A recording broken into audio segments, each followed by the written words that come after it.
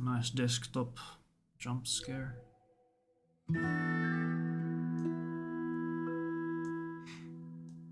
Oop.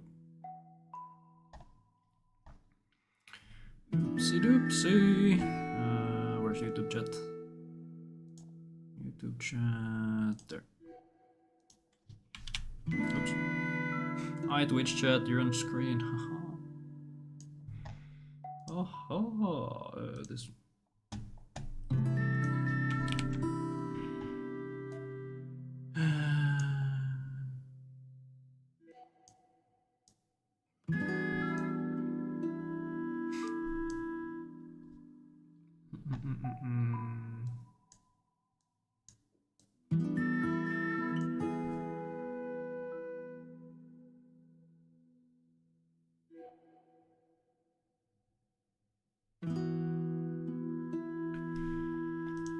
I am very prepared. Okay, mouse is visible. Big pen is visible. Live split is there. Live split works. Beautiful.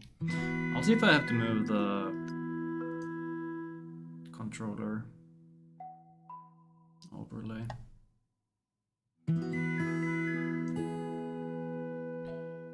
We will see about that. Okay.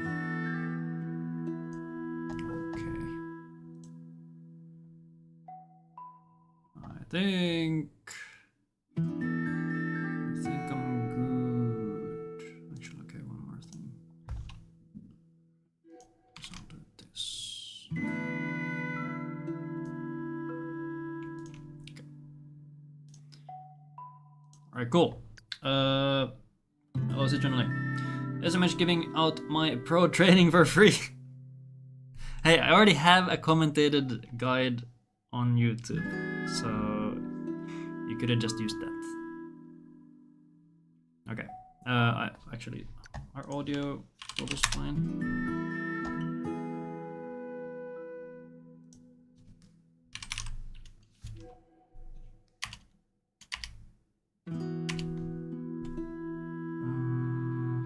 Probably. I'm fired? What do you mean I'm fired? I'm not even getting paid. There was something I wanted to do, but I forgot. I forgot. Alright, first things first. So this is gonna be a pretty much full tutorial on how to speedrun Snufkin.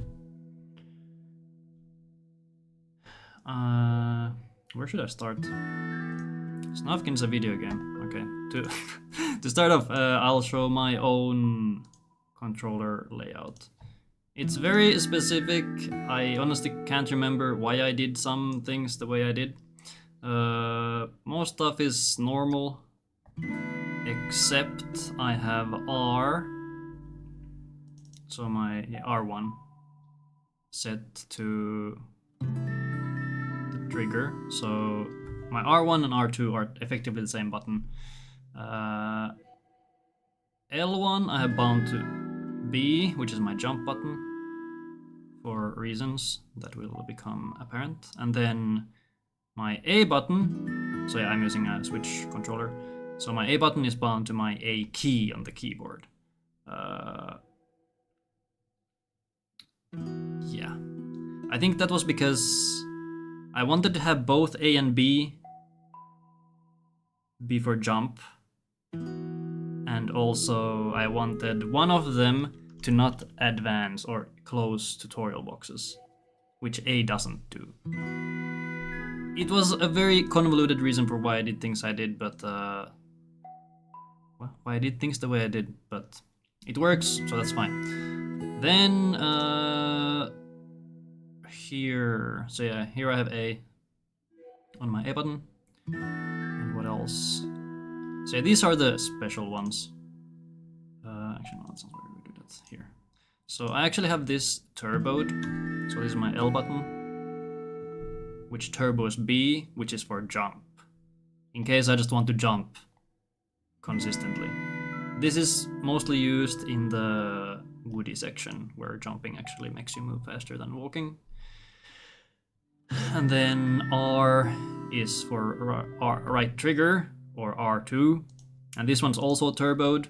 The reason here is that I want to have two separate buttons for spamming an instrument and just holding it down.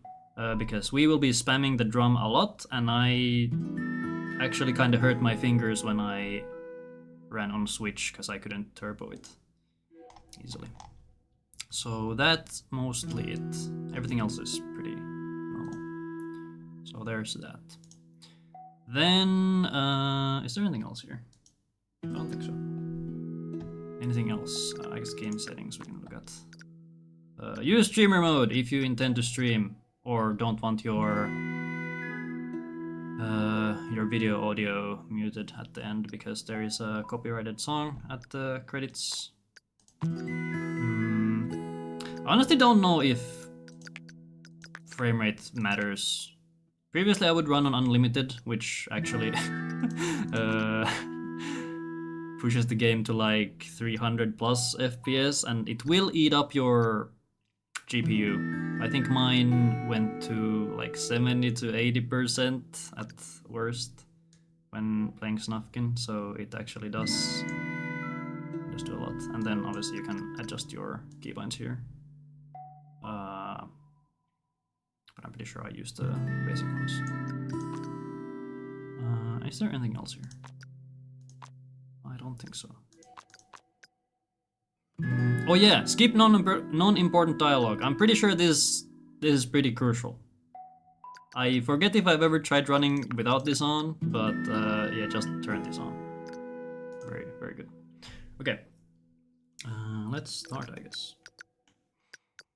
Yeah, new game starts from here. Actually, hold on. Okay, I guess one last thing. Speedrun.com, cool site. We're gonna search for Snufkin. I just made a guide, or copied a guide for how to downpatch your game. Thanks to Zerumi for the format. So yeah, downpatch your game so you can use the auto. No, not. Okay, I guess it is also an auto splitter, but the load remover is the main function. The load remover can be found in resources and here. Download this. There are guides on the internet for how to set up load removers and auto splitters. It's been a while since I did it. I don't remember how to do it, so I'm not gonna talk about it here. Very cool. And also use my notes. You can find them here as well. What have I written here? Okay. Anyway, that's that. Anything else? Is there anything else? I cannot think of anything. So yeah, let's play a video game. Run starts when you select the save file for a new game. Yeah, we're gonna do that. I don't think I'm gonna talk too much about like hold B for cutscene skip. Very simple. Alright, from the very start we're gonna want to sprint whenever we can. Do not run out of stamina. If you run out of stamina, Snufkin will start going really slow and it takes a good while until the stamina starts charging again. For the starting section, there's some very small movement that you can do here to cut some corners. I'm not entirely sure which ones are actually useful. Actually, well, this one does kind of cut a little bit, but like instead you could just run around. I don't know if this one's worth it. I kind of looked at this in my previous test run. There's no... I guess there's a jump here as well. Okay, one upside with jumps is that it doesn't consume stamina, so you can let go of the run button or sprint button and jump. But yeah, so small jumps like this are usually not really worth it unless it cuts a lot of, you know, distance and time. Here, this stone, you don't need to go really far around. You can kind of just hug it. There's nothing here. And I'm out of stamina because I'm really good at the game. This log, you can jump off of this at some point. I still can't get the timing right sometimes. But this is pretty good distance.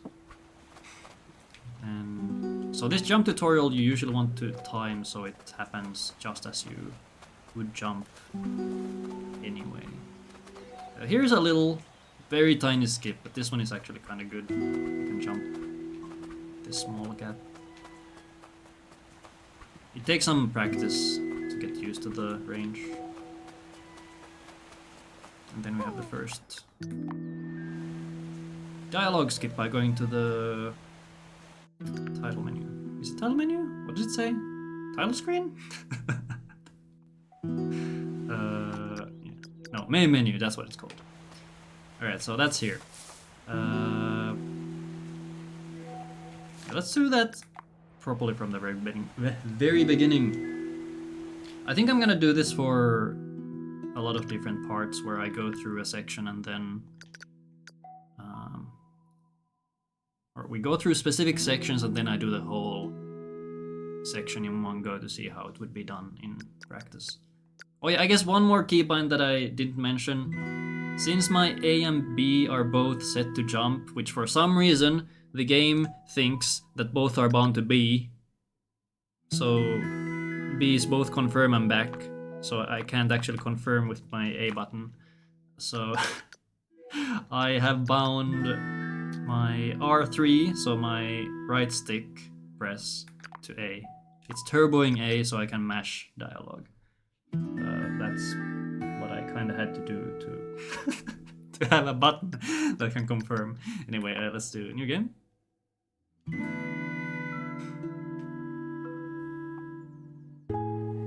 Skip the cutscene. Let me run. I'll try to get this jump. I'll probably fail it. Yo, let's go. Retaining stamina is one of my weaknesses in this game still. I don't run this game so consistently that I would really gain muscle memory for it, which is one of the issues for me specifically. Okay, the moment this creature jumps out, you want to go to main menu. And here you can just mash A, and it will press continue for your current file. Then we continue. We get our first jumps, don't need to hold sprint there. Okay, so here you want to try to time your jump just before the tutorial box opens up. It's not the biggest time loss, but it's a little annoying because it does stop you. Yeah. It's just a question of practice. Okay, I did find a funny angle here. Yeah, you can jump here. It's kind of hard to time while on the run. But this one is definitely a good jump. The angle is a bit awkward. You kind of get stuck here. So I guess that's a little reminder that, I should jump here. Okay. Now we get to the stones. I'm gonna make an autosave here. So anytime you go to the main menu, the game creates an autosave. We are currently on save 0, so I'll show here on my files. So you can find it through whatever disk you have it on. Users, user, app data, local low, and hyper games. Here we have Snufkin. You go to your saves folder. I have a bunch of saves already saved here for later use. So this is what we just saved. It is currently 1309. So yeah, this is what we just saved. We can actually make a copy of this. And let's name this, I don't know. This is Stone Tutorial. So you can save a save in this way to keep testing the same thing over and over if you want to practice. So yeah, save slot 0 is save slot 1 in the game. So we're gonna open the save again. I will demonstrate how the save works. Okay, so we're back here from the autosave that we had. And here, we want to get as close to the stones as possible. This tutorial will always interrupt you. It's very annoying. You can try to time a Y press in a way that you pick up the stone just before the tutorial pops up. But yeah, we're gonna pick up a stone, and then we're gonna make our way down and drop it. Jump across. GG. Alright, so now we're gonna try that again. And I will show how I do like specific segment practice. So there's two ways you can do this. One is you can go to your file here. This is the save file text. You can Control A to select everything, Control C to copy it. Then we're gonna close this. Then you open the save slot that you want to save over, or that you want to revert to your previous save. So you open this.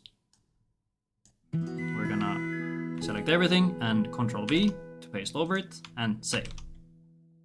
Or I guess save here. Yeah. I pressed Control S. Then we close it. And now my save slot 0 has been reverted to the save that we auto-saved earlier. So we're gonna do continue. And I should now be before the stone pile.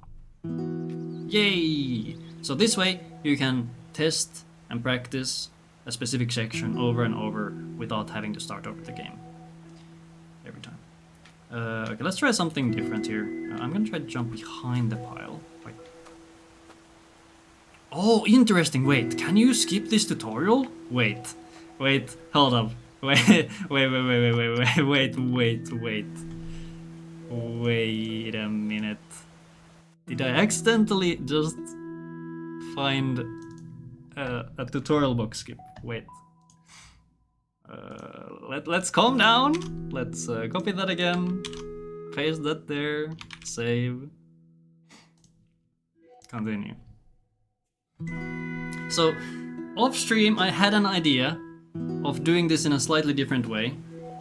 I don't know if this is gonna save time, but okay, we're gonna go behind this pile. We're gonna pick up a stone, we're gonna drop the stone, we're gonna jump on the stone, pick it up again, and jump across. So that's what I had in mind. I didn't know that it will skip the whole stone tutorial, which is kinda cool. I'm gonna go back up and yeah, triggers here. That's really cool. Okay.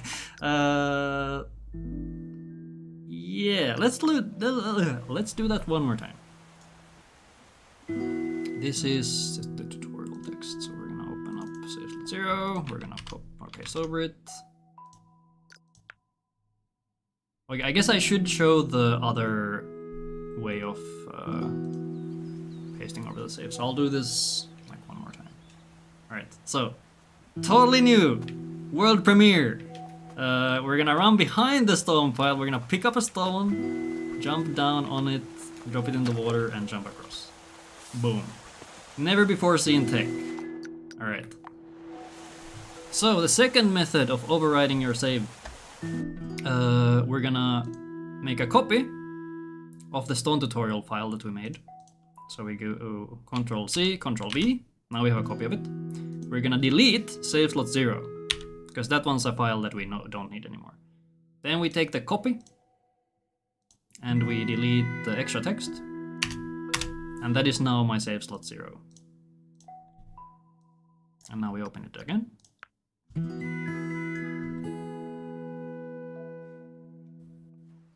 And we're back here. So those are the two ways you can easily practice specific sections. All right, let's go, I guess. I'm actually kind of stun locked. This is really cool. All right. Oh yeah, same thing while climbing. You can use stamina to go slightly faster. Okay, will we get a stone tutorial here? Okay, so there is no stone tutorial here, which is nice. For this section, you can actually go really close to running out of stamina here, because we'll be standing in place for a while. So let's imagine I run out of stamina while getting here. Pick a stone, drop it, pick a stone, drop it. Then we grab him, and jump. I like to jump while carrying items because I think it goes faster. I don't think, or I'm not sure if it actually goes faster. It just feels better, okay? But yeah, that's how you do it. There's some different setups you can do here. I've seen Gustav, maybe Rurik as well. But yeah, some runners have dropped this first stone farther here. Or like even all the way back there. And then like, then have one right here. And then you grab the first stone, you jump all the way, drop it in the water. I guess you can drop it in the water. Okay, I have too many stones in the water. You drop it in the water, then you run back here, pick up the other stone. Because it's really close here. A lot of the optimization in this game is just about movement. You want to run as little as possible where you can. So yeah, there's a couple different setups here. Just do what feels right or easy. I like to just go here and drop them as close as possible. You need to be a little careful here because if you move to a spot where Snufkin doesn't want to drop the stone, he will drop it right underneath. And then you have to jump off the stone and then you have to pick it up again and then you have to angle out again, and then if you fail again, then you kind of want to cry. So yeah, pretty simple, a bit of practice and you'll be able to do this very soon. Anyway, let's move on. I think any 2 stone drops should be good enough to get over here. I guess if you fail it really badly, you might have to throw a 3rd stone as well. Okay, let's make an autosave here. For now. Why did my save slot 0 just expand like a bajillion times? What is this? Why is this file size suddenly... What's going on here? Interesting. Oh, is it? Oh, it might be because of all the stones. Because the game has to load in the stones as well. Okay, that's funny. I did not know that's a thing. Okay, I will make a copy of that. This one is, I guess we'll call it Boulder Tutorial. I'm actually number this as well. We do 0. What? 0.01, sure. Because I want to keep this in order. Where's the stone there? 0.01. I guess we do this 0.02. Why would that go ahead? 0.12? No. Why? Why does it do this? Okay, 0.01, and this can be 0.00. We found a way. Excellent. Alright, so Boulder Tutorial, we're gonna copy this text. We're gonna put it in slot 0. We're gonna save. Continue.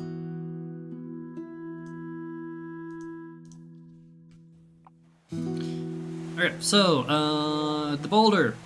Here we're gonna have a similar tutorial prompt as with the ladder. If you input the interaction before the tutorial pops up, you can sort of skip the tutorial prompt in a way. So I'm gonna sprint in and I'm gonna press Y before the tutorial pops up. So I'm gonna press Y the moment I see the prompt, okay? I might fail because I'm bad at the video game. So we're gonna go, I'm gonna press Y. And then we're closing the tutorial prompt the moment it opens up with B. Let's do it again.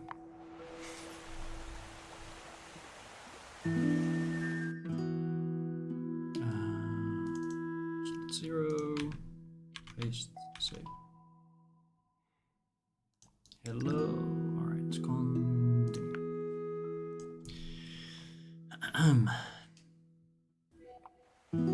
So we're gonna go here, press Y, close the box, and keep sprinting. Yeah, same thing here. You can use stamina to push boulders faster. The difference is not that big, but it's something to keep in mind. And also, you don't need to push this all the way. Sure, you could do this and jump across. Or you could push it like... Actually, how far can you go? I think this is way too far. Because Snufkin can jump pretty far. Like, here we can see the... Come on! Come on! Wait, there. Like, you could do this, but the range is pretty small. Can I even jump back? Okay, I can't even jump back. So yeah, push the boulder to a spot where you can barely jump. I guess it's also sort of... what's the word? Personal preference how far you push it, but you do not need to push the boulders all the way. That is a waste of time. I wonder if I can just delete the stones from the file here. Because this one is kind of thick in terms of file size. Alright, so... okay, I'll show what happens if you're slow on the input, I guess. So you go here, boom, and now I can't do anything until I close the window. So push the boulder, that looks good. Go here, and I...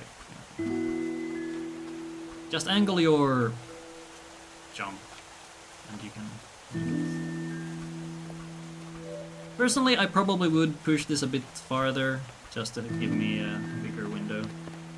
Once again, use stamina while climbing, and then this guy. So here we are gonna get our first forced dialogue, and you should always try to jump into dialogue to give yourself a little bit of extra movement.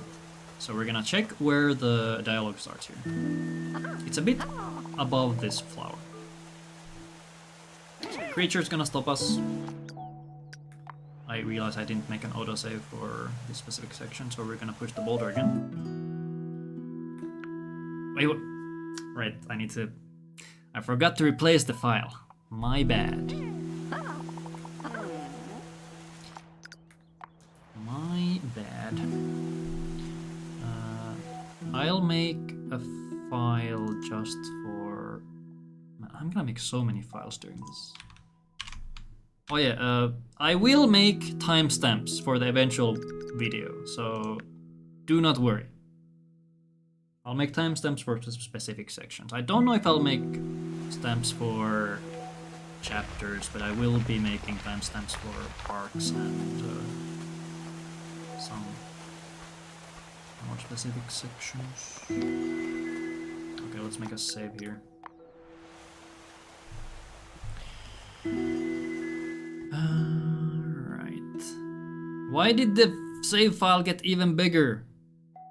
Why is this one 17? Wait, what? What is happening? It just keeps expanding. Should I not be doing this? Is this a mistake? Because none of my other save files are this big. Okay, we'll see how bad this gets. If it keeps expanding...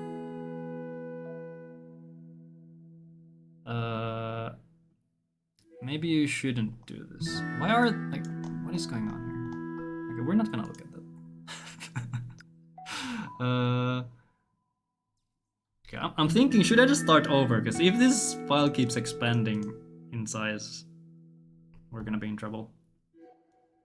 Because it keeps opening slower and slower every time.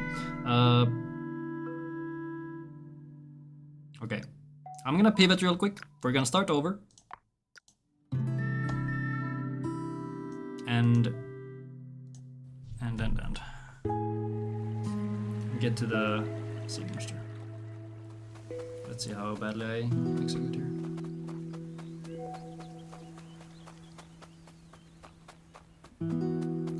It is strange that the save file keeps expanding, because some of the files that I have saved are in the very final part. So meaning I've cleared the whole game and done everything. They are approximately the same size as the save file when you start the game. Okay, the save file I just saved... Wait, this one's 34K.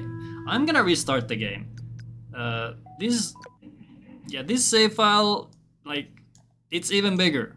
It's like it keeps doubling in size every time I wonder what's going on.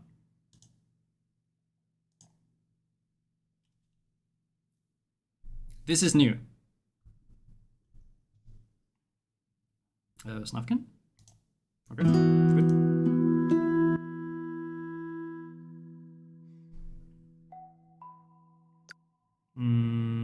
Okay, we're gonna do a new game.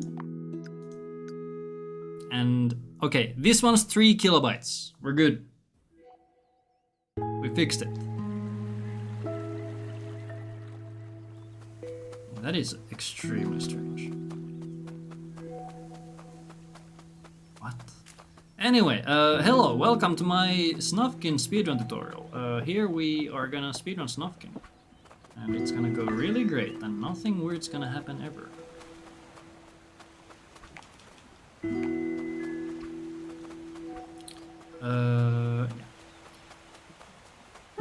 In theory, you could try to time the jump tutorial to a spot where you are currently jumping, and then you clear the tutorial prompt while you are midair. I think Samoyed was able to do that with the French text.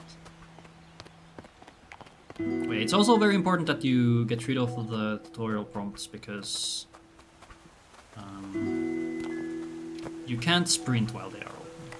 You can not make any other inputs. I guess you can move or like make direction inputs, and you can press B. That's all.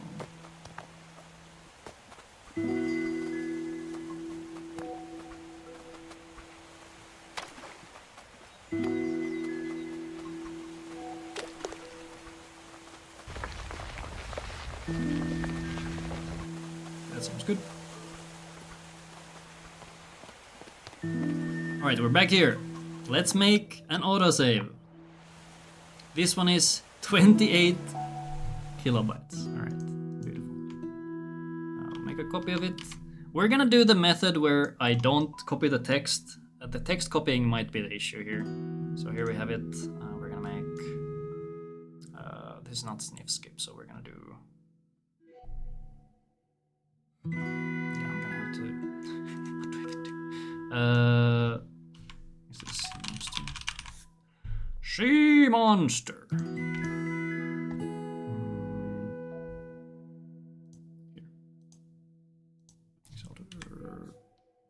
Here. So I know which one it is. Okay. So I'm just gonna delete and remake the file anytime I need to, instead of anything else weird. Alright, so last time we learned that the dialogue starts somewhere around here, near the flower. So we're gonna see if we can time a jump so we fly over the dialogue trigger. And that way we get a little bit of extra movement. So I'm gonna run, we're gonna jump. And that way we gained a little bit of distance. In this specific situation it's not that important because the harmonica has pretty big range. Right, fun section. This creature. You need to play the harmonica to the creep, and then creature appears when he wants to. Sometimes you lose a lot of time here.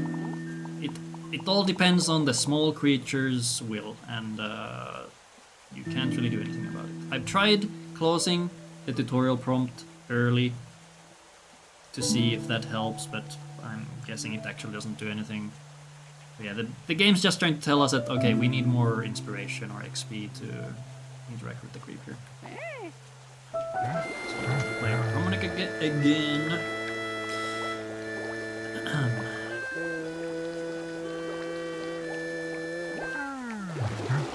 You can clear these tutorial prompts if you want to, it doesn't really make much of a difference. And here, there's going to be a black bird to the very left. we're just gonna briefly tap our harmonica, and that's going to send the bird flying.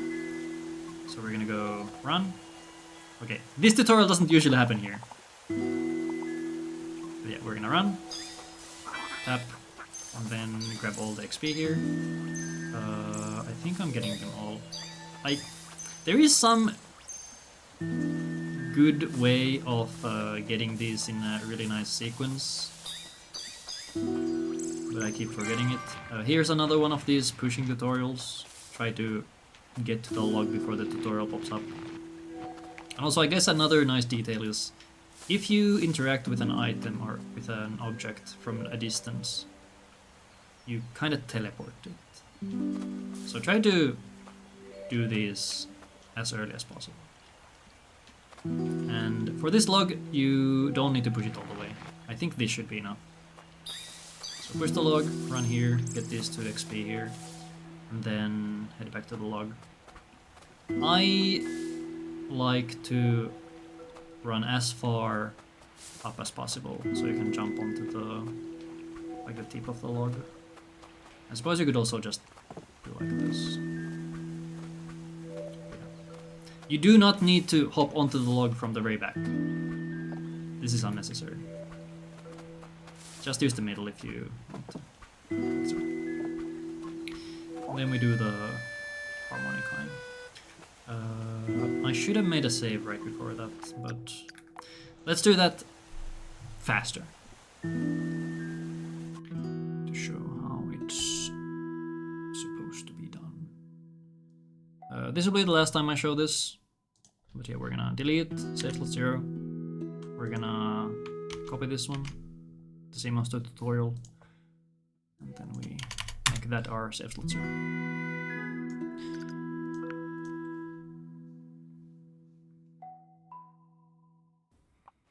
Okay, so we're gonna jump into the dialogue here. Play our harmonica.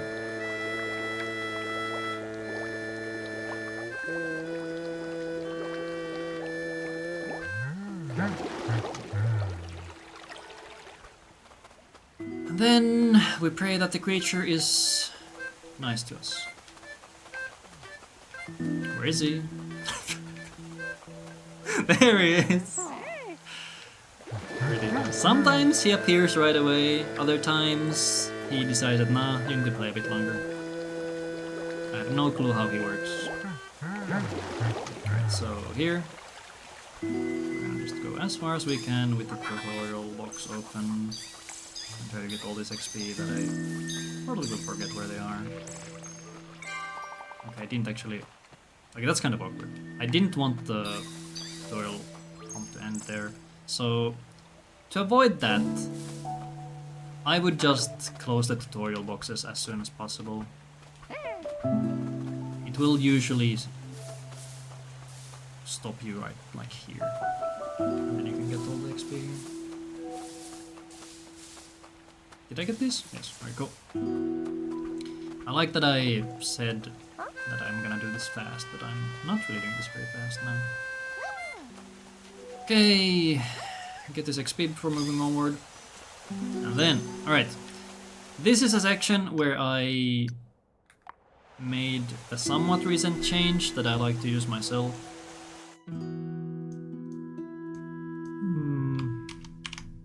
What do I call this one? This one is, I'll call this one Stone Skip. Stone Skip. Tutorial Stone Skip. Okay. So, there's 2 ways you can do this. I will show the quote-unquote easy way first, and then I'll do the pro version that I like to use. Can you jump here? No. Okay. So, for the quote-unquote easy version, we're gonna go up here first. Play to this guy. Then we're gonna grab a stone. Jump down. Drop it. Play the harmonica. Pick up this 1 XP here. Usually the creature should be following me, but I think he got deleted by the Let it load.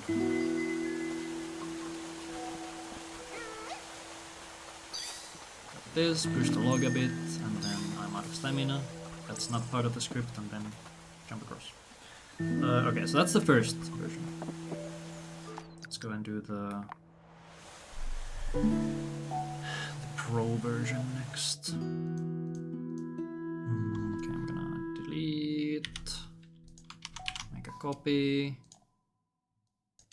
and continue.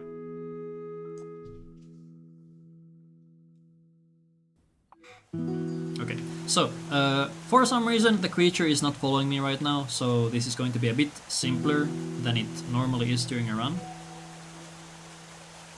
But, okay, so here's the pro strat. You continue down right away. We're not gonna pick up a stone, we're gonna use this one. So we're gonna jump down, pick up the stone, go here, drop it, go here, play the harmonica. And so, this section changes a little bit depending on where the creature is. Sometimes the creature likes to follow you all the way here. If you see him approach and you're up here, and you see him skitter, like he comes here, like, hello, the Snufkin, please wait. He's gonna jump up to you. What you want to do is keep playing the harmonica, move back, so the creature jumps all the way up as well. And then quickly jump down, pick up the stone. This is very important that you pick up the stone fast, because if you're slow, the creature will jump on top of it, or the creep. So, okay, I'm gonna show you like this. So yeah, see? Now the creep is on top of the stone and you can't pick it up. If the creature is following you, that's two things that you need to be careful of, because if he is following you and you stand here normally and don't mind him, he'll keep standing on top of this while you're up here. And then you can jump down, sure, but the creature will stay on top and you can't pick up the stone. So, if you see the creature and the creature is close to the stone or standing on top of it, run back here to bait him back and then jump down. So yeah, once again, your harmonica, jump down, not that far. Harmonica, jump down, pick up the stone before the creature or the creep can jump on top of it. Jump across, drop the stone, and jump. You need to be a little bit careful with the creep, because sometimes he likes to start jumping back and forth here, like you saw in the first example. Okay, do this and then go here, play the harmonica. And we're done. Since I don't have the creature with me, I can't show the scuff version or the backup for it, but I think my current PB has to do the backup strat, so I guess I'll link it if I remember. So pick up the XP, push the log, and pick up the XP. Next up, we have Sniff Skip, which is also a somewhat recent routing thing. I'll jump here and we're gonna make another save. This is a skip that I recommend practicing because it's a free 10-second time save. And once you get it, it's pretty simple. Let's see, tutorial, sniff skip. Okay.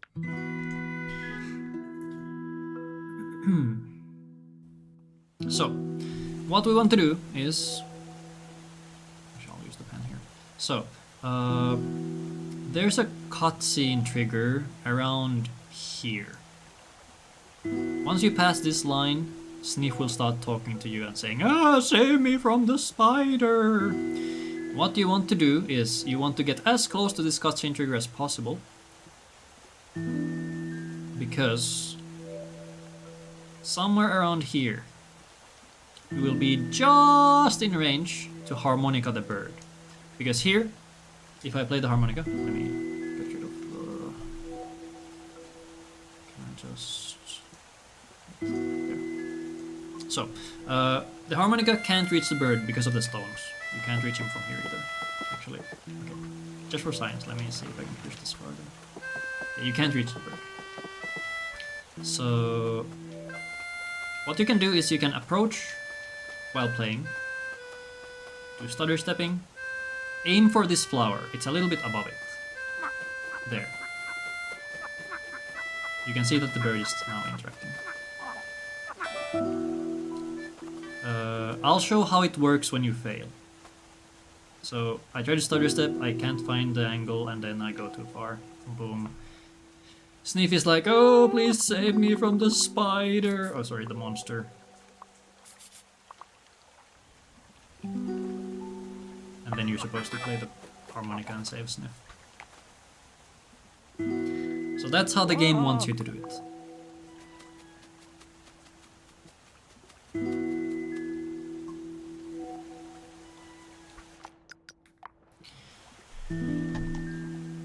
Now let's show how the skip is done. Sniff skip, delete file, copy file, and replace.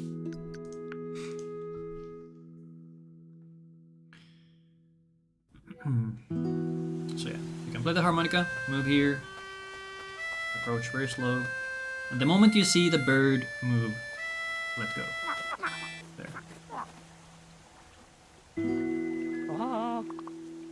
And now the first part of the dialogue doesn't happen. Instant 10-second time save. We're gonna go here. Can I please jump?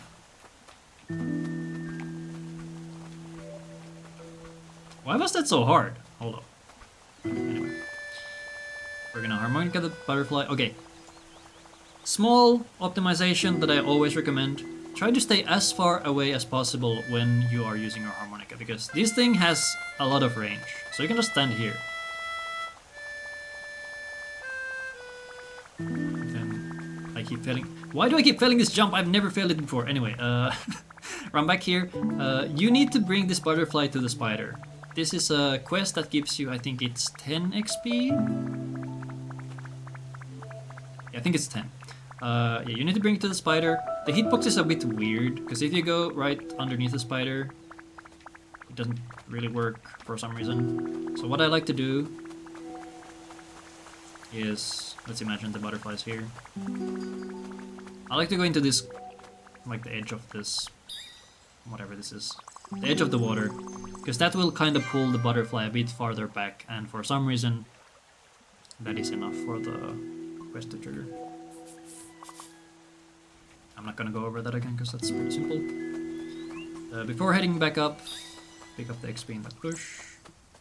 This is going to be the only songbird that we trigger in the run, because getting this early 5 XP is actually pretty nice. So you just climb up, harmonica, jump down.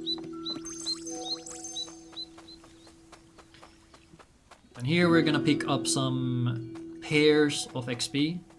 So it's a good rule of thumb that there's a bunch of pairs. Not the fruit, but pairs as in 2. So we're gonna run up here. 1, 2. 1, 2. And then we climb. Then we have 1, 2. 1, 2. And yeah. Now we can play the harmonica and collapse this anthill.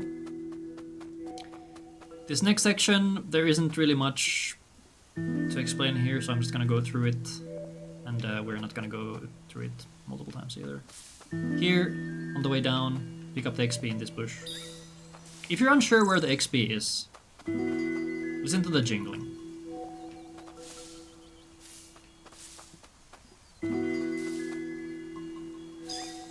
Alright, so here, just play the harmonica while going down. That way you will trigger this creep as soon as possible. Stay as far as you can from them, so you can move ASAP.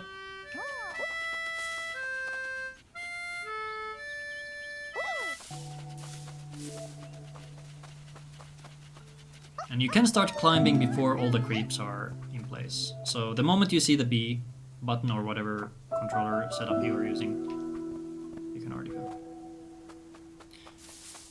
Then we get to our first signs. I personally like to pick up some signs because they are pretty XP efficient, or they are the standard for XP efficiency in my opinion. It takes you around 2 seconds to pick them up, and they give you 1 XP. But the bigger upside is that you're not moving during it, so your stamina will recover. So the efficiency is pretty good in my opinion. And then I recommend just jumping here. Whenever you see a ledge like this, you can try to jump on them from farther away to gain a bit of extra movement, because when Snufkin does long jumps, he moves pretty fast, and it's a long distance as well. Once again, while climbing, try to tap your stamina, or sprint. Tap your sprint to conserve stamina, or preserve. Same thing. Okay, let's actually test this. I forget if this fully restores your stamina. I don't think so. I'm gonna run out of all my stamina here just to test. I have 0 stamina, I go into this, and I should be at... Okay, so you can go into this prompt with your stamina empty, and you should still have enough afterwards. Here we're gonna do the title skip. So the moment you lose control of Snufkin, open the menu, go to main menu, and then load the save. This will skip a pretty long title reveal screen, and this is actual real life time save. And because we used the load remover, that's effectively no time loss either. Then we get to the park tutorial section. There's a bunch of signs here. You can pick these up if you want to. I like to pick up like 1 or 2 just to restore your stamina along the way. And they're also nice to pick up as early safety, because there are some sections later on where you might accidentally miss 1 or 2 XP from flowers or bushes.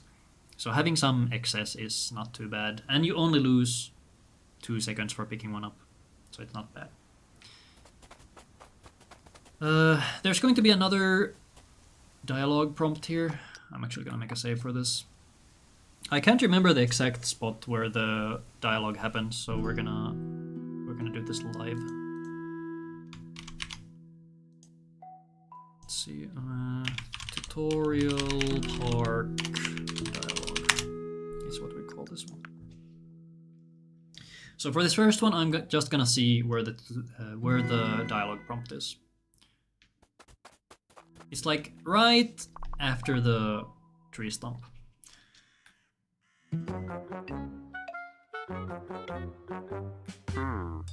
So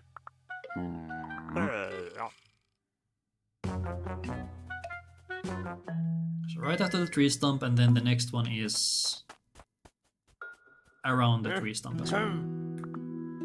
So what we're going to do is we're going to time jumps around here. So I guess you can use, I guess you can use the edge of the root here. That's your prompt. And here I think it was around there that the prompt happens, so you should jump like around the middle of the stump here. Let's try it again. Get out of the game, make a copy of the save, delete the old one, and replace it.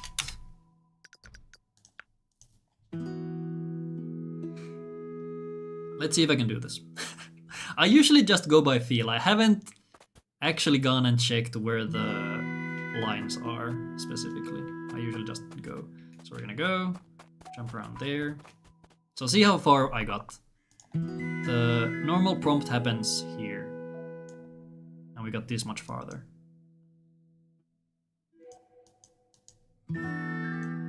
That's like at least 5 years of time save.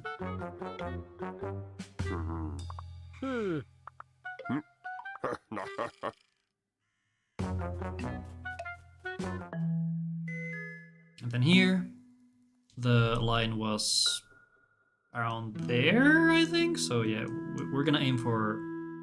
I guess you could use this small gap in the sand. That's what I'm doing. we could aim for this as our jump. So let's go. Boom. If you can time it really well, you should almost be kissing this guy. Actually, I'm pretty sure I've managed to get a jump all the way here. You can experiment with the range. I guess we could also do it right now, since I'm sort of doing a tutorial. Let's experiment a little bit. Not too much, because I do want to get through the whole game, ideally. Tutorial back dialogue. Copy. Place.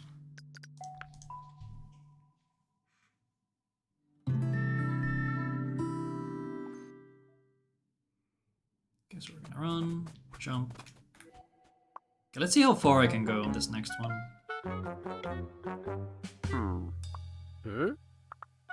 There's a chance that there's a closer threshold at the bottom. What do we see? So let's go and jump. See? I'm kissing the guy. So yeah, try to get as far in as possible for the dialogue. Okay, now we get to our first park section. For these signs, similar to the other objects, when you see the Y prompt, just press it. It's gonna teleport you to the object. You can also try to time a jump, so the moment this pull is done, you are in range of this next sign. I'll try to get it here. Okay, I couldn't get it. When I played on Switch, I did this a lot, where I try to time a jump the moment the sign is about to be pulled up. So again, why is my game not going at 1 million FPS? I turned off VSync. Oh, actually, okay. I guess this is a good spot to bring this up. So, if you do have an NVIDIA GPU, there is a setting that you should be turning off. What is this called? Is it NVIDIA control panel? Yes.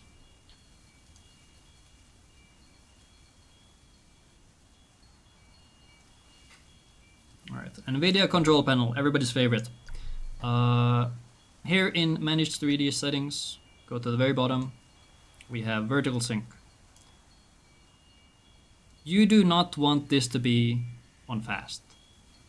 If it is on fast, it will sometimes break the cutscenes, and the game will just be very scuffed.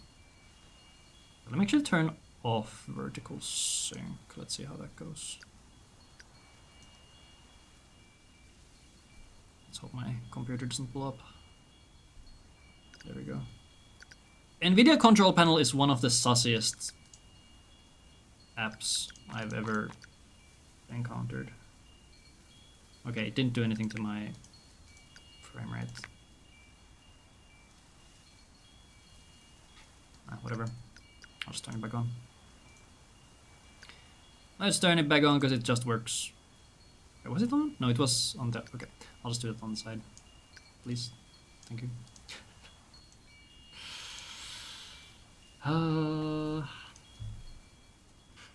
There are some games that break when you have vertical sync set to fast. I don't know why. But yeah. Okay, we're done with the tutorial part. It drops us here. There's 3 XP that we need to pick up. The first one is in this first bush. The other one is... Actually, so you want to go straight. Then there's one like around there, I think. And then there's one more all the way across. And we're gonna pick up those. It might seem weird to go this far out of our way just to pick up some XP, but these are efficient timing-wise. There. Okay, then more signs. I like picking up this first one because it restores your stamina. There's 1 XP in this bush. You can pick up this one too to get stamina back. Then we have another dialogue prompt or dialogue trigger. I think it happens around here. Maybe a bit closer if you approach like from here. So let's actually make another save. Apparently we're gonna be making a lot of saves during this. My apologies. I did not script this, because doing things live is more fun. What is this? This is a tutorial chicken. I call this bird a chicken because it is clearly a chicken. The game says it's a duck, but trust me, it's a chicken. Okay, so we picked up the sign here. We're gonna go up here, pick up 1 XP here. Alright, so let's see, where does this happen? Okay, so it's right above the bird. Right there. I guess you could use this bush up here as a pointer. Maybe. Usually when I jump into all these dialogues, I just go by feel. As much as I like math and stuff, apparently I'm not very scientific in my methods. Let's go try to jump into that. And continue. Chicken, chicken, chicken.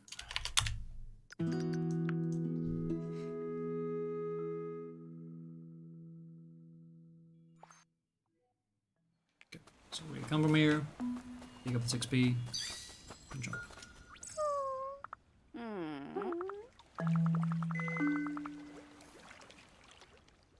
Okay, can you mash this with B?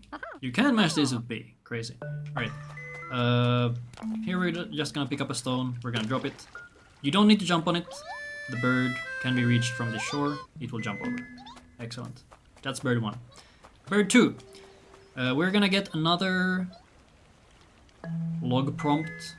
We've already had a boulder prompt and a log prompt. We're gonna get 1 more log prompt because the game thinks we're stupid. So what you want to do is you want to run to the right end of the log. Be careful with the pond because it has a weird hitbox where you actually can't run through this. I exaggerated a bit, but just do a straight line here if you can. Like so. So we come from here, we're gonna run to the end of the log, and then we're gonna press Y the moment we see the prompt. I usually go by feel, but if you want like a trigger, look for the prompt where the Y button shows up. Okay, so we're gonna go Y, and we get the prompt. While the prompt pops up, once again, press B, so you can use your stamina to pull a bit faster. We're gonna leave the bird there and go here. Take these rocks. I would run as far as you can. Up like this. So you can pick up the rock. I personally like to jump once upwards. This usually brings you into range. And then you play. The bird can jump down even if the rock isn't right next to it, and you do not need to go up here. It's okay to be down here and you will reach the bird. If the bird doesn't come down, you can wait for a little bit to see if it's gonna come down. If not, move the rock a bit closer. Then just run back, start playing early so that you can start working on this bird's gauge as soon as possible. Like this. If you notice that one of the birds isn't following you for some reason, you can slow down a bit to make sure they're all following. Because if they aren't and you get to the mother, you will just stand there. Okay, the bird will give you the XP for the 2 chicks that you brought back. But if the 3rd one doesn't arrive, the game won't move forward, so you'll have to run all the way back to find the bird, and yeah. Just stand here. Mash the dialogue. Our creature finally has a name. Then we get the key. I'm going to make a save here for the park. Yeah.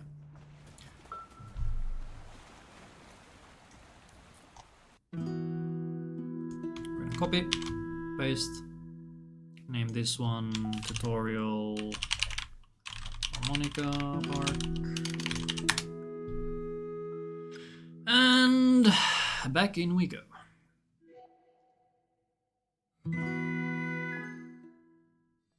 We're gonna pick up the stone, the key, and I like to jump, and here is the part.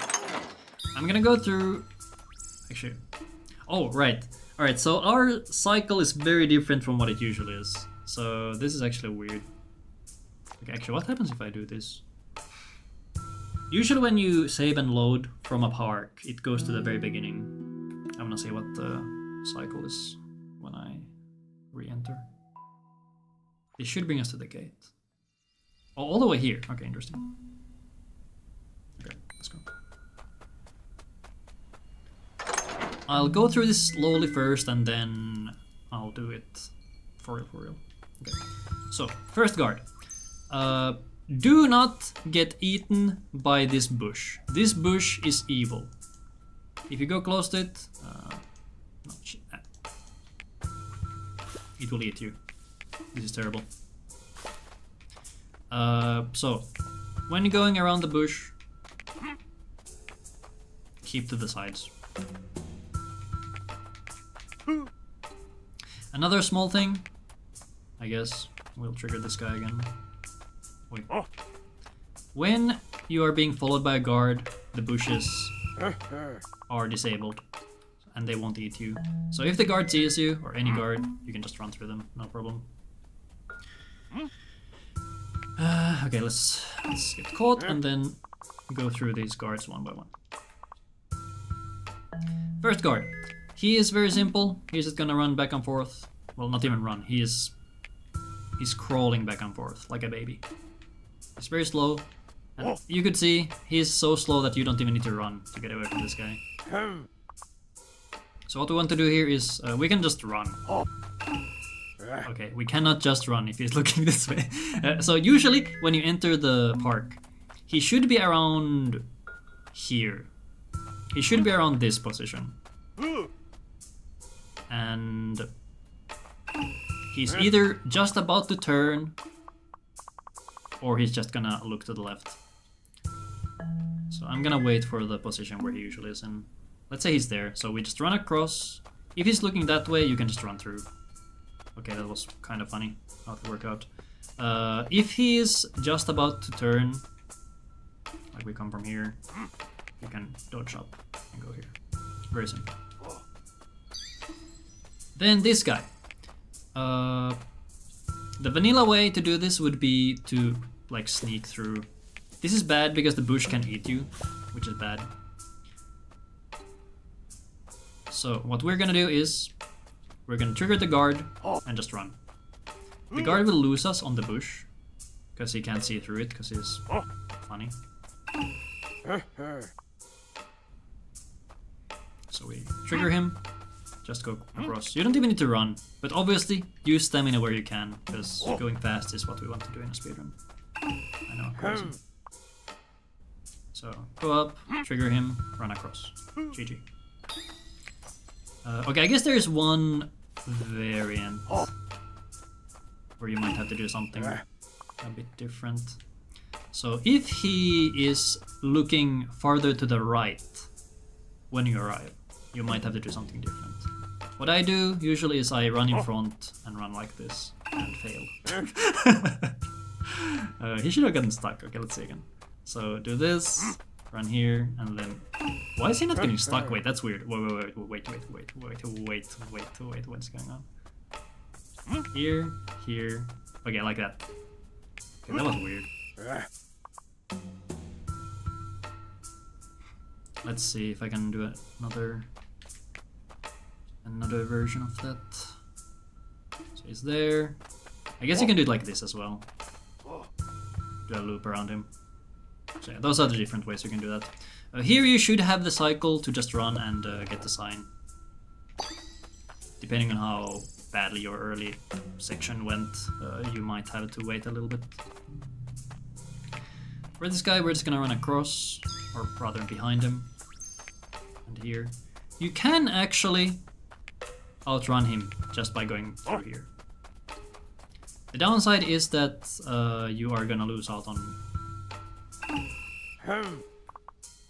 an XP because you're not gonna pick up this bush. This is even doable. I remember early on we were thinking that maybe this would be useful. Can you even outrun him? I guess you can if you can get here. Okay, never mind. Okay, don't do this. Not worth. Just pick up the XP, go around, and outrun him here. And apparently we get stuck again. Okay, let's do this the correct way, the usual way.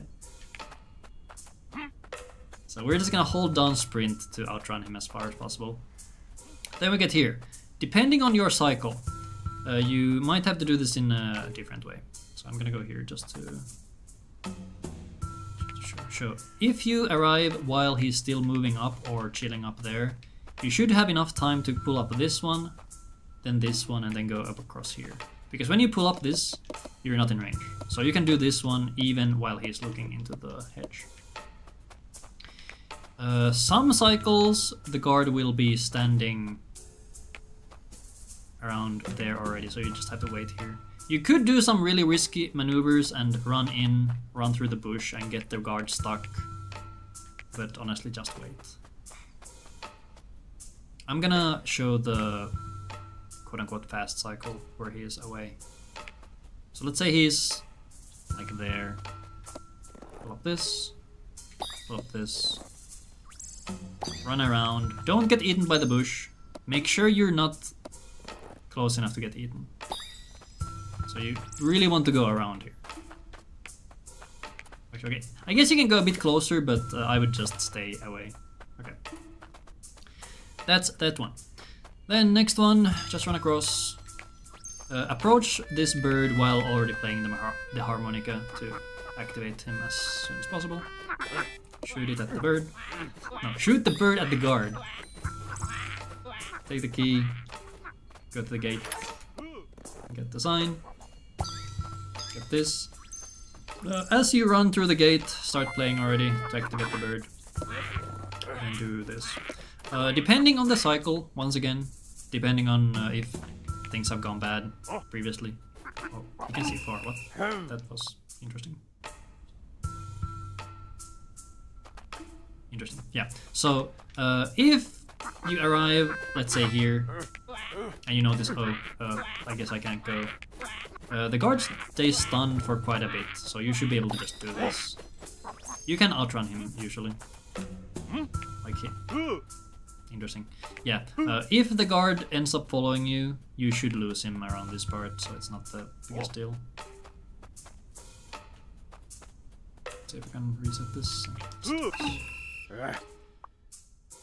Alright, let's say you did this. Oops. You pulled up the sign, you're on your way. We're just gonna run into this guard. You can pick up this 1 XP if you want to. This one takes 1 second to push down.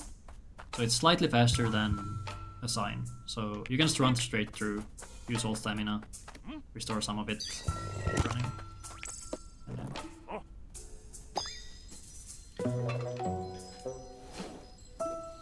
Alright, and that is Harmonica Park. Let's do that fast. I am not sure how the cycle is gonna look if I just copy the previous file or the previous save. So the run might look scuff. We'll see.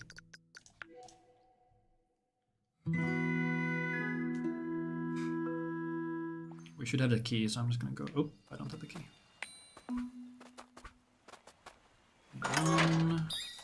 He is looking up, so I go around here. He's lost. Go here, pull this guy. Oh, he didn't see me? Hello? He sees me, I run.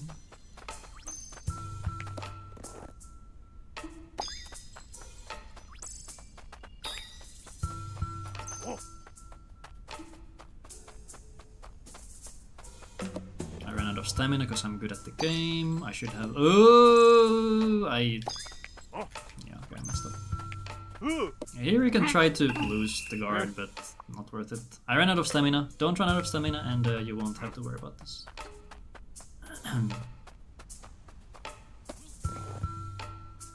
If you mess up and you run out of stamina and feel like you won't be able to make the cycle, just hide in the bush or run back here or whatever, because he can't see you behind the bush.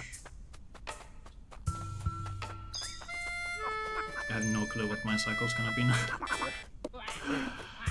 There's a good chance that I won't be able to just pick up the next time. Okay, that's good, that's fine. This works.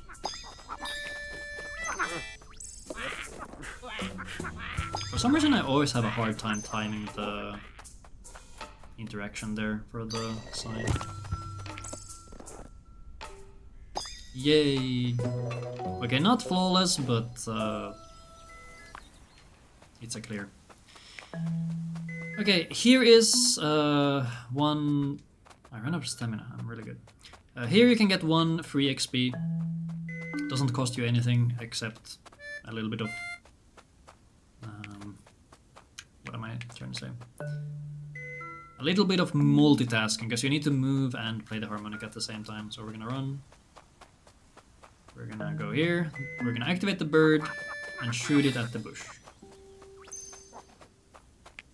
You can keep moving, keep sprinting, just aim at the bush. Oh.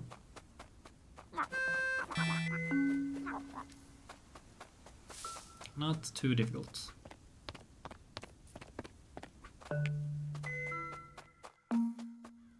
Here as you approach these holes, just start playing the harmonica a bit earlier. You can also jump onto these before they fully show up. I'll try to show it here. So we're gonna play. Jump. Oops. We're not gonna jump because I didn't see. Okay, I'll show it in the next rooms. Go on the log. Here you can time a jump at the peak. If you do it too early, Snufkin might jump in place, which is a bit awkward.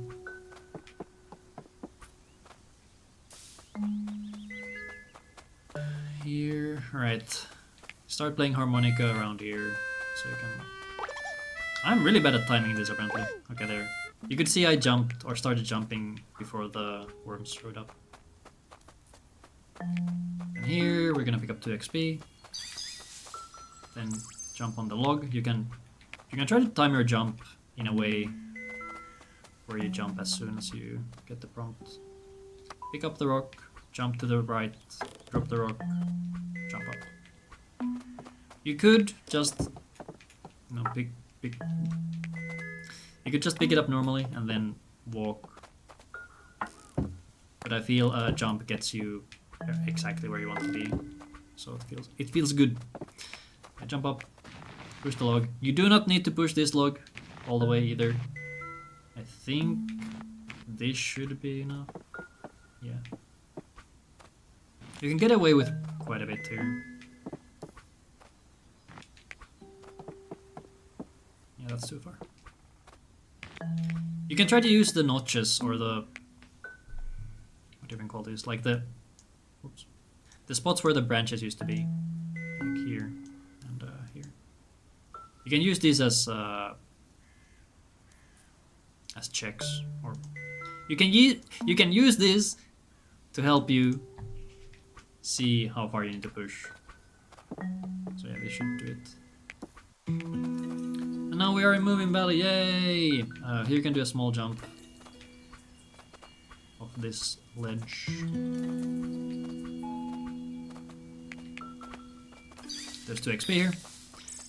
Very important to get this, because these are very fast to pick up, and they're right there. There's 3 here in these dead bushes.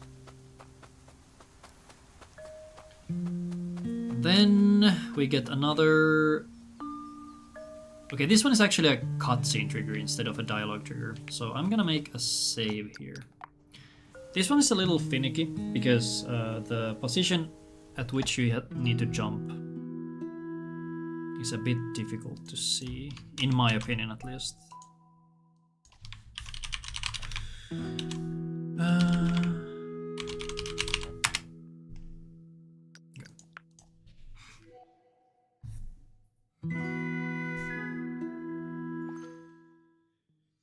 So you can go either the bottom route here or the top route, which should also be pretty much the same. I think the top route might give you a better angle at where you need to jump to get into the cutscene. The cutscene triggers around here, I want to say. But because the angle changes as you approach, it can be a bit difficult to see. I guess we can see it here. Okay, it's right at the peak, or right before the peak of that one tree.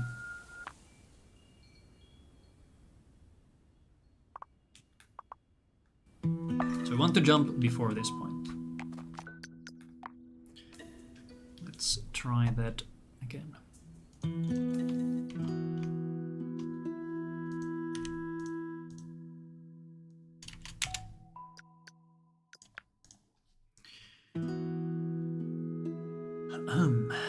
So we're gonna go the top route, and it was it this one?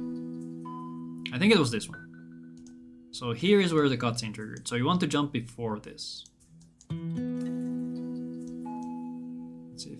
Let's see if I can time it. Usually this is another one that I just go by feel. So let's see. So I come here, I sprint and jump. It's gonna stop you right where the cutscene is gonna start. But after I skip this cutscene, I'm gonna get nudged forward. Boom. We're gonna keep running. So this is a slight skip that can get you a little bit ahead. I'm gonna keep mashing here. We're gonna get another cutscene. So while the tutorial prompt or the quest prompt or whatever is up, the cutscene won't start. So you can keep running during it. This way the game won't stop you twice here. It will comment on the gate and the animals.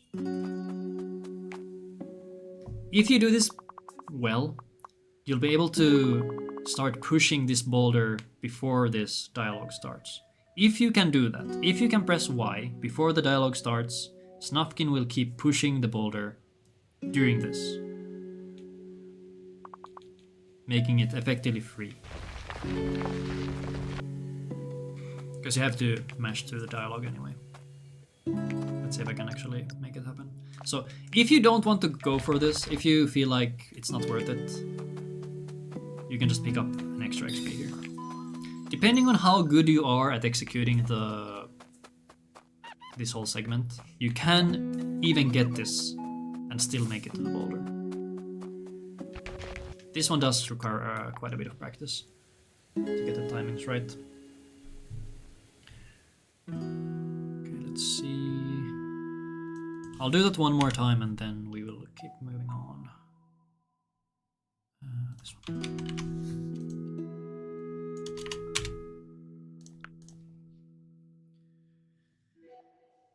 Let's see, can I make the jump?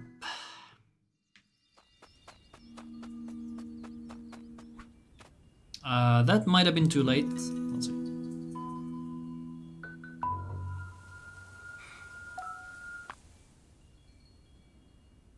Oh, no, that's good.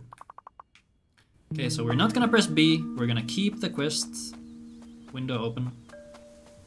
We're gonna keep mashing our stamina. And just as the window is about to close, you want to input a jump. If you can input the jump, you should gain even more distance. And now, if you can get this far, the boulder push should just be free. I'm going to be cocky and pick up the extra bush as well. Let's see if I can make it. Actually, should I? Okay, now I feel a bit nervous. Yeah, I'm gonna skip the bush. But yeah, do not close the quest box. Keep it up. Keep running. And now I'm mashing text, and Snufkin kept pushing the boulder. So yeah, that's what you want to see. I had plenty of time, so I could have easily gone down to pick up this one as well, but I'm not gonna pick it up now. There's 1 XP here. As you get around this area, I think there's a jump tutorial. I don't know. It's a sprint tutorial. Here, I think it's around here. The game's gonna tell you about sprinting. And you want to jump into that, and then you want to keep mashing B to input another jump to also close the tutorial. I think that's the nicest way to go through that. So we're gonna run. Oops, I'm not even focused on the game. We're gonna run, we're gonna jump, and I failed the jump. I'm so good at the game. So, it happened earlier than I thought, so it's around here. So what you want to do is, after picking up this bush, jump and jump. Oh, actually, okay, I think this is the reason I bound both B and A to jump, because I want to be able to jump and close the tutorial box at the same time. Depending on your button setup, I guess jump, mash B, and jump as well. I think you could probably do something like mash both at the same time. Anyway, let's keep going. There's 1 more XP here. I don't think I've ever heard this song this long. This sounds nice.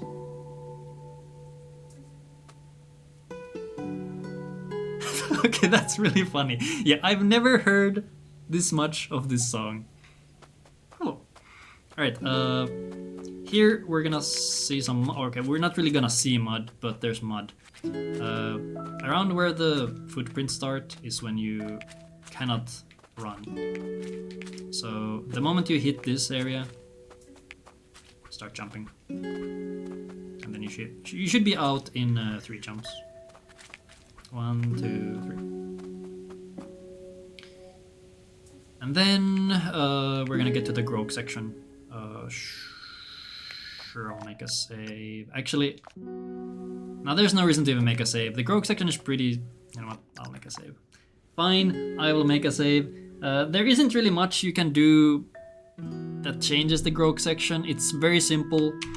You might see on the Steam forums some people complaining about the grog section being really difficult, that they keep getting caught and whatnot.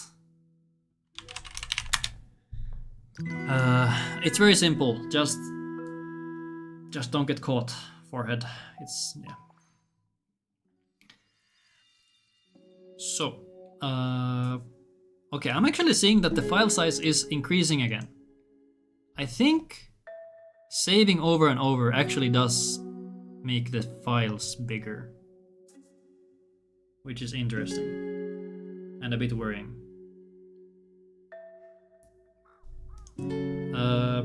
Okay.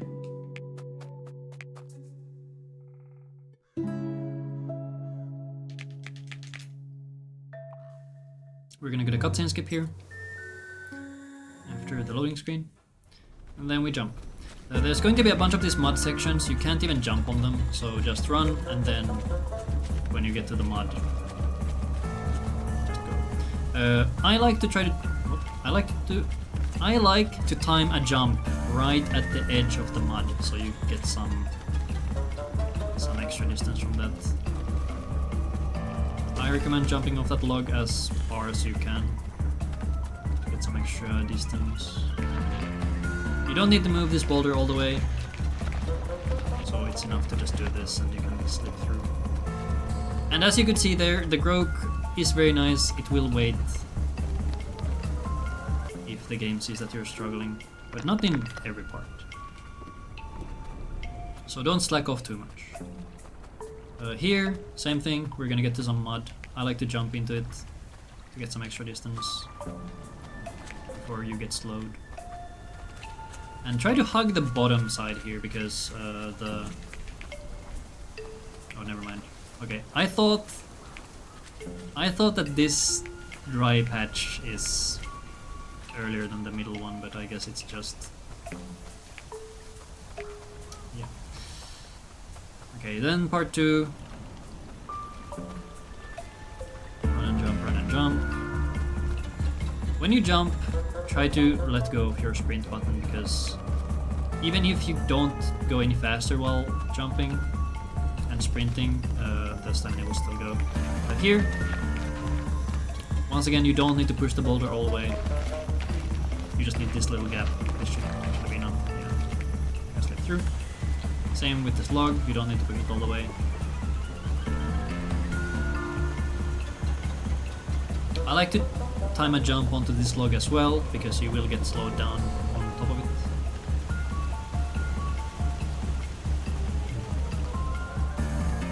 Jump into the mud.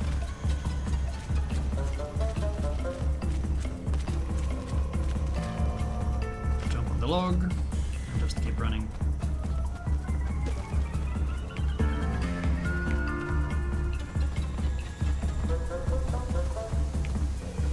Did I even mention that you should be tapping the sprint button?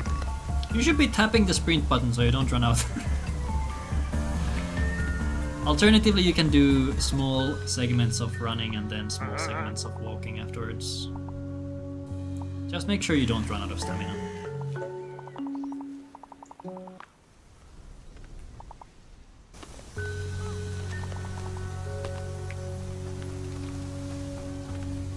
Okay, here is another small dialogue skip, or not skip, a dialogue trigger that we're gonna push some movement into. So I like to time it using these sticks. So I will run sort of into the middle. Oops. I like to run sort of into the middle and then time a jump to get some distance.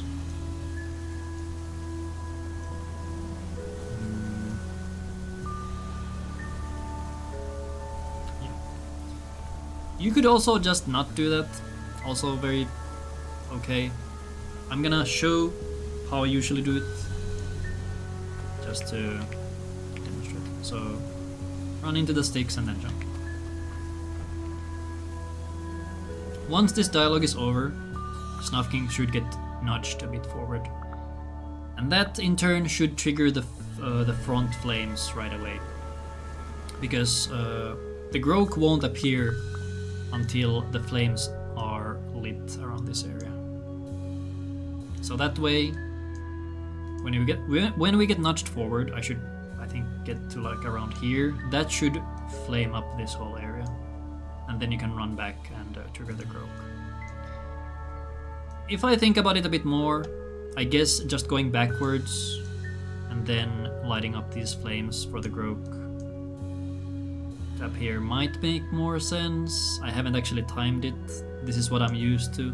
This is what a lot of runners back in the day used to do as well when we started the speedruns. So this might just be a bad habit. But yeah, as you can see, I get nudged forward and then just a bit of movement and the flames over here light up as well.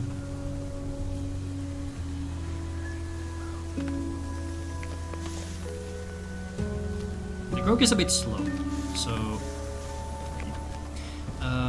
there are 3 leaf piles here that I do like to pick up.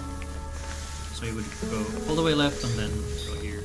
Because of the smoke, this last one is a bit difficult to see, but just run left and then like so.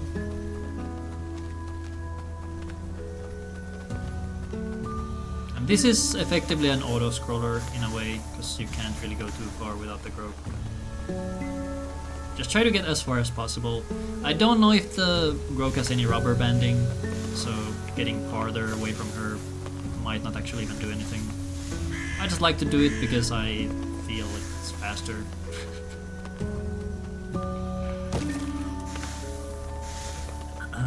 We do love some magical thinking in the speedrunning world. Here you can try to time a jump with this dialogue to get a bit farther, but it's not that big of a deal. It might not even do anything. There's another dialogue nudge here. I am not entirely sure where I usually do it. I usually go by feel. It might be like around there somewhere?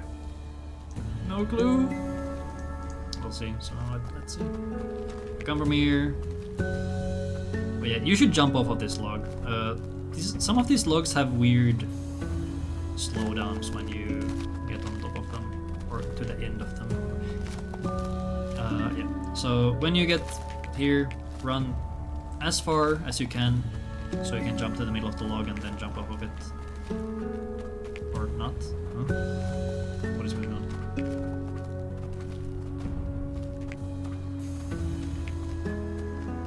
Okay, why is it like this? Okay, whatever. If you feel that you get slowed down like this, I guess you can just jump and be fine. Okay, let's see if I can time this jump. And then boom. And now after we're done with this and the cutscene skip, I should get nudged forward again.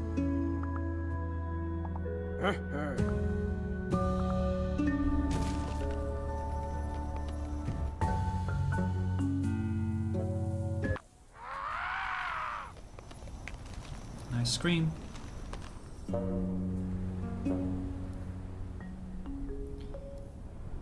And you can just mash through this. Or hold on turbo or whatever.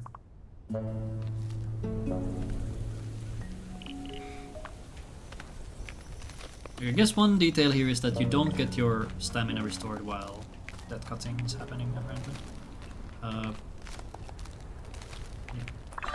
Run. During this section, you could swap to the flute, because that's the next instrument you're gonna use. So we're gonna go and head to the load screen. Here, keep spamming or keep mashing sprint and hold up, because you can get out of the loading screen a bit earlier than it actually looks. So I should have started from here, but because of the sprinting I was already here when the load was over.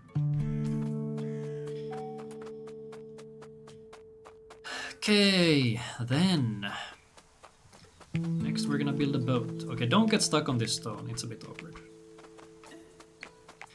A little bit awkward. Alright, so since we have the flute already equipped, don't accidentally tap the instrument button, because the flute will stop you. Pick up this XP. Go across the bridge. Then we have the fly traps. I think they're called fly traps? I think. Okay, so you do not need to hit all of them. It's enough to hit one, I think. Actually, it might not work if you only hit this one. Let's try, actually. Oh, you can, okay. Yeah, it's enough to hit one of them, apparently. But, yeah, you can go like this. You don't need to hit all of them. I would try to get at least one or two on the right so that you can use this angle.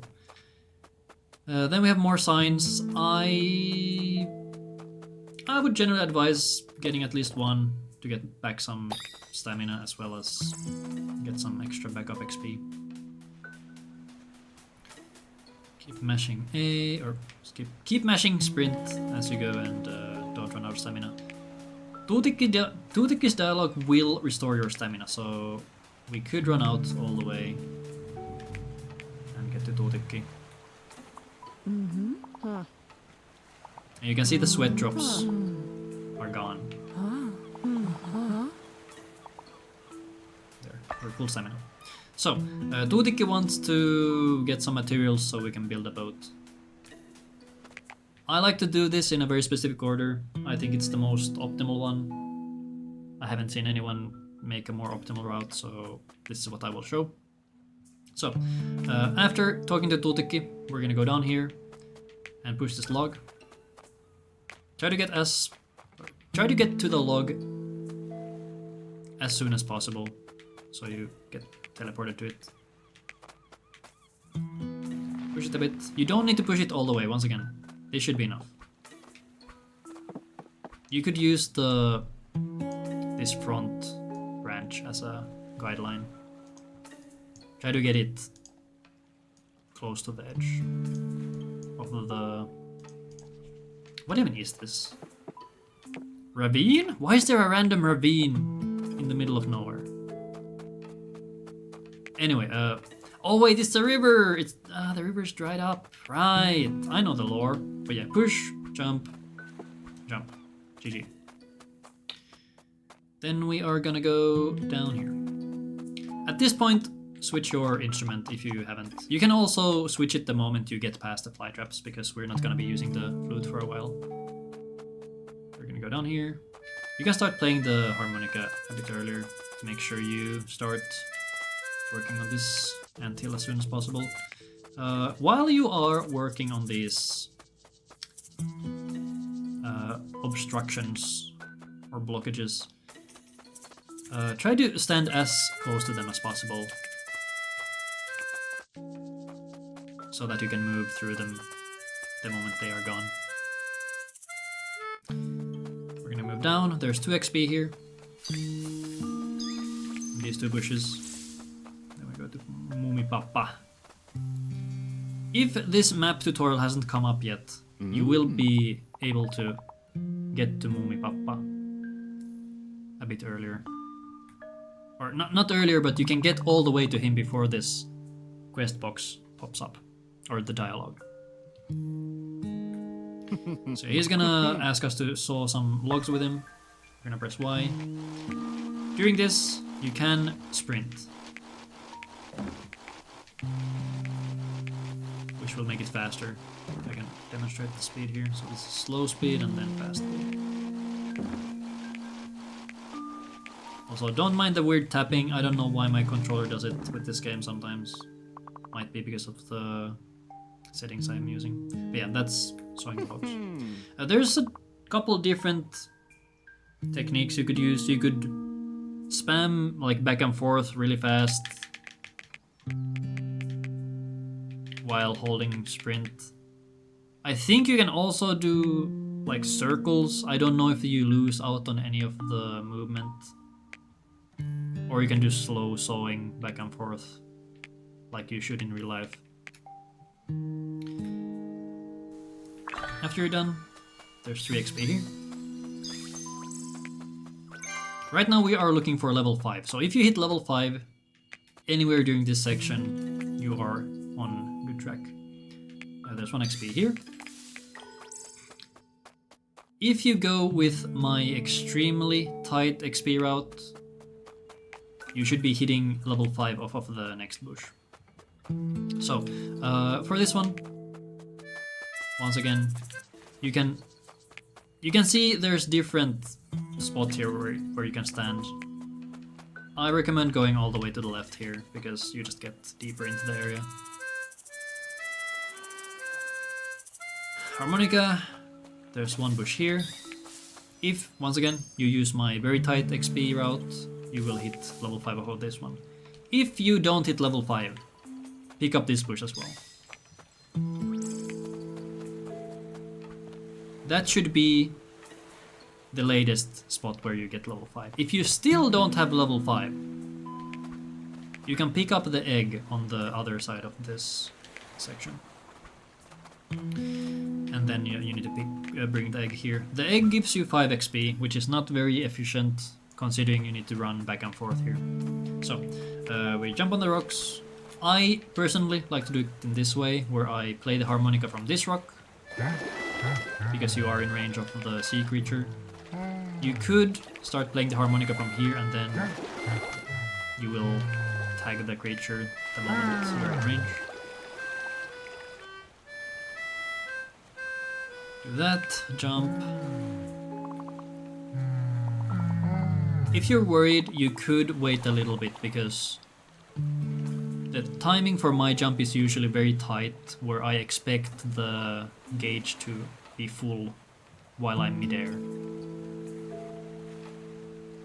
Okay, we're gonna press Y the moment we are done with the dialogue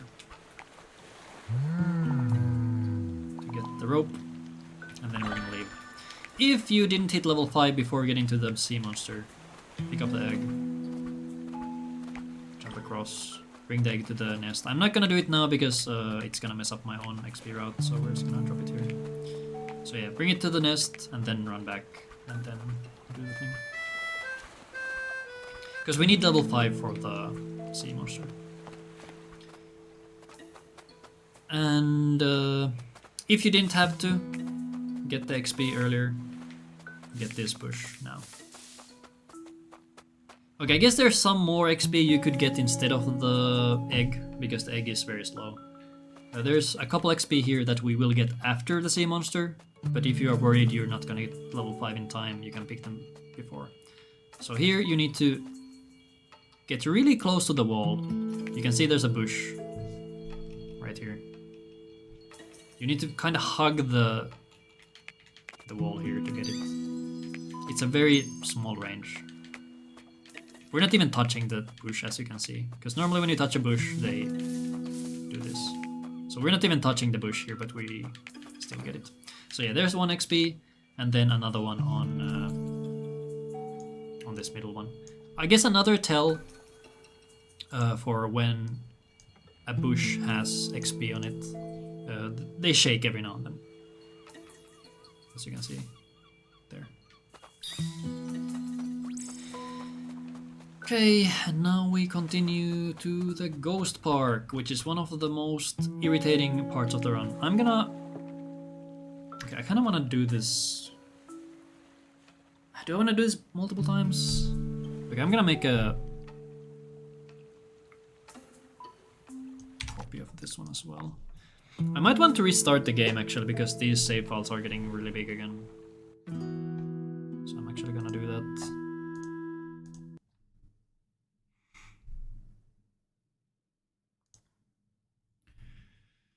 And while this is happening, actually, I'm gonna do a quick BRB.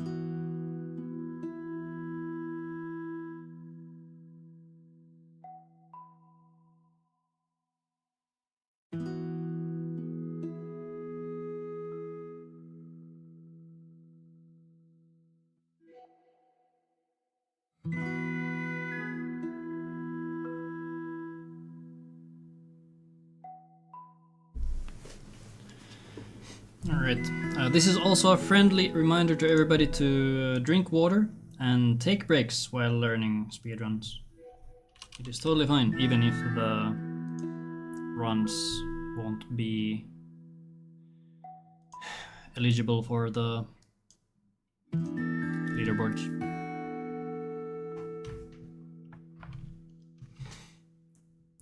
Right, let's see.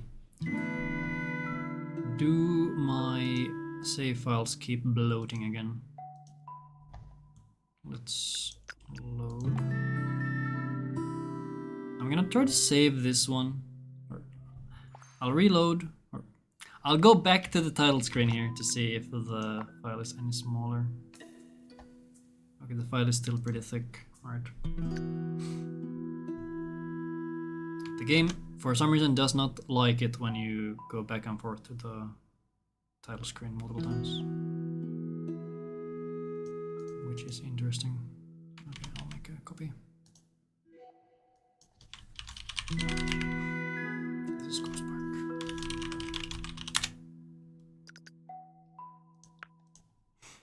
So I guess if you do a lot of practice before runs, remember to close the game in between.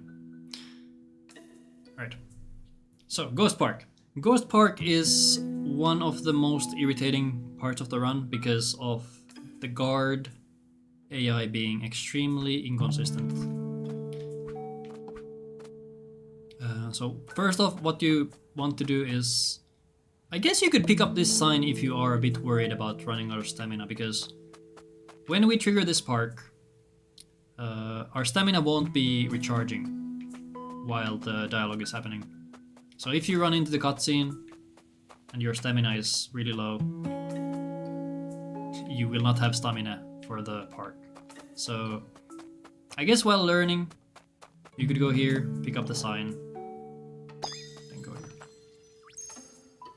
This will guarantee that you have some stamina going in.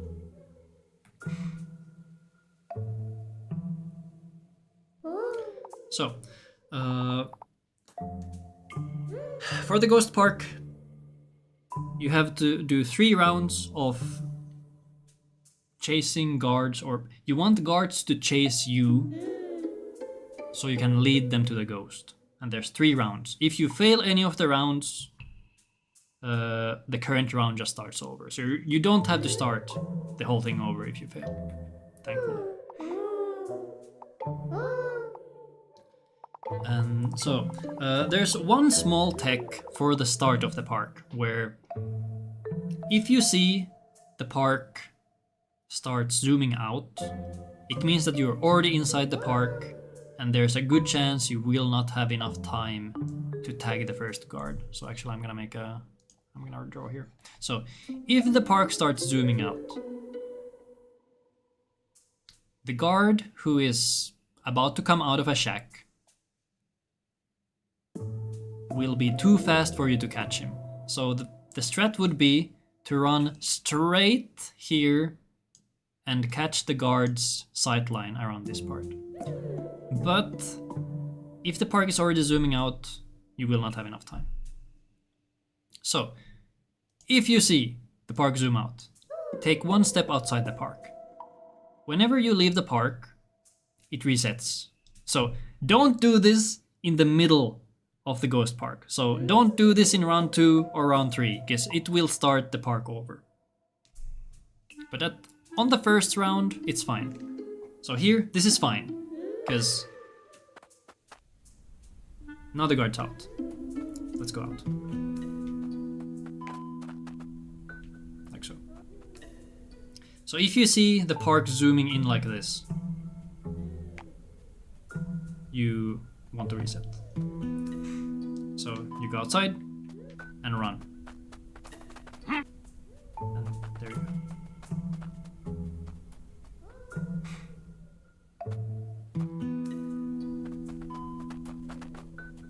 This is what happens if you let the park just zoom out if you were already inside. You don't make it. So yeah. Step outside and run. You do need to go full speed. You need a pretty much full stamina bar to make it. For the next one, I like to stand here. And don't run here. These guards are really slow, so just walk. For the next one, I think I usually stand around this part. And go like... Okay, I failed. Yeah, so for this first one... Oh, that's awkward. I'm gonna reset the whole thing. Let's start over. Here. Oh wait, what? Okay, I was wrong. I thought the whole thing starts over when you go outside. Today I learned. So I guess if you get caught, you could just start over and run here. Okay, how do I even show this now? Wait, where does it spawn me? Over here. Okay, this is bad. Okay, you should... Okay, so I guess I can't demonstrate this now. I need to reload the save. Ah, but it's bloated again. Oh my... Oh, the save file size is getting so big. I could load some of my older saves, but I don't know what my XP is on them.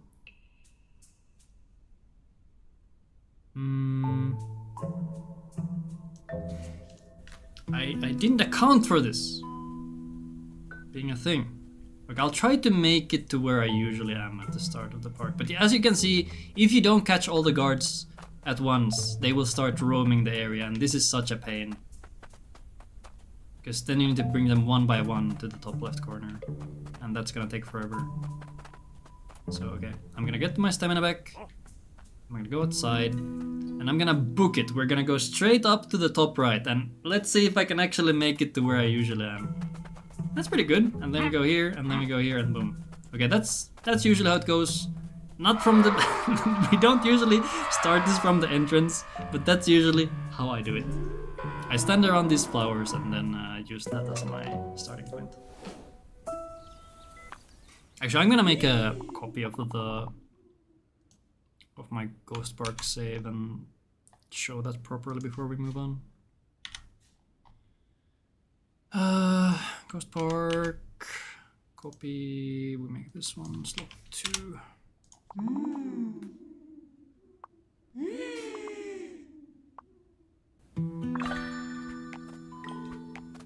Okay, let's see, does this save file bloat again? It is currently 4.8k.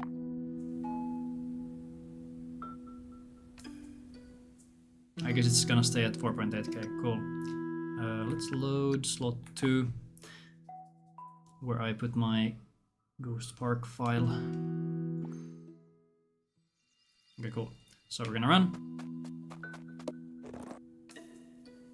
Get the sign, because it feels good.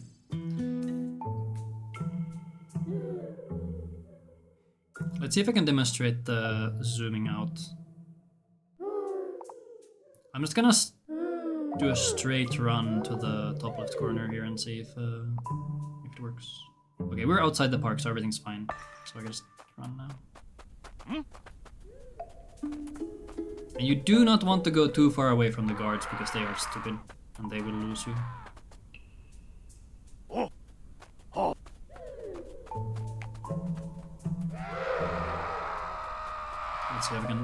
Let's see if I can make this work without messing it up. Alright. There we go. So that's how I usually do it. Very simple.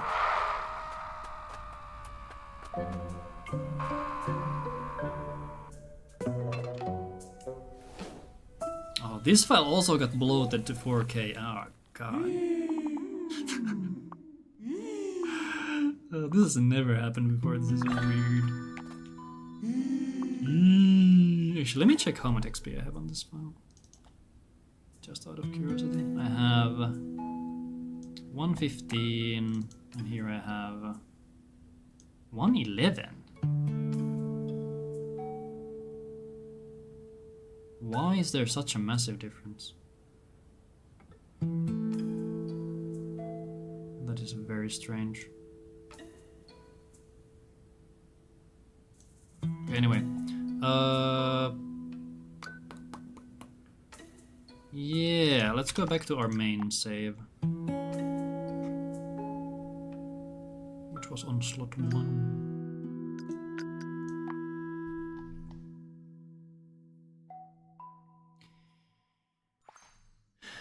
And now we are getting to the Snork section. This one is another that I made some changes to somewhat recently, or tested a bit more. First thing, previously I would go this way, because I was afraid Mew would catch me. But you could get stuck here a little bit, which is a bit awkward. You can just hug these rocks instead. This is fine. Then hug the shoreline. And then we have Snork. I think I'm just gonna do this in one go.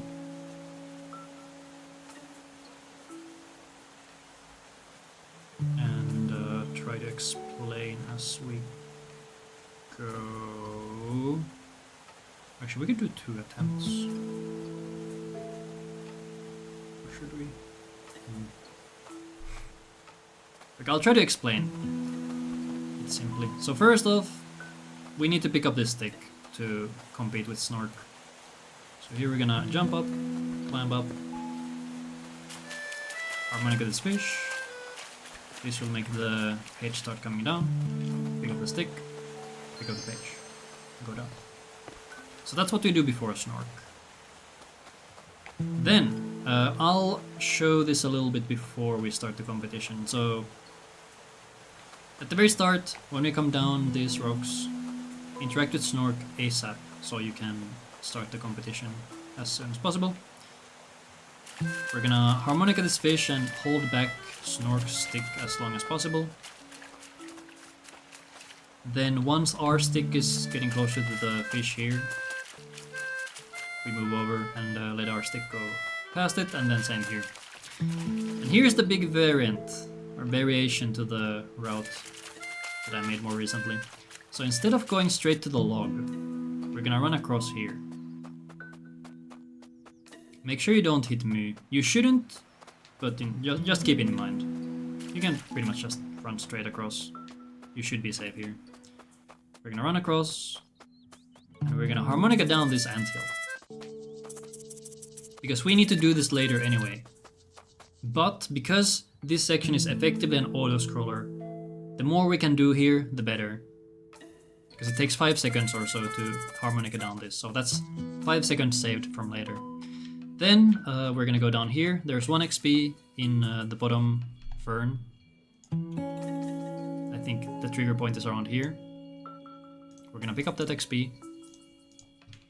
Then we go across. Once again, don't hit me, should be easy. We're gonna run across the bridge. We're gonna let our stick pass by calling this fish to this side. Then we push the log. And then we're gonna push down the ladder. Only 1. Then we run across again to the next fish, which is, it's gonna be this one. To let our stick pass. And then we go down and push down the second ladder. Okay. I will now demonstrate it in one go. Hopefully it goes well. And at the very end there is a very special skip that you can try to go for. It costs you nothing to attempt it, but it's very inconsistent. Okay, so imagine we just took the page. We go down, mash Y. To trigger Snork. Mash. And start playing. Oops, I got blocked by Snork. Here, try to stay as far from the fish as possible. This gives you more leeway for the next one.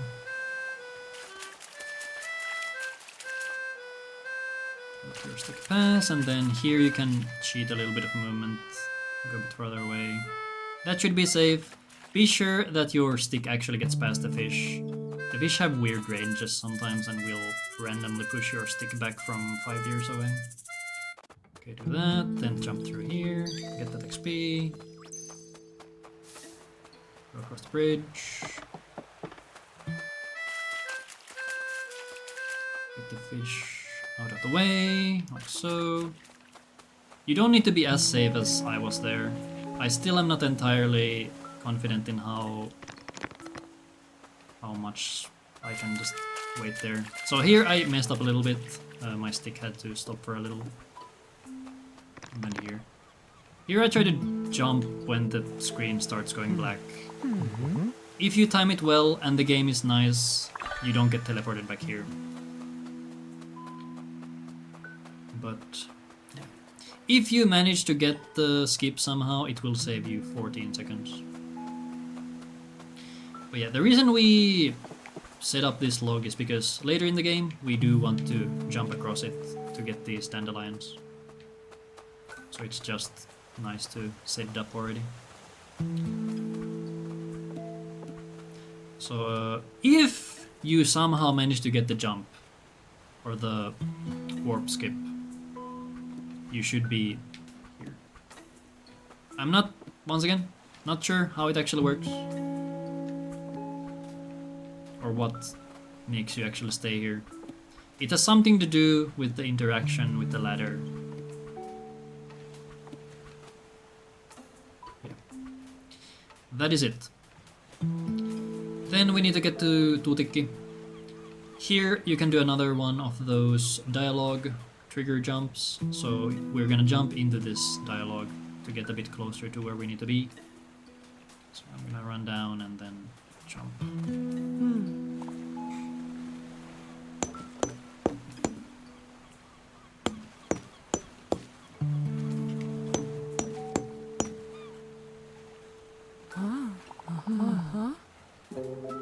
And just mesh through this.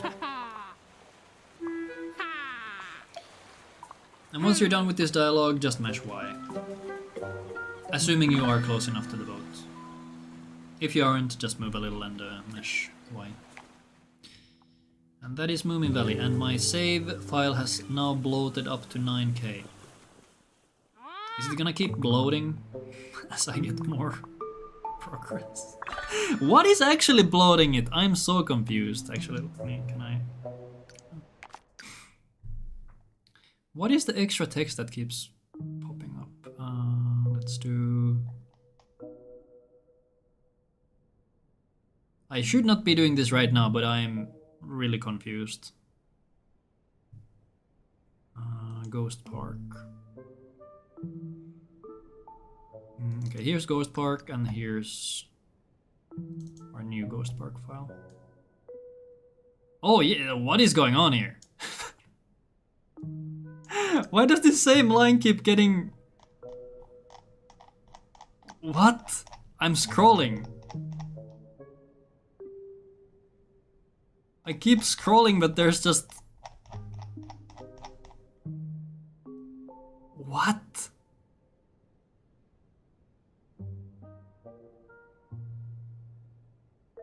This is so weird. Okay, well, I now understand where the bloat comes from. I don't understand why it happens. Into the what intro? Is that the start cutscene? It's the start cutscene. Why does it keep pasting it over and over?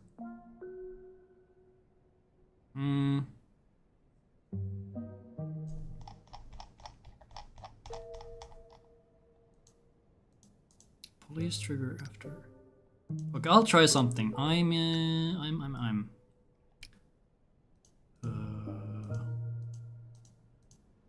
Barrels.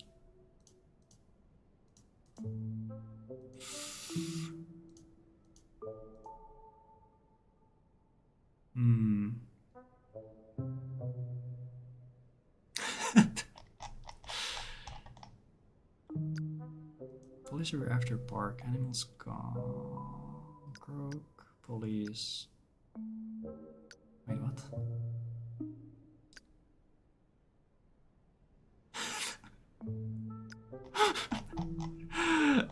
Okay, let's see if I can delete the extra stuff here. Because there was some... Okay, there was... Police after park clone. Okay. Okay, let's do some... Let's do some hacking real quick. I'll go back to main menu. My file is now 9.5K.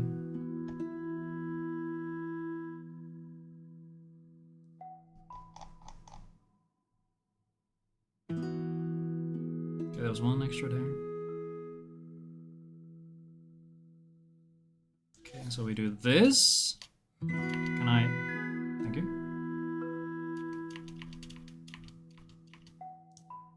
Oh my god. Oh god, this... Oh my god, the lag.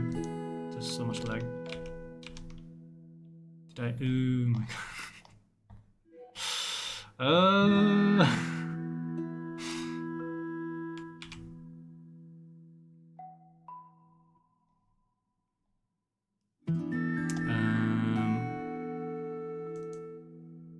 It's supposed to be one of those.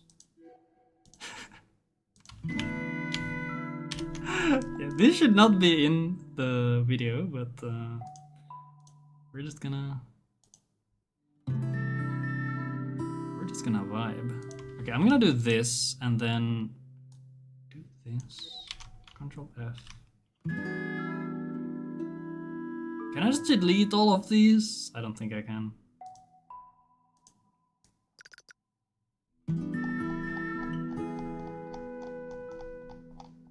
Well, this is a really big bug. Unfortunately, the game is not getting patched anymore. Wait, this is also the same. Where are these random video files coming from? Or video, text, whatever. Park after. I think that one we already have as well.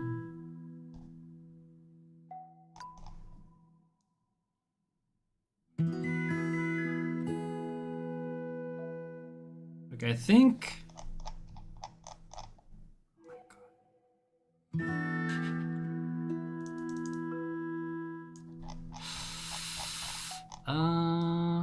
Pork after clone. Okay, I think everything from here, almost to the start, is just trash.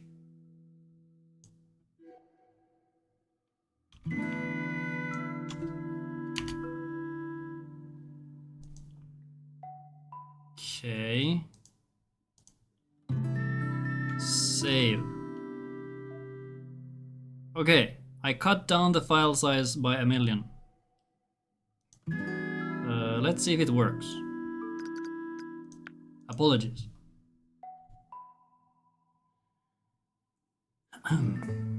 Alright, we're here. Everything works. File size is small. Excellent. Okay, I'll try to keep an eye on that. Hopefully it doesn't get bloated again. Okay, in YouTube chat, Gustav asks, how do you get little my dialogue skip consistently? I'm assuming you mean the dialogue on this island. I'll try to get it. It's mostly just movement. You want to stay ahead of her if possible. I don't know if it's possible with this current setup. I don't know if you need the quest box to stay up. Just stay ahead. Easier said than done.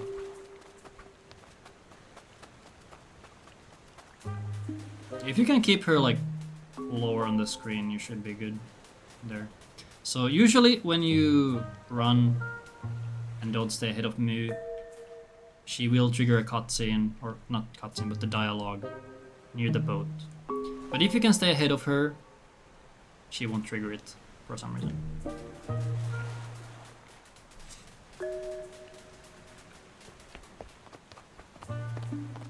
Okay, actually before I continue, let me make a copy of the island save. This is...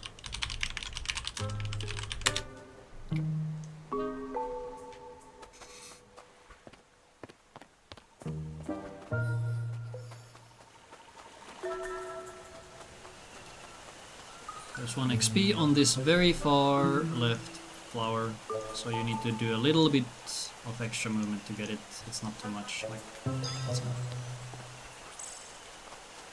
Here you would want to jump on top of this log. I guess you could run as far here as possible and then jump. Or if you know the timing, you can just get on top of it like so. Because if you do it very close by, you do a great baby jump, and this is not very efficient. Same here, you want to jump off the log to get as much distance as possible.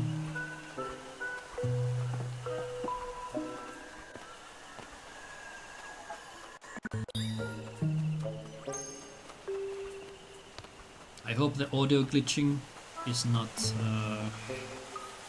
something that's gonna break my game. Okay, now we get to the barrels. Let's see if my save file gets bloated again. I can't wait.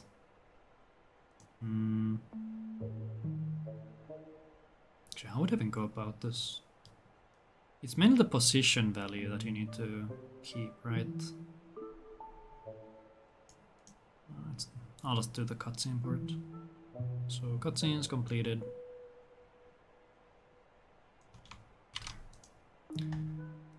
Okay. Do we get bloat? Holy, it bloated all the way up to 9k. Okay, I'm gonna do another restart of my game. Because this is not... this is not sustainable. Okay, can I do it like this? Yeah, see, like, what is going on? I wonder if this happens on newer patches.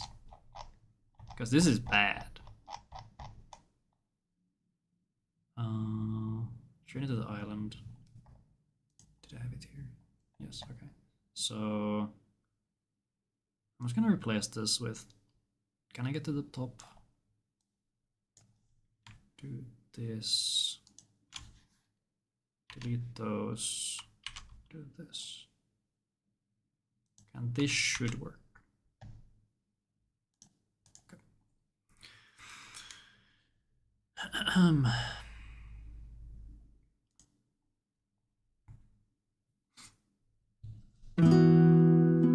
Bring. I like that the game always blasts my eardrums when I turn it back on.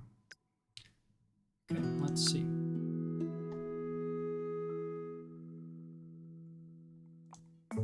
Right. Barrels. Barrels. So anytime during this movement, you should switch to flute. And here you can jump on the log from here, or you can go next to it and jump to the middle. I personally like going to the middle. Jump off of it. There's 1 XP on this second flower. So try to get into range. When you can get in range, that usually means you can also reach the crocodile. Put him to sleep and jump on top. And here, if you continue to the right, there's a pirate. The pirate will talk to you. We're not gonna go that far.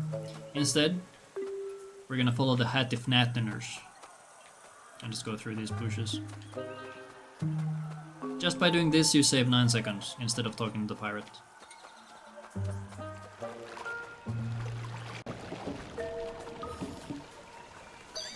I guess here I could also mention that the log jump here. Ideally, I guess you would jump on into the middle like so, but you can also just jump onto the tip. I like going to the middle when possible.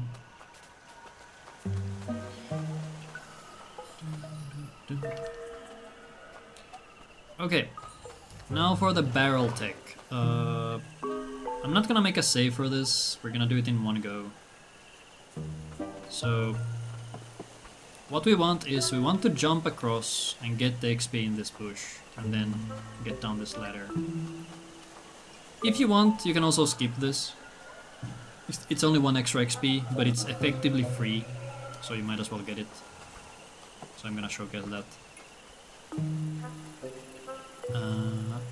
Another method to do this is just riding down the barrel.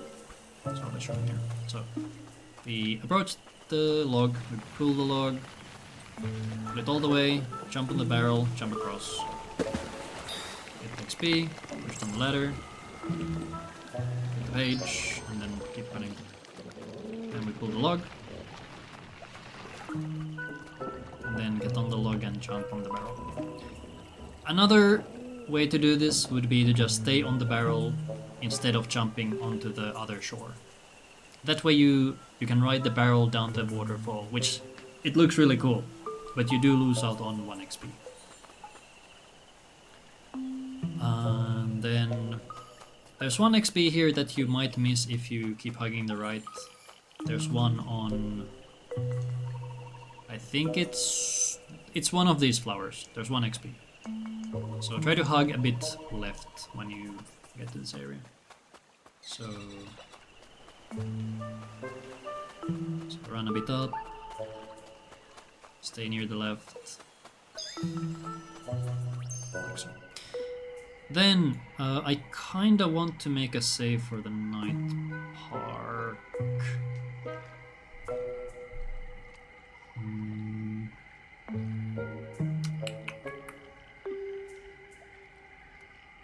see. I should actually have... Do I have a night park? Okay, I have a jungle park save. Okay, so we can do backups for this if I want to. So... Okay. Here we also have a dialogue trigger, which I tried to jump into it. It's not that big of a deal because you don't really get that far. But the trigger should be near this rock. So you want to try to jump over this line to get slightly more ahead, so like this. I think that should done it. I'm not sure. I might have bumped into the stone. We'll see.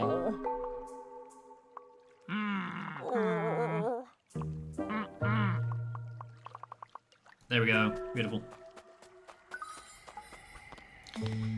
Here you once again have an option to grab some extra signs. Like this one's really good. But yeah, I'm just gonna go into the park. Alright, so keep tapping sprint. This guy's gonna keep following. They're gonna kiss there. Here we're gonna pull one of the guards, like so. I probably should have gone through this park very slow at first, but I'll just show the fast version first, I guess. In this park we're only gonna be using the flute.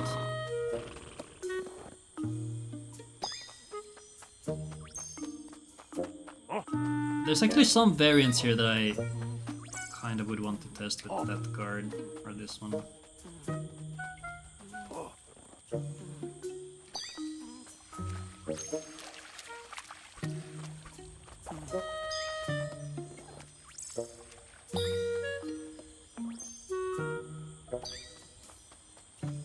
Here it's okay to get seen by this guy, you can just outrun him. Never mind. That has never happened before. Okay, let's see. Can I do that again? Yeah, that was weird. Okay, I'm gonna wait for him to turn. Okay, just run. You should be able to outrun him. Like that. Let's try again. Let's try that again one more time.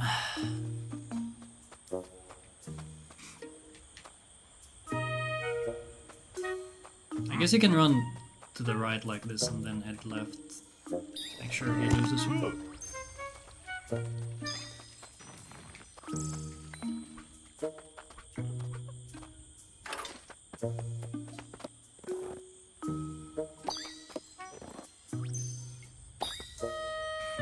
Here you can also jump into this dialogue.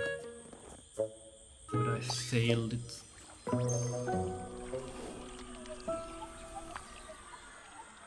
Now we're here, yay! Okay, I'm gonna load out. I'm gonna make a copy of that. This is tutorial host. I guess pre-drum. Then Jungle Park. This is slot 1.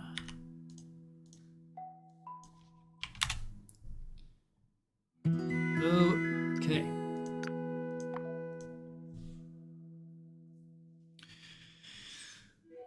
So let's do this slowly.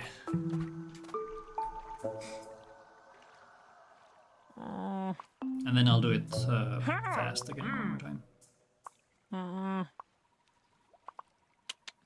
Because this is one of the parks where we do not play it the way the devs intended. We just brute force most of it. Okay, make sure you have flute equipped. Ideally you have a bit more stamina going into some of these sections. So this first guy, very easy, we're just gonna run through. No big deal. It's very important that we keep running because he might catch up if you start slowing down, and usually he collides with the next guard for some reason. I don't know how the guard AI actually works, but for some reason they really like hugging. So we're gonna run in, just go and just cut the corner ASAP. They should lose them, and they will be hugging for a bit. If they keep running and following you, that's also fine. You will be able to lose them quite easily. Next one. Let's take this one. So, this guard. There's 2 different scenarios here. Usually. One of them is that he is looking all the way left like this. In this case, I like to run in and do this. And then pull up the sign, and that's it. If he is looking at the bush, you can just run through. Or just barely lose his sight line. Cool. Yeah, usually he will be turning to the left as you arrive. So this, and like so. We use the bush to lose him because for some reason the guards don't really understand how they work. So run in, do this, and fail. I highly recommend practicing these skips because they are quite easy once you get used to them. Like, it's really easy when you understand how it is supposed to go. And you don't want to get eaten by the bush. That is why we only go close to it once we have aggro from the guard. So... I'll do the other scenario one more time. Where I have to go fish him.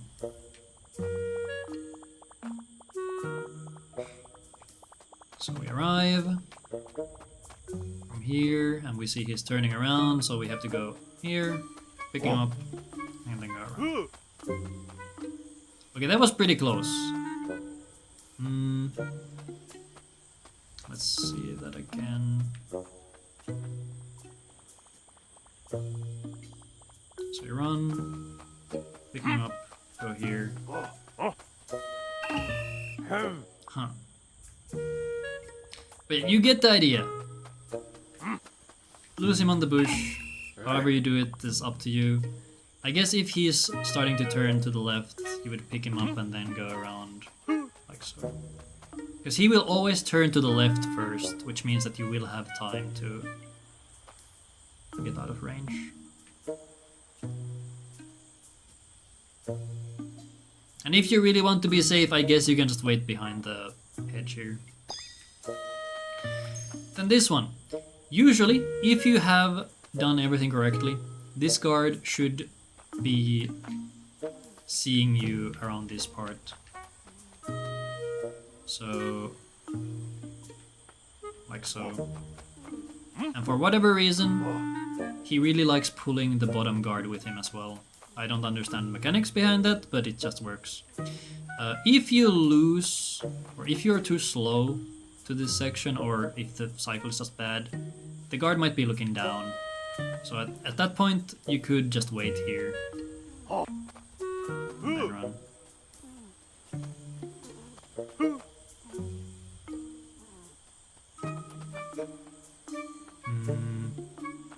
And I guess if he's in the middle of moving to the bottom, you can try to catch him like...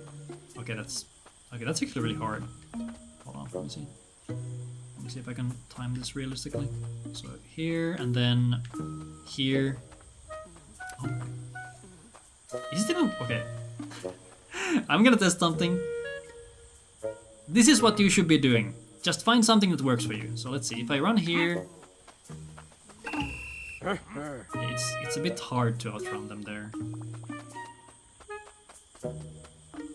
Let's see again. What if I go from here? Does this make sense? I guess you can make that work, kinda?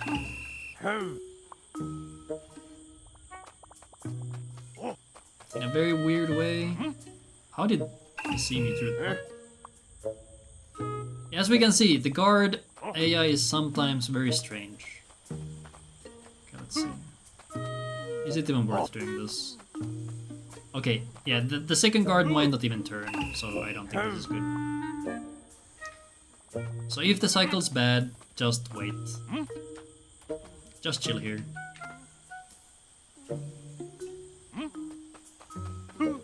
Alternatively, yeah, you can get to that bush easily, because they aren't even chasing you. Alternatively, if the cycle is really bad, and the guard is looking down, like so, you can always just do this. Run through, and then get caught. This is fine. Because you get teleported back here. Let me check one more thing. Let's go back here.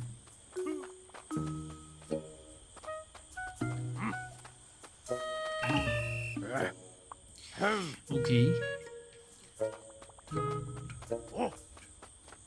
Can we stop? I'm getting bullied.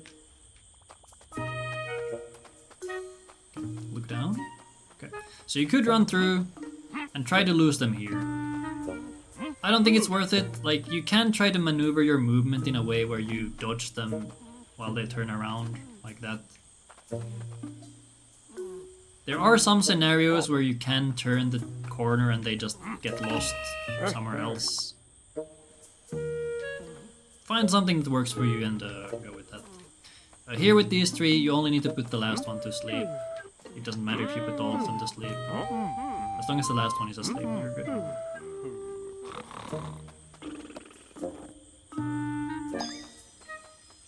Then, as you run into this next one, try to preserve stamina, because you're gonna need it.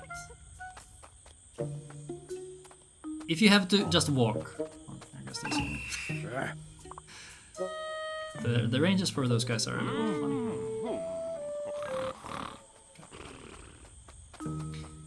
So, usually, if the cycle is normal, he should be looking down when you arrive. How do I do this? To do this over and over. Usually he will be looking down. So run in, just run, just run, just run. You will lose him around this part. Let me see if there's any other stuff we could do here. Okay, let's see, he sees us here.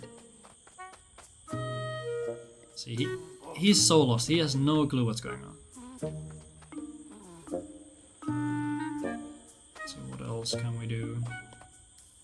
Let's see, we get caught here. And he's lost again. You could also use this bush to lose him, but then you, I guess, lose out on this XP. Let's see. So you could get this XP, go here, run through this bush, and get caught. Yeah, I wouldn't get too fancy with this one. Just run and lose him on this corner. Then this one. There's two different options for this skip.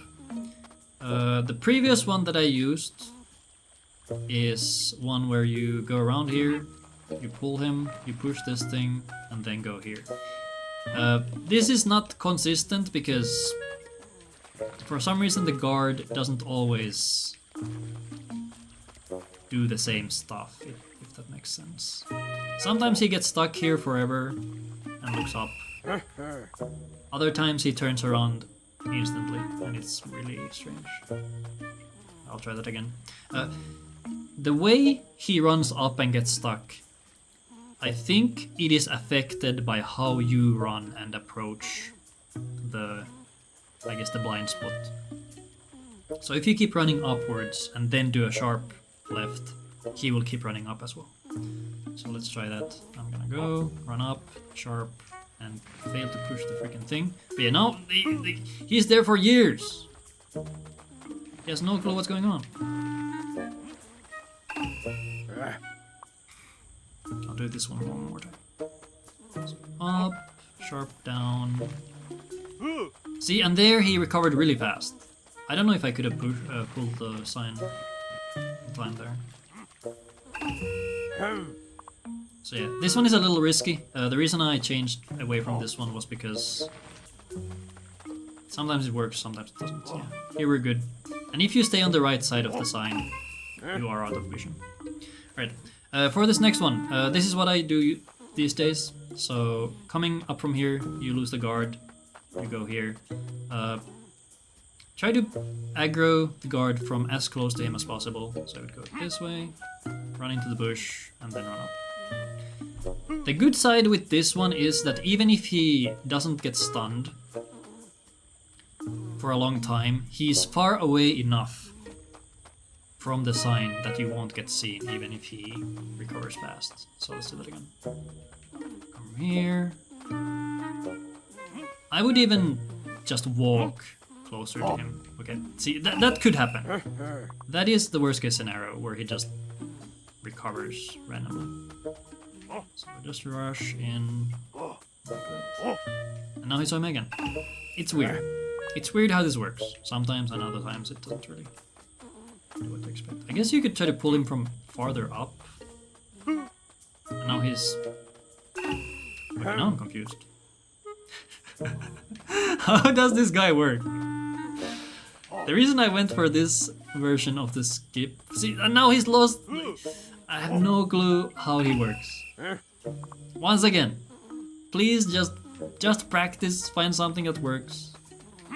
Both of these versions of the skip are totally fine. They work. If you like the flower box more, that's cool too. I'll do this one more time.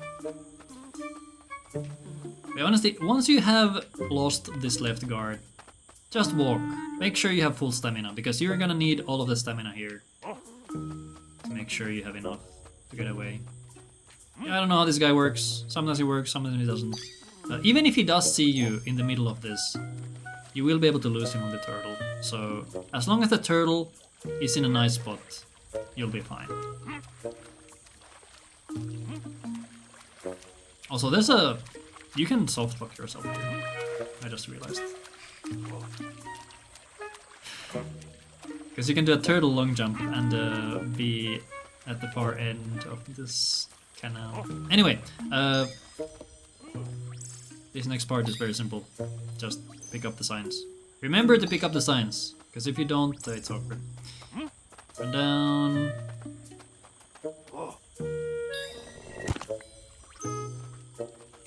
For this one, you also have a couple different ways. You could just be safe and not tag him. Totally fine.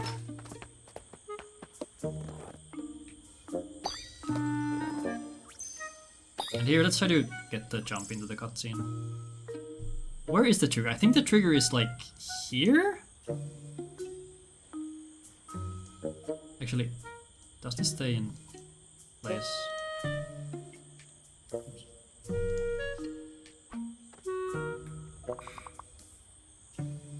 We did it!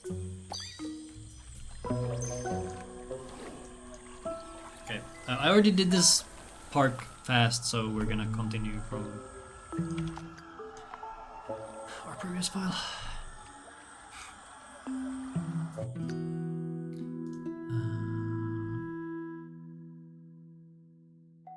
Okay. No, not I didn't mean to continue. Because I think I have different XP values on these two ones. 136, 134 on the new one. Why is this? Why? Huh? What is up with these different XP values? Ah. Okay. Load. Save one.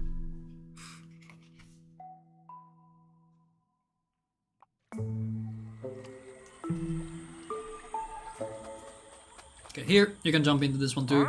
I don't actually know where this trigger is. I guess it's right here, so jump right before it. I'm not gonna bother finding it, but yeah, now we get the drum. And this is why I have turbo for this, because we're gonna be doing a lot of drumming during this run. So if you can, set up turbo for your drum.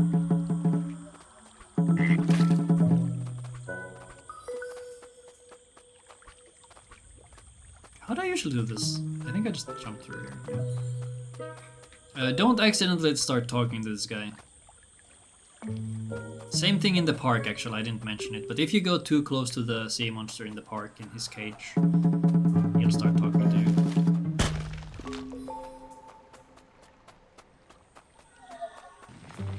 This log you actually do need to push very far. I wouldn't risk it, just push it some extra. Let's see. Does this cutscene fully charge stamina? Let's find out.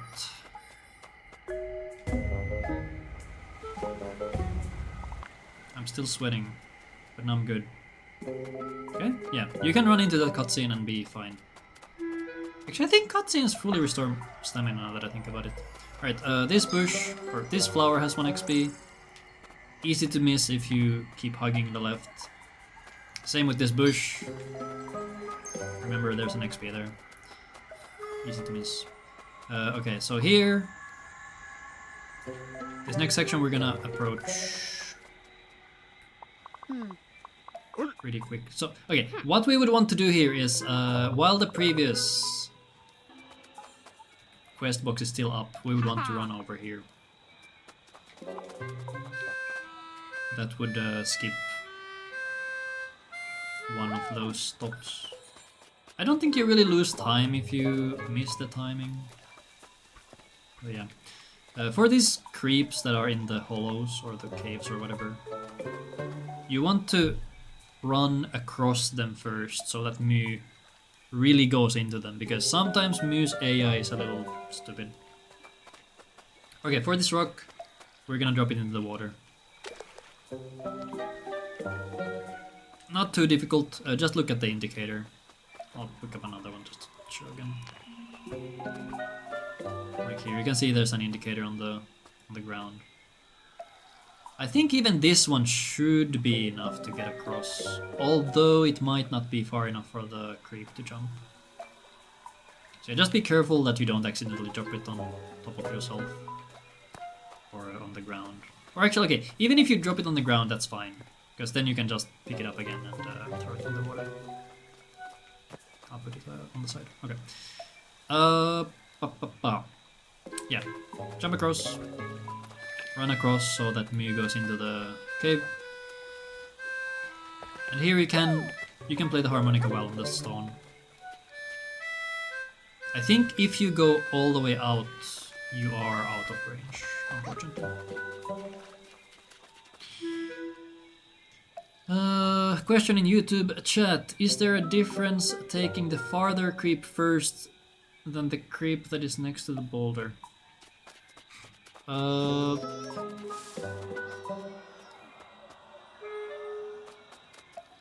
I guess not really.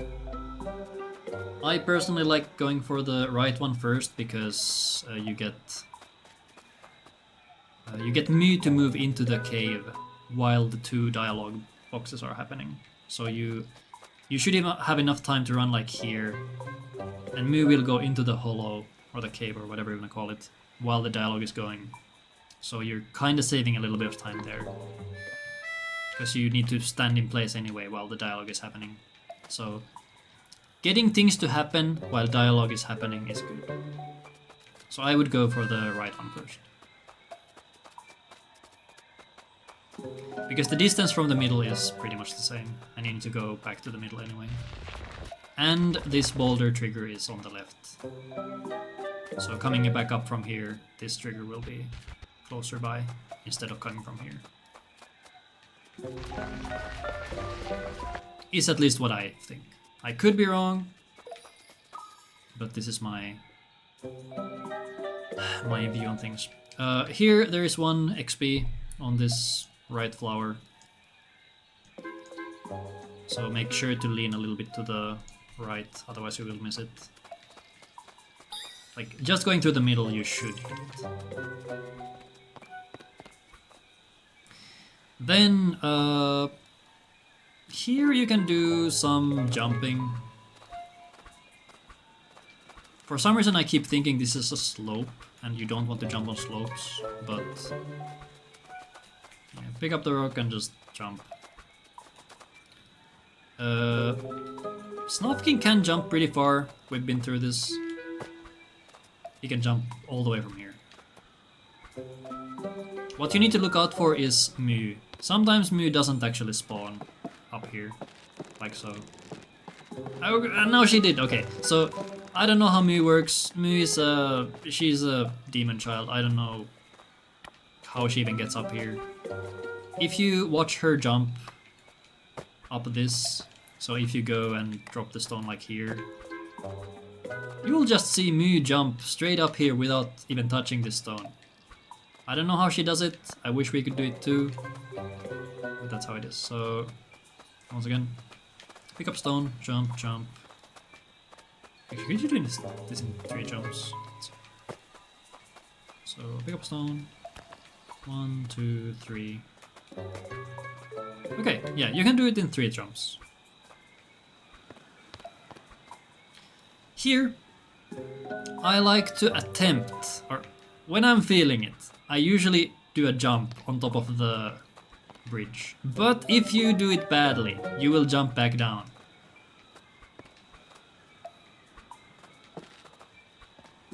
Because here you can see if you jump on the bridge, you get some distance on it. Because on the bridge itself you can only walk. Like so. But yeah, if you don't see Mu, if you don't see this demonic creature following you, something is wrong and you need to go back. Because you need her for the next section.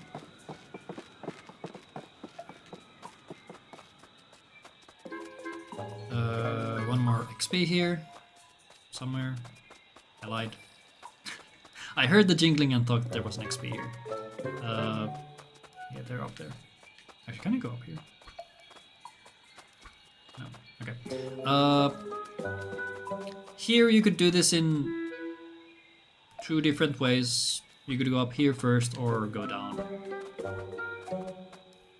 I personally tend to go to the left first.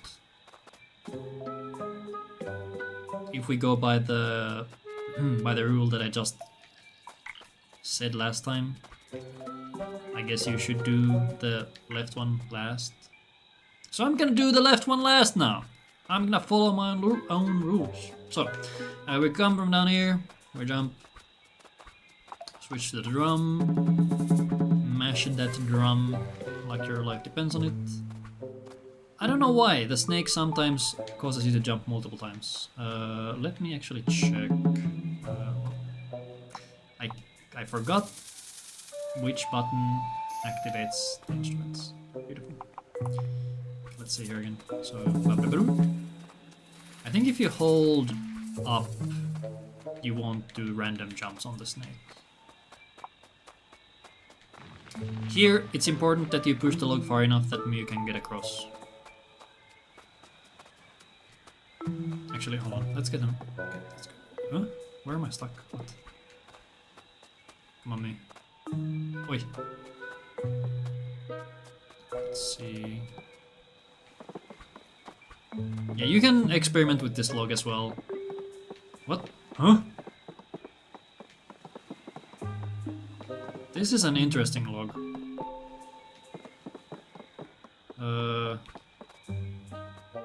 Okay, I'm just gonna push it all. We're just gonna ignore that. So, wait, did Moo get stuck? How did she get stuck? Moo! This log is haunted. The phantom log. Okay. Here, once again. Run to the other side of this cave, because otherwise Mew might not go inside, because she's stupid.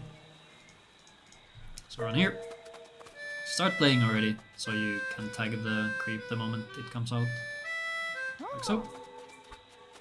Switch to the drum already, because we're gonna need it. Across here. Actually, okay, now that I think about it, you should go for these XP before going for the frog. If you go for the left one last. Here, you can't reach the creep while you are on the stone, unfortunately. Get the creep. And then here you can jump very far. So just do this jump right away. And then here. GG. Then, boulder jump. While you are on this section, just switch to the drum. Switch to the drum. If you are playing on Switch, and you are scared that you will softlock the game, because it is possible here. Actually, I guess you kind of hardlock it. No, you softlock it because you can still kind of play the game, but you can't go forward at all. Do I have a stone or boulder jump file? Boulder. I don't have a no, that's the wrong one. Okay, we're gonna make a save here. I think.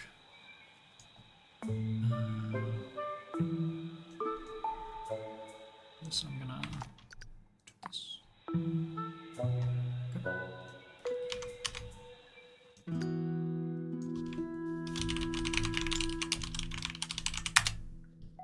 Okay. Let's go. So, the boulder. What we are gonna do here is we're gonna activate the boulder so it falls down, and then we're gonna jump on top of it. It's very important that you don't move during this section. If you want to do this, I guess the safe way, approach the boulder. You can see the camera starts panning out. So go here, stand here. Do not move once you get to the boulder. So run, stand next to the boulder as far down as possible. I don't actually know if the range has any significance, but just go as close as possible. So go here, drum it down. You could see there was an indicator on the boulder when it fell down. That is the jump indicator, and while it is active, Snufkin can jump on it. If you move at all, there is a big chance that the indicator disappears and you can't jump on it anymore. It's not bad if you fail it, because then you can just go and run back around. So you do the thing, and then if you fail it, you can just run.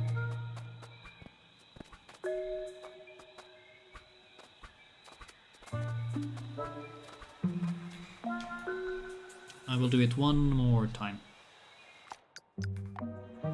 On the Switch, you want to be careful because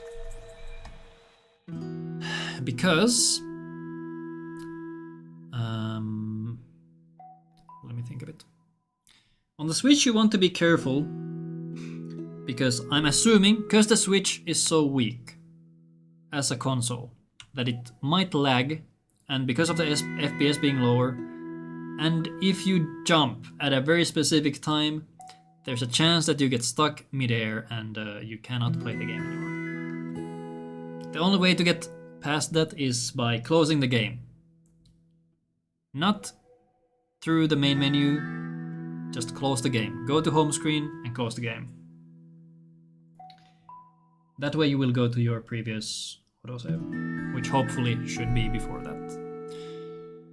What am I doing? We're doing the boulder again. Let's put that in slot. Let's put it in slot 1. Slot 1 is fine.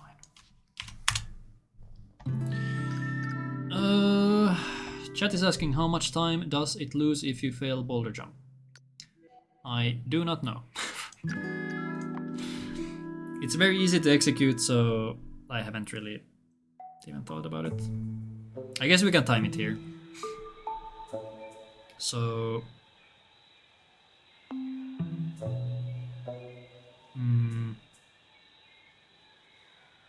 okay. So if you want to be safe, you can move to a spot where the camera starts panning out, because now you can see the boulder. I'm gonna drum, and you can see the jump indicator down there, and now you know it's safe.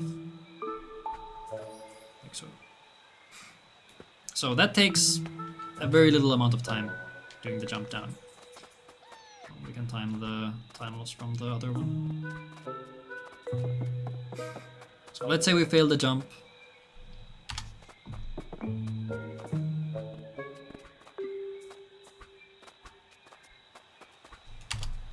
That loses 7 seconds. 7 seconds or so. So not the worst, but it's free. Time save, if you get it. Okay, I'm gonna continue on this file so I don't get more bloat.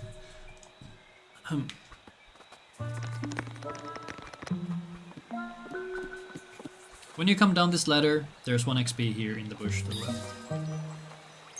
It is free, so pick it up.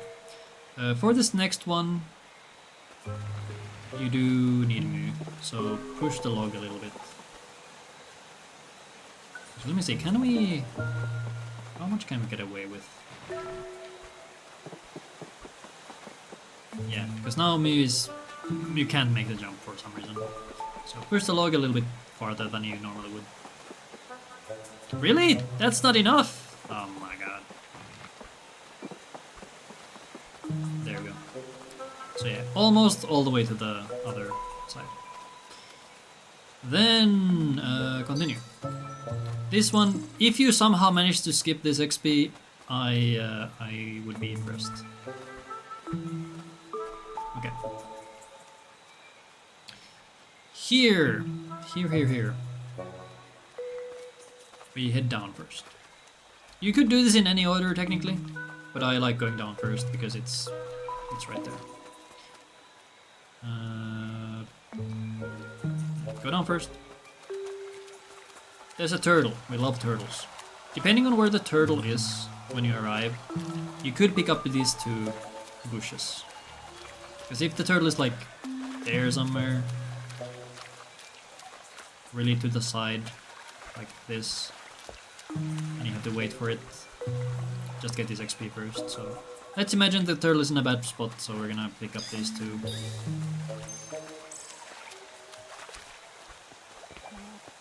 Here, we want to run past this hole so that Mu goes inside. While that's happening, we're gonna go pick up 2 XP here. I don't know why I made so many dots.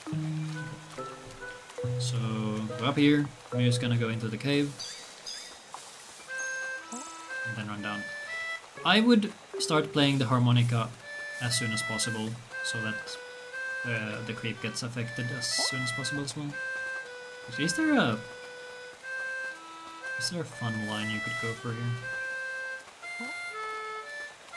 Not really. I guess you go dan, and then there.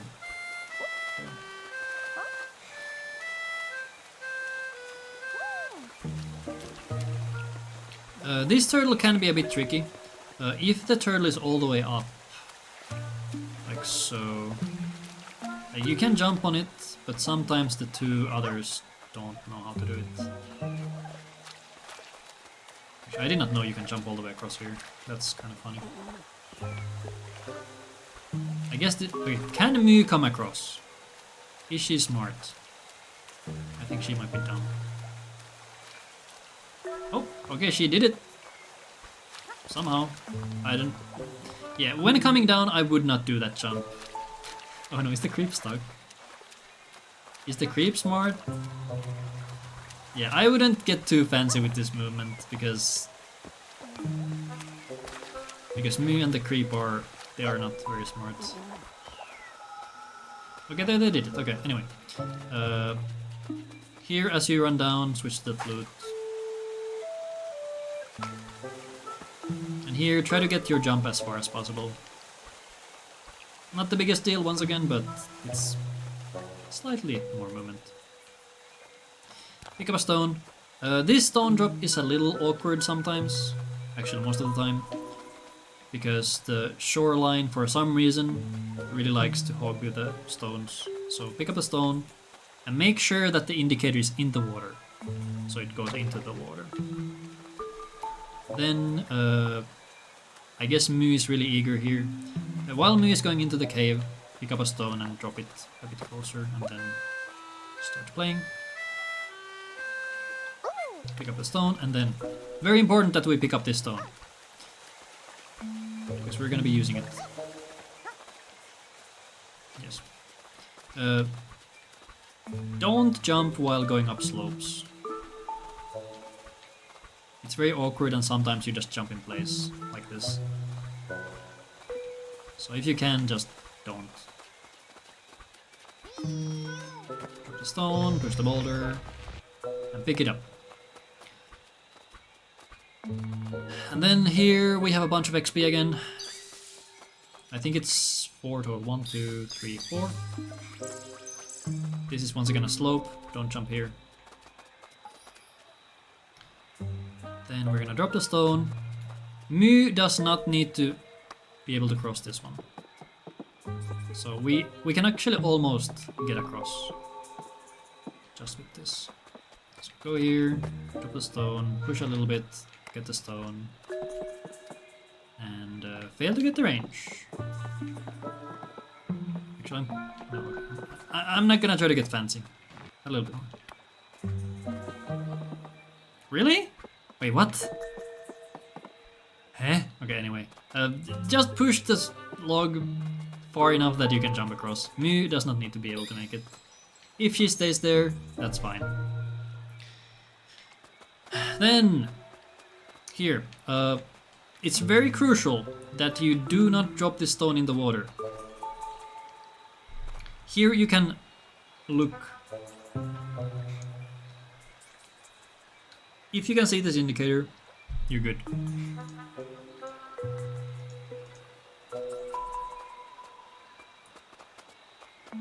The range is pretty generous. Actually, this might be in the water.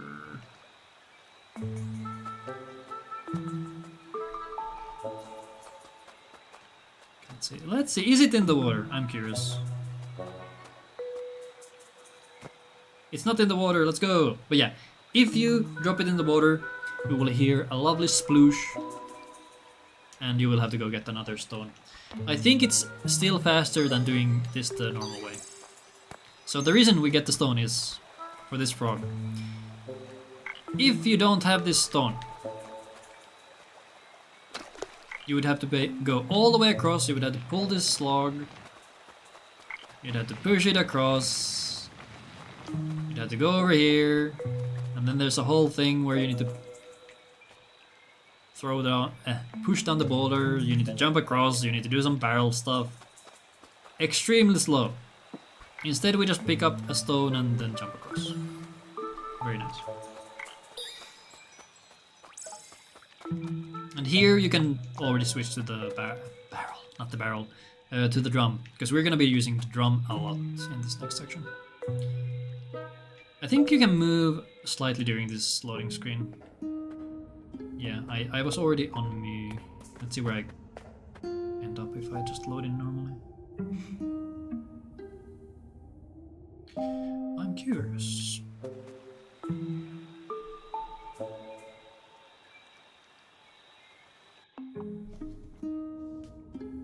I don't know if there was a difference. I think we got to like here. I don't know. There is going to be another dialogue trigger somewhere here. I usually jump across it just by feel, so we're gonna come across here and jump. That might have been too early, I don't know.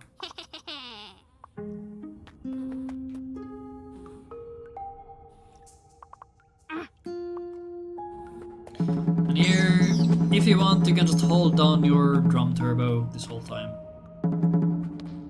I'm sure everybody will love it. There's 1 XP here in the shrooms.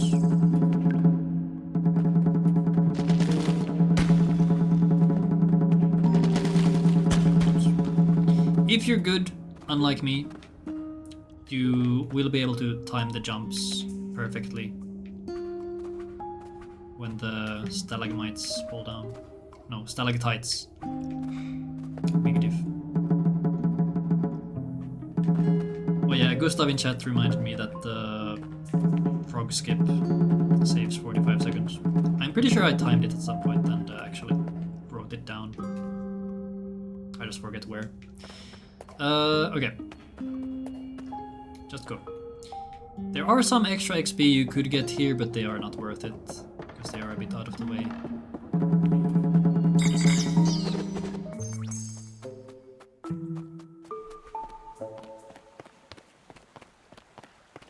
Early on, these caves can be a bit disorienting, because they kinda look the same. I know I really struggled with learning in what direction you're supposed to run every time you enter a cave. Okay, here we get to our first turtle jump. Usually, depending on your timing, the turtle should be around there when you enter the cave, I think, or when you arrive here at the shore. So you just have to wait. I tried to figure out if there was a way to make the turtles move faster or farther by doing like a save and load or something. I couldn't get it to work. Maybe there's a way, but so far, as of the time of the recording of this video, we do not know of a way to make the turtles go faster. So, turtle jump. Similar to the boulder. We need to be in range of the turtle and then let it go out of range. As you can see, there's a jump indicator blinking on top of the turtle. And that means that we are currently locked in on the turtle.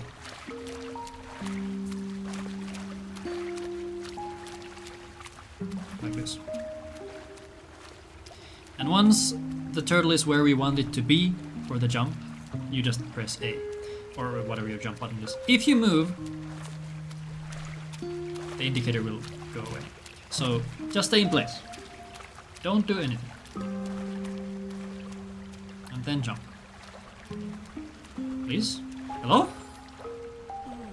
Okay, well, a good thing is that you have a really big range here for the jump, so if it goes bad, it's not too bad. I'll go back across and do that again, I guess. Ah, it's gonna take so long. Why is it? Turtle, please. Why are they so slow, man? Why, turtle, why?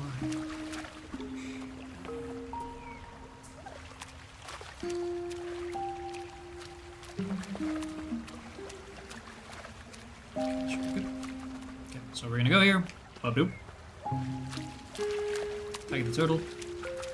We're gonna wait. And jump. Yay! Don't hold any direction or anything, just press the jump button. Here you can jump onto the second platform, second stair. You don't need to go from the bottom, like this. You just go straight to the second one, and then straight to the top.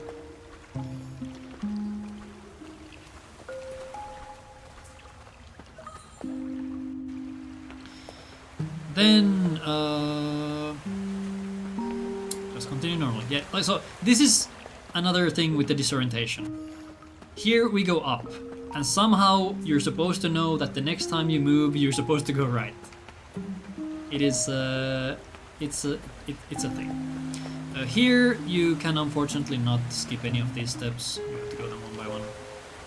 But it's pretty smooth, so once you have the timing down, you can just jump. For this last one, you can jump over here.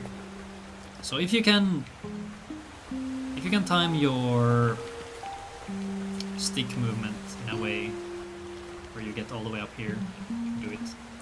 It's not the worst if you don't have time. That saves a little bit of time. A little bit of movement and time, and I guess stamina as well, because otherwise you would be sprinting here.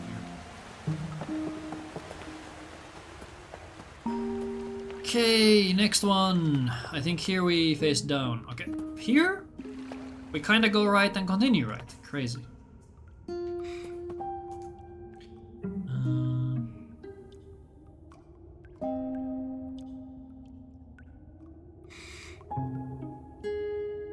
Gustav in chat is saying, I can say that for the second turtle skip, a good indicator when to jump is when the turtle is at the middle of the level bar.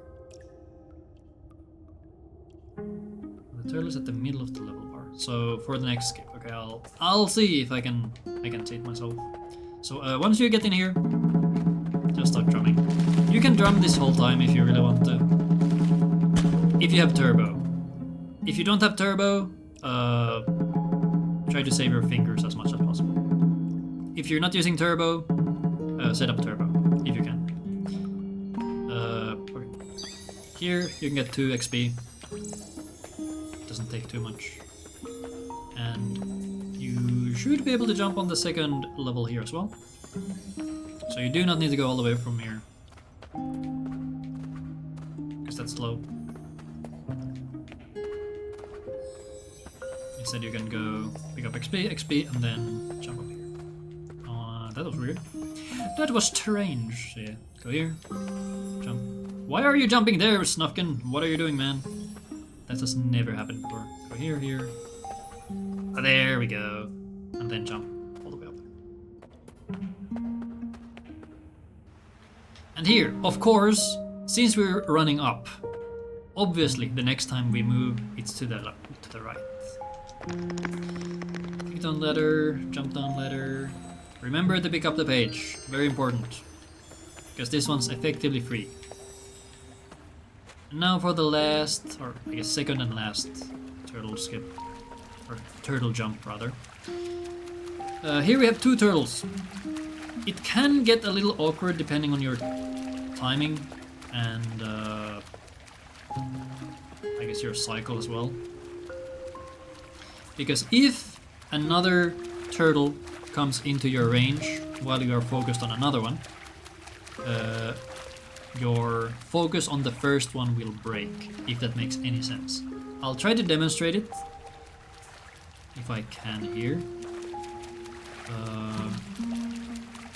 Let's see, I'm gonna do it with this turtle. So we're focused on this turtle.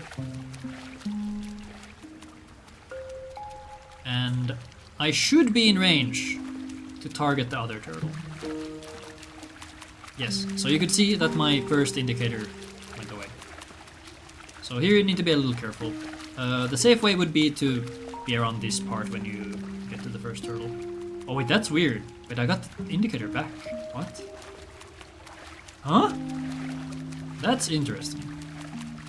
I didn't know that's a thing. Let's see if I can do it again. Okay, there it is.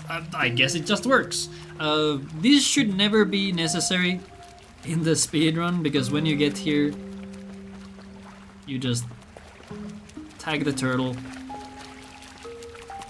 Like so, stay in place. And what did you say? Middle of the level bar. I like to just jump whenever, because it's a very big range where you can go. While you wait for the other turtle to come, you can pick up an XP here.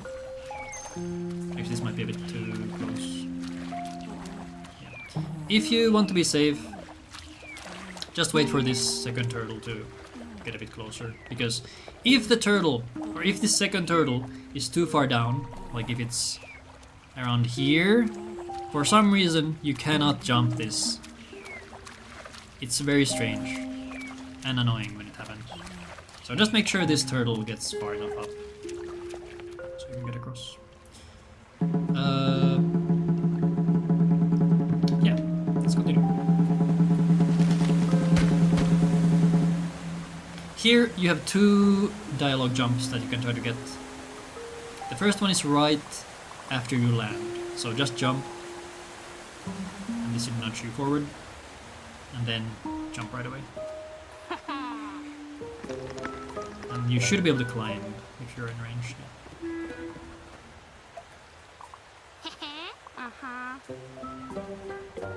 Here you can jump right on top of this next platform. You don't need to go on these small stairs.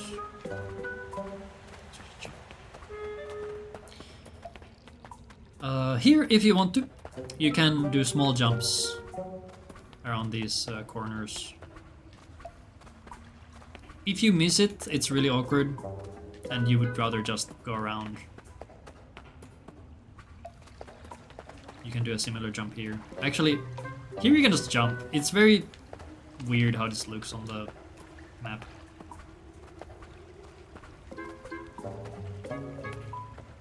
Yeah. Honestly, just run this next one.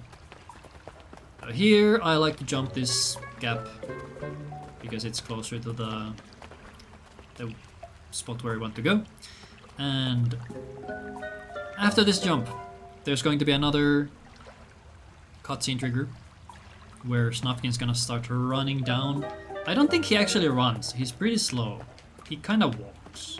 So I'm gonna try to jump into it as well, like so. I'm not entirely sure where the trigger is.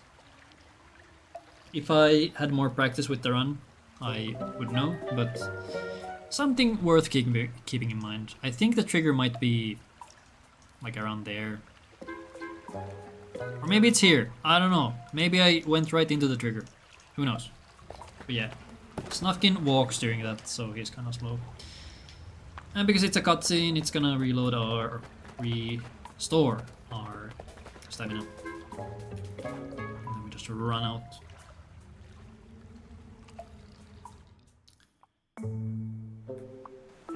And here we just mash text, kick down the ladder first and then pick up the flag, because the ladder takes a bit of time to go all the way down. So getting the flag first and then the ladder would cause you to wait. But if you do the ladder first, while it's falling down, you can pick up the flag. And that way you do things while you can't even go anywhere, which is always good.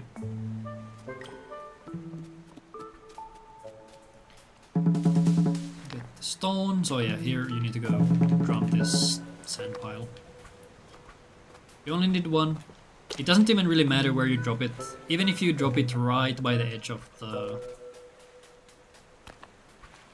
stone here, you should be fine.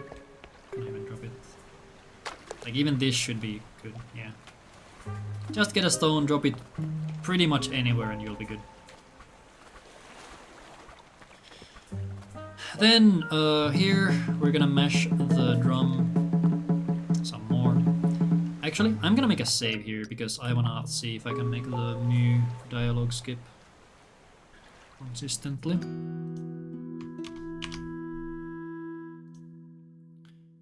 This one is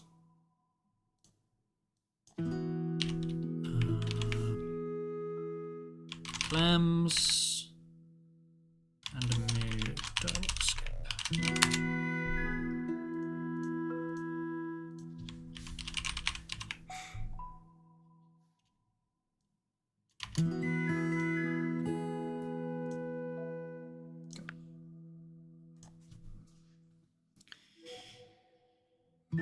So there's a bunch of clams here on the beach. We're gonna get this one. The second one, that is all the way up here, you do not need to run up here. You can reach it from, like, somewhere here? Hello, wait, what? There. You can reach it from here, so you don't have to go all the way up. So, in practice it would look like this.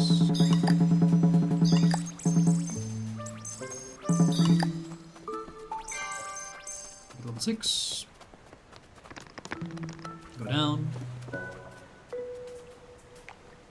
Then, so here I will try to get the Moo dialogue skip, because I managed to skip Moo's dialogue when I got to the island. There is a way to skip it here. I haven't found a consistent setup for it, so I'll try to get it here. I think what I'm gonna try to do is we want to get close to the ship. That will trigger the second part of the dialogue, so that the ship gets rebuilt. Then, while the quest box here is open, I will move very slightly up, so that I get the Y indicator to interact with the ship. That should block Moo from interacting with us to start the second set of dialogue. So we're gonna go close, trigger the second set of dialogue, and then I'll move slightly to the left until I see the Y indicator. Like that. And that should skip the Moo dialogue. It's happening in the background now. So, if everything went good, it should be done. I don't know if that actually worked. We can try that again. Hopefully my saves don't get bloated. They aren't getting bloated, let's go! Alright, so I want clams. I think I'll make a save right before the boat so I can try the skip specifically. Let's put that in slot 0. And let's do slot 1 actually as well. Let's double this up. Slot 0 and slot 1. Okay. Load slot 1. Okay.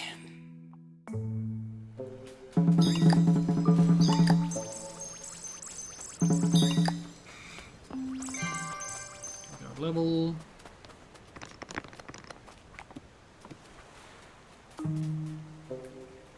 Here's the second part of the dialogue. Go to the ship. Oh, that was too early. Okay, so you need to wait for the quest completion box to pop up. Otherwise, this will happen.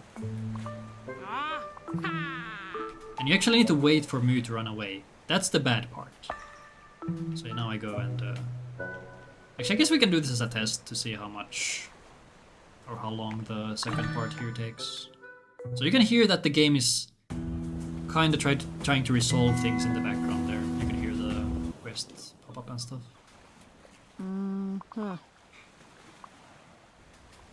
Because that's how the normal, quote-unquote, island exit would go. Okay, let's see. Let's see if I can make this work the second time.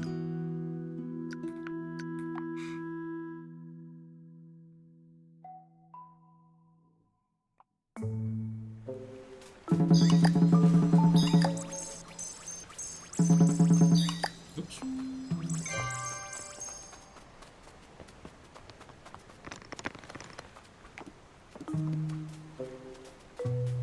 Okay, go here. Get the second cutscene. Then we wait for the text or the quest box and then we go.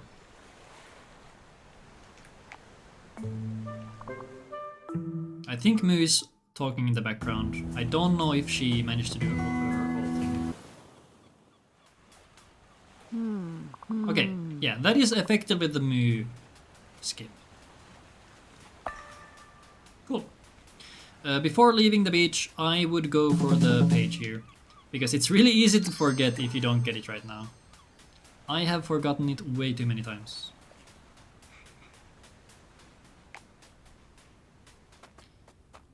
Next up, we're just gonna run through the valley. If you want, you could do this now.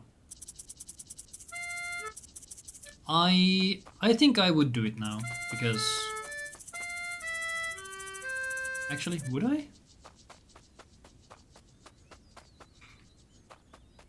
I think you should do this one later, because this sand pile is so close that at least I would have a hard time doing a quick swap here.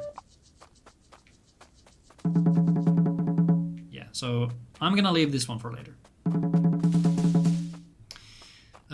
Here there's a couple flowers that you can pick up for XP. I have marked them in my notes. So depending on what your XP route is, you may or may not have to pick these up. Do I have images for them? I do. Okay, so here. So the first one is right by the rocks, so this one. The second one is like there. I guess we can look at them. So the issue with these flowers, is that there's flies in some of them. And flies are annoying. I think these flowers have a fly. I don't know about these.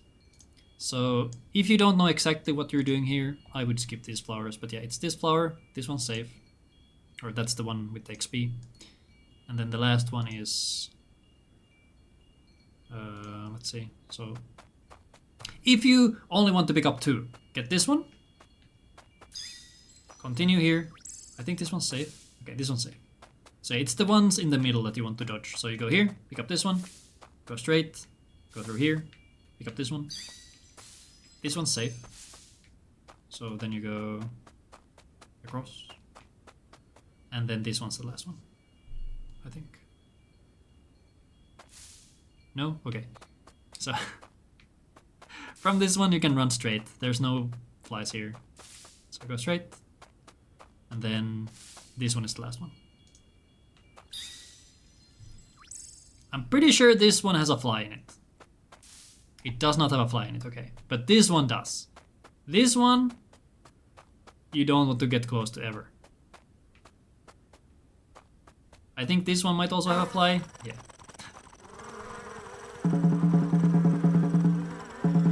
Normally you should flute these. I like to drum them because it's funnier. I don't know why it works, it just does. Ideally you don't get hit by flies in the speedrun, ever. So yeah, let's go through that one more time.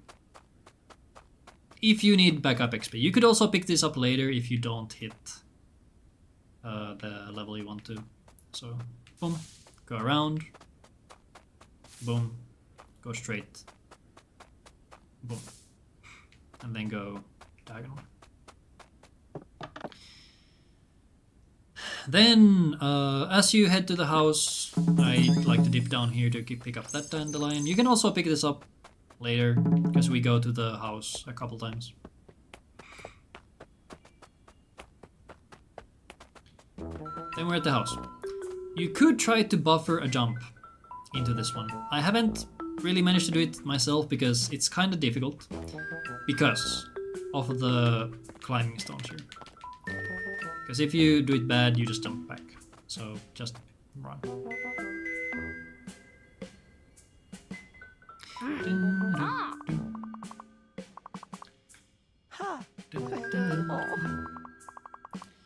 Alright, so the way I like to do this section is I like to get only the right side here. The right side XP. So this bush, that bush, this tree, and this bush. Or leaf pile, not bush. And then go here to trigger the dialogue with Moomin. Because we're gonna come back to the house again. And at that point, I will go for the second part. Like so. Because if we go for the left side first. Oops. If we go for the left side first, we'd have to go all the way here. And then we would have to run all the way across. So like this extra movement is annoying to me.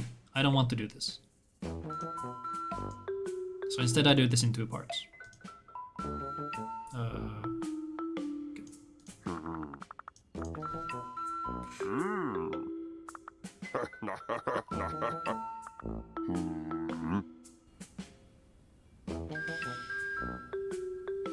So we're gonna sprint right away. Go here, drum, here, and then jump. The jump should also... Okay, actually... I don't know what the jump button is normally on Steam. I have it on B because I'm used to B from my Switch runs, I think. I could be wrong. But yeah, both A and B, whatever, jump. Jump and get rid of the quest box, or yeah. You can also get rid of the text box or the quest box earlier. It's just that Moomin can't start talking to you unless it's gone.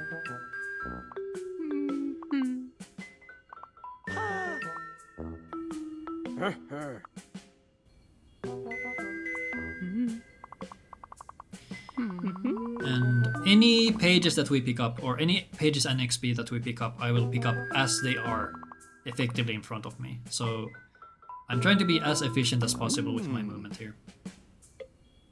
Well, pretty much throughout the whole run. Because I hate inefficiency. There is this leaf pile back here, but it's a bit out of the way. I don't like it. If you want, you can pick it up if you feel like you have messed up your XP. but I don't. So here we're gonna go straight down and head to the theater. As we head to the theater, I like picking up these dandelions here. You could pick them up on your way back from the theater as well, but you see the dandelion as you come down here, so it's a good reminder. I should get that. So there's one here and one here. Dandelions are really good. They give you 5 XP, and that is just really good, considering how quick they are to pick up. As you go back and forth between the theater and the house a couple times, stay away from these flowers. As I showed earlier, they have a fly in them, and it will stop you, and it's sad.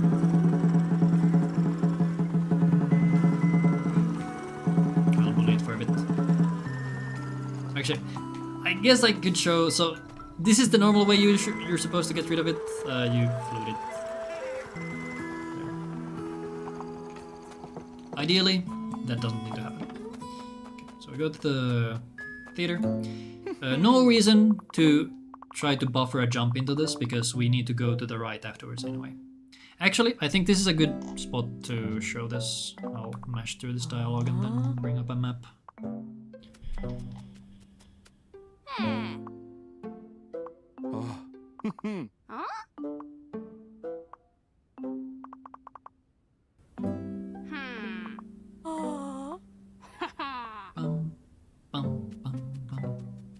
Okay, this is the start of the invitation run, as I like to call it. Here's my map. As we can see here, we start where the hat is and we follow the orange route. I've also painted in the whatchamacallit, the pages. Can I make a beer? I'm not gonna. But yeah, we're gonna go to the parkman, whose name I forget.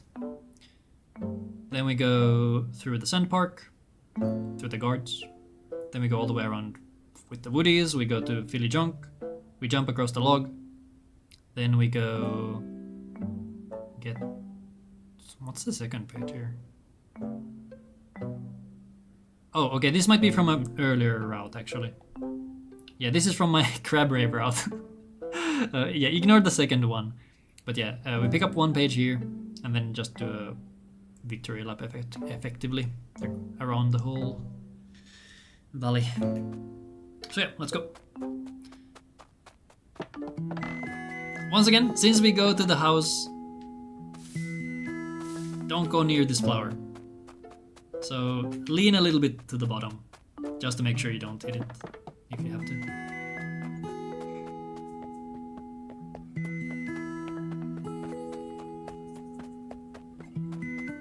So we go to the house. I just like to run to the left right away, pick up all this XP, and then jump into this dialogue, which I failed. Doesn't really matter if you jump into it or not, because it's pretty close to the exit anyway. So yeah, the reason we go to the parkman, or parkkeeper, that's his name. We go to him first because we want to head to the right anyway to get through the sand park. So we go up here and then we go to the guards. You can jump into this dialogue as well, which I would actually recommend. Should I? Actually, I'll make a save here. Hopefully this one is good.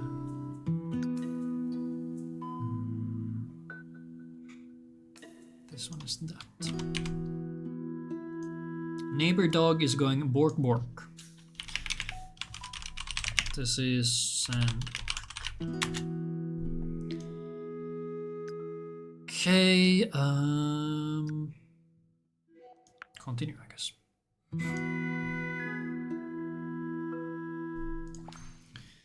Okay, so we're just gonna go. I guess I'll do it slow at first and then show. So once we get into the park, just jump to get rid of this pile. For this guard, look where he is when you arrive. If you see him at the bottom, just run the top side. If he sees you, it's fine. You'll be able to lose him in a bit. If he's like there, I guess you can wait for him to pass and then go. And if you see him coming from the top side, just go from the bottom. And here, nothing much to be said, just drum. The order I like to do this park in is start at the bottom and then move your way up. So we can effectively just hug the bottom edge here. So while you go through, just drum, drum, and then we're down here. Drum to get past these two. Drum this. Then go here. I forgot that in the drum here. Drum, drum, drum. Pick up the key, jump. And guess you go here, just drum. Where's this? Here, I like to go to the right because it's just at a very nice spot, and you should try to get a jump into this cutscene trigger. I think the trigger is around here, so just jump over this line. Jump over that line and you will get some extra distance. This should nudge me forward once this dialogue is over.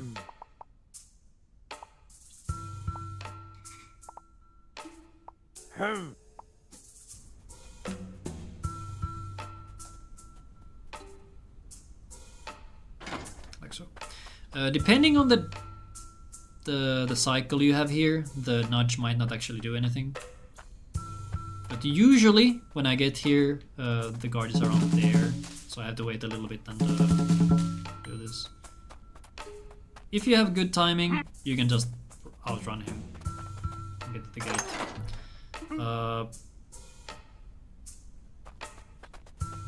Once again, depending on the cycle, you might have to wait a little.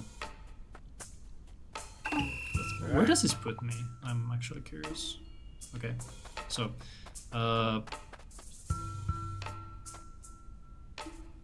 yeah, if you don't want to be risky, just wait for him. Just go behind him.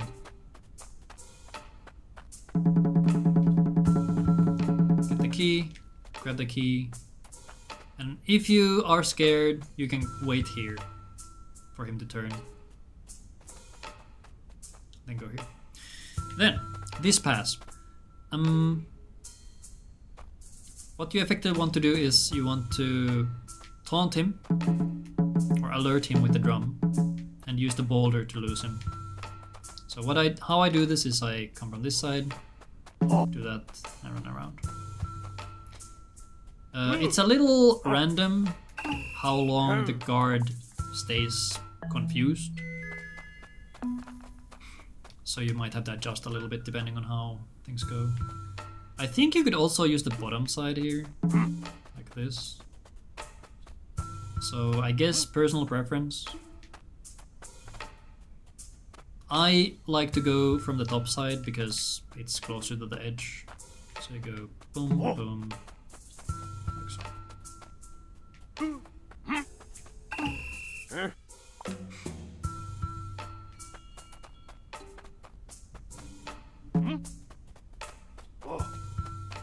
Sometimes he turns around really quickly and then you kind of just cry. Try to have stamina when you get into this one. Because when you come from down here, you will have max stamina because you can't run with the key. So you will have max stamina when you arrive here. So go here.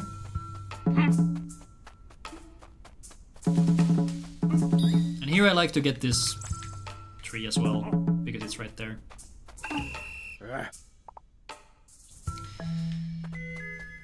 One more time. So go here.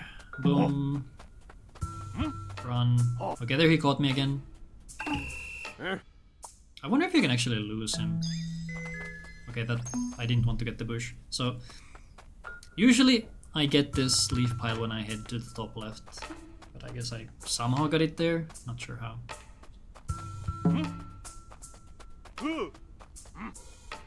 That's weird, actually. Or do you actually need to go to the top side for for more consistency.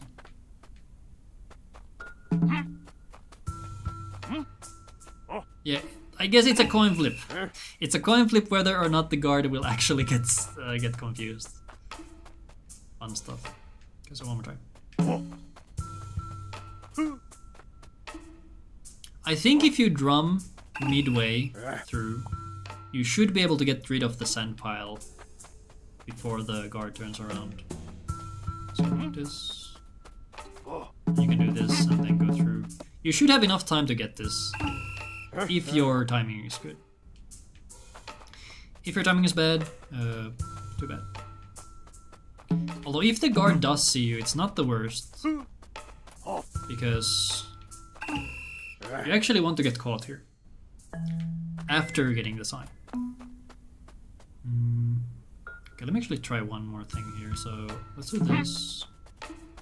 Okay, if you see him turn, I guess you can wait a little. If you see that he's not... Why is he looking down?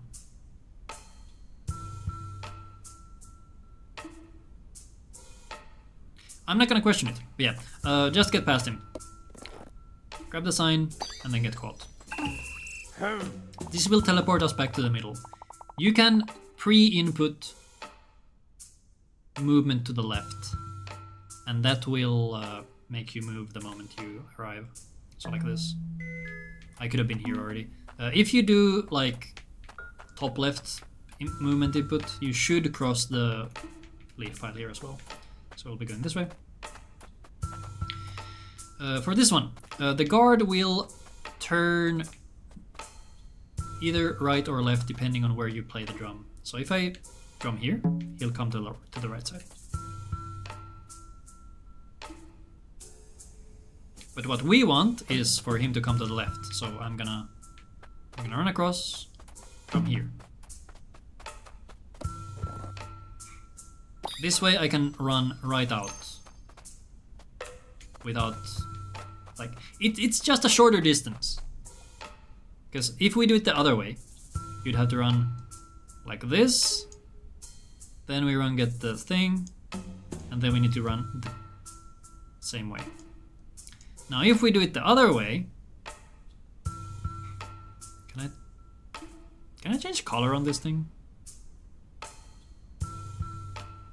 I'm not gonna try. But yeah, if we do it the other way, I'll get rid of this. Oops. If we go the other way, like I showed, I would go a bit closer to this side so he runs to the left. And then we go here, get the thing, and then just run out. And that's just a shorter distance.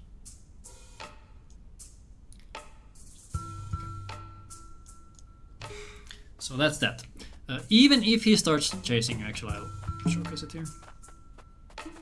We pick up a thing, let's say he chases us. He sees us, it's fine. It's fine if he sees us too, because we'll lose them. Because we're gonna go up here. There's a couple different ways you can do this. If you want to be really cool, you can drum here and then run around. So normally how I do this is I run, go here, drum once, and go here. What you could do is this. That is faster, but also not as consistent. Well, let me take this guy with me. So do this, do this. Oh, I missed. Okay. I'll try the left side because that one is actually harder. Let's see if I can make it work. So this. Almost. So yeah, the position where you drum does matter. So I need to be a bit careful. Actually, where is it? How did he see me?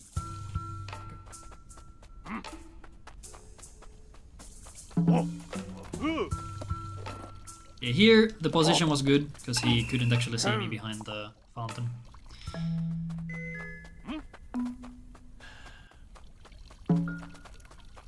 And now, what is he doing? This is what I mean with the guard AI. It is so weird.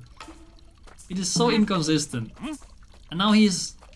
Okay, that would have been fine too, because he couldn't actually see me behind the fountain. And now he's just looking at the flowers. He's vibing.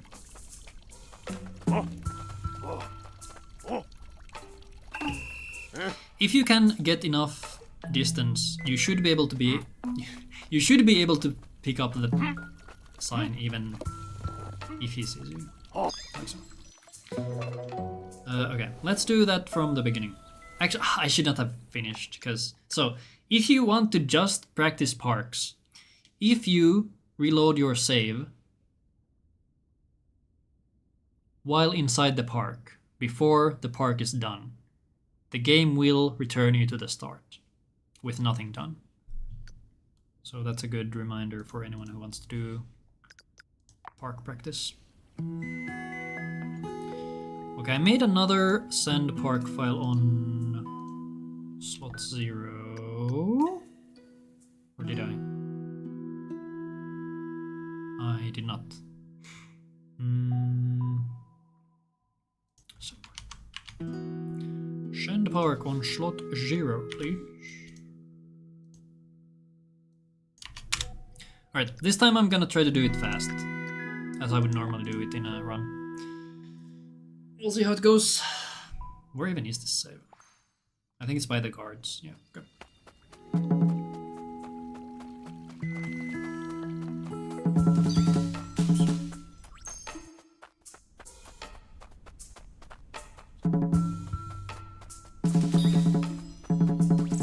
Oops, I missed one.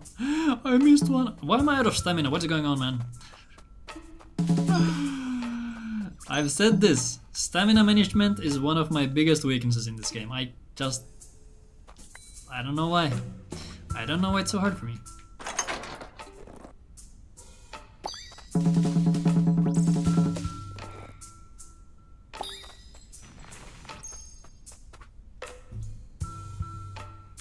Jump into the trigger.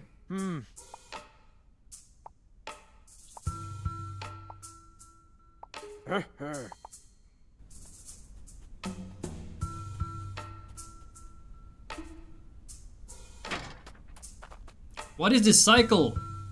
Okay, I think this cycle is because of the... Oh, this is bad.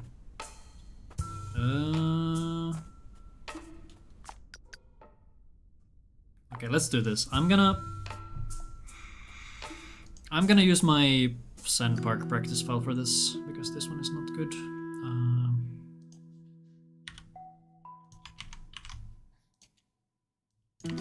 I hope this one's good.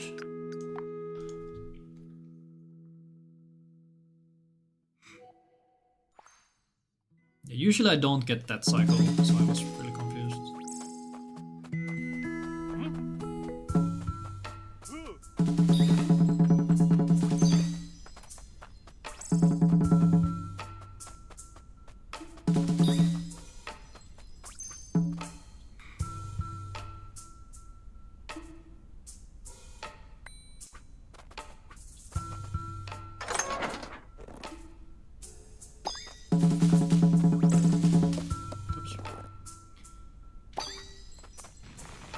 You do in fact want to pull up the sign. Okay,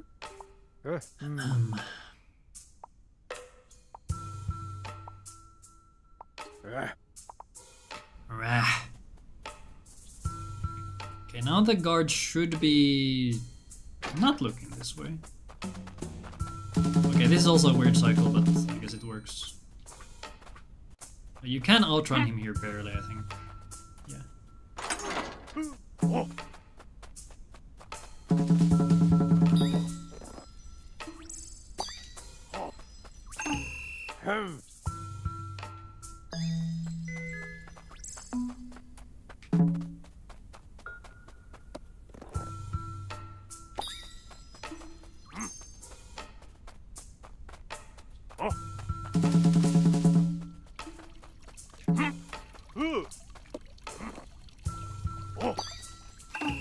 if the guards see you, that's fine at this point. As long as you get the sign pulled up, it's all good.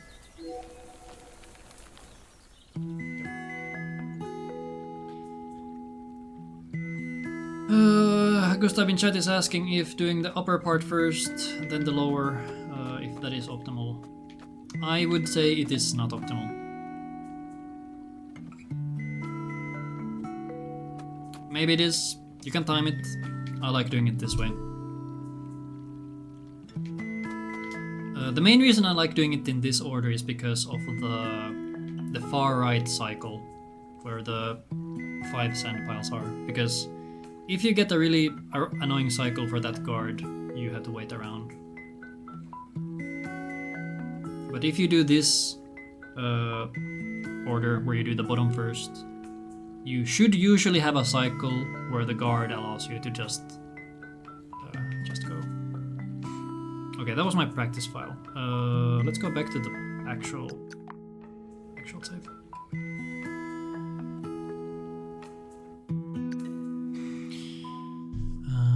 Slot 2.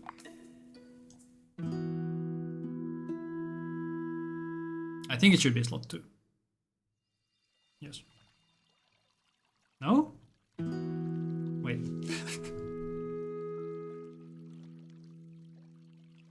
No. Wait, what? Wait, which slot to it? I lost track of my slots. No. Okay,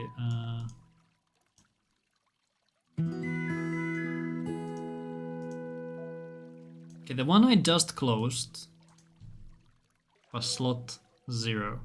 So I want to be using slot 2. Okay, we want to use slot 2. Slot 2. Wait, no, what? No, I just... No, I want to use slot 1. Okay, slot 1. Okay. Okay, this should be my correct file. There shouldn't be big differences, so it's all fine. Okay, here. We want to go straight up. There's a dandelion here. There's a XP in this bush. Oh, dandelion. And there's 1 XP here. Then down right for another XP. And then there's 3 dandelions down here. It's free XP, so you should just get it. Then for the woodies, I don't think I'm gonna do this twice, so just finish. So, this is the reason I have bound R1 to B, and I'm turboing it as well, because jumping here is, in my opinion, faster than walking, because you cannot run. I could be wrong, I haven't really timed it. This just seems faster than walking. Okay, not much to say here, just do the things. Just do the things. And I ran out of stamina. I'm so good at video games. Right before you get ambushed by the woodies, try to input a jump.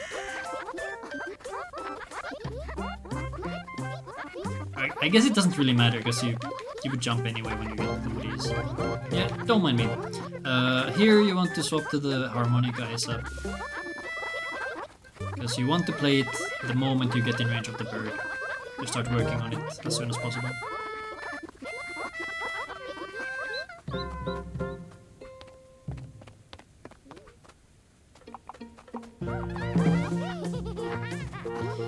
Then for these logs, I like to jump, once again, jump the moment you can onto them, and then I jump here as well. You can't actually jump, or you can't actually move across the middle, so try to get a jump from really far away. So jump, jump, and then try to get to the end, and then start drumming.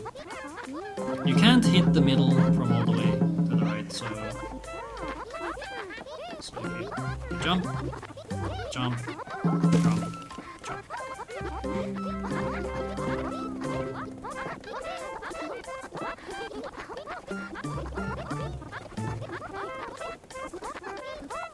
Why am I switching? You can see I'm a little rusty because I keep switching my instruments for no reason. But you can actually do a really big jump here across this, which I would recommend doing. So is there a big jump here too? Yeah, this one's not as big, but it's good. And here, once again, you would want to switch to the harmonica at some point after the log. So you can start working on this bird ASAP. Well, I guess this one you don't really need to start working on. You just go in range and then tap. Tap so the bird goes away and the woodies lose interest in you.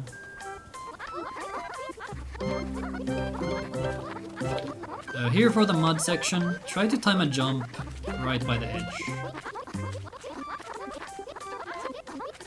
To get as far as you can.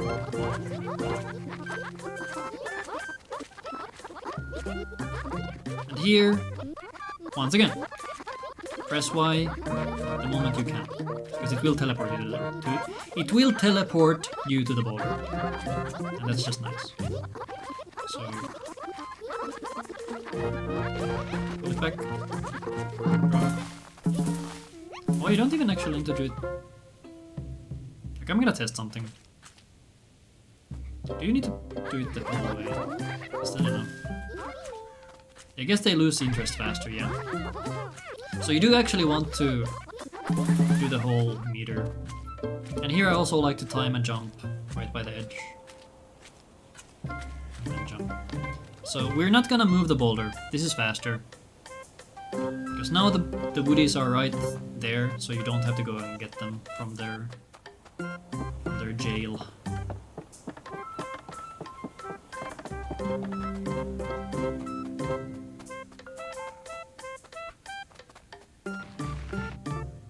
This log you do actually need to push quite far, otherwise the woodies don't know how to come across.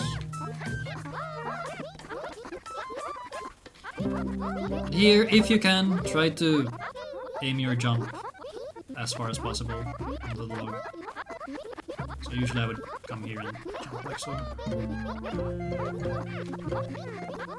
And because this is a ledge, or not a ledge, this is considered what's the word? A slope. Is it a slope? Or this jump slope? Okay, whatever. Yeah, just jump across. Drum. That's the wrong button. Jump, drum, jump.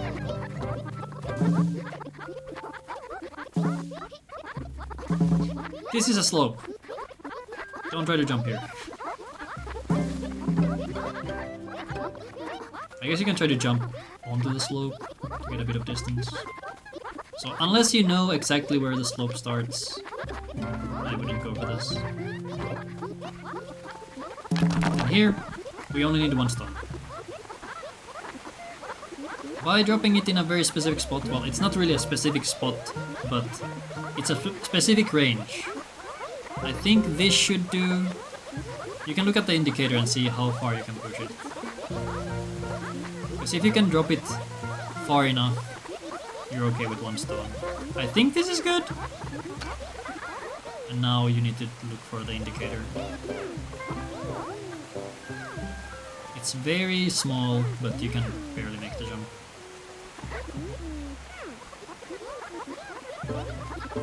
Then, same thing here as previously. Jump into the mud and start playing the harmonica ASAP. So that you start working on the bird the moment you are in range.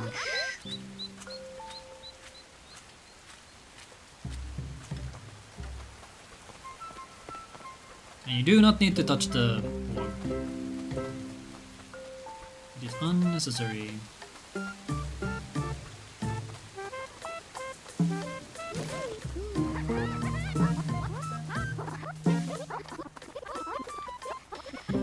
Here once again, I guess you can start playing the harmonica if you want to. And then just let the bird fly away. On this stone pile, pick up 2 stones right away. Drop one to the left and then pick up another one. That way you will have a shorter journey to pick up the second one. And then the moment you drop the second stone, start playing. Because you are already in range of the bird.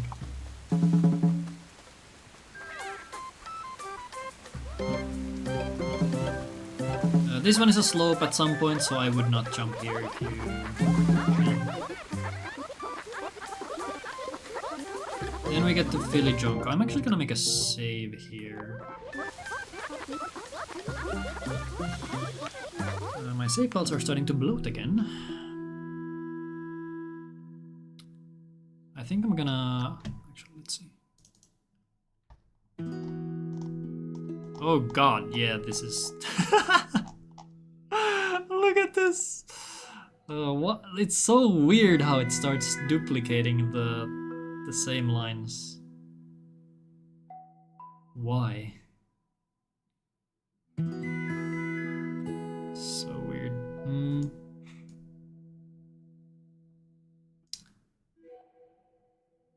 Okay, before the file gets too big, I'll do another hard reset.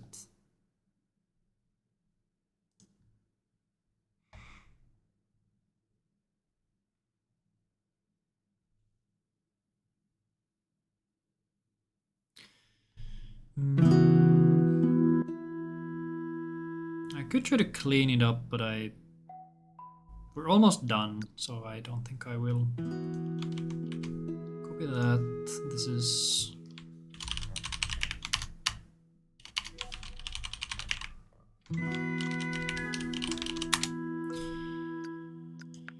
Okay, so Philly Junk's garden. There might be a different sequence here that makes this faster, but so far I've been using Dosu's route for the garden. Here you can also try to offer a jump into the cutscene or the dialogue or whatever. This is another spot where you could pick up 1 or 2 extra XP if you want to. So what we do is we push down this, back down, get this leaf pile, get this leaf pile, touch the laundry, push the box, get the leaf pile, touch the laundry, push the log, touch laundry, leaf pile, laundry, and this should do it.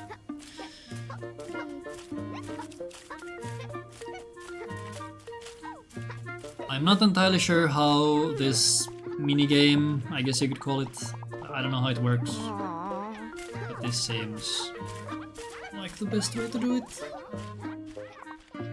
If anyone can come up with a better sequence here, I guess share it on the Speedrun Discord.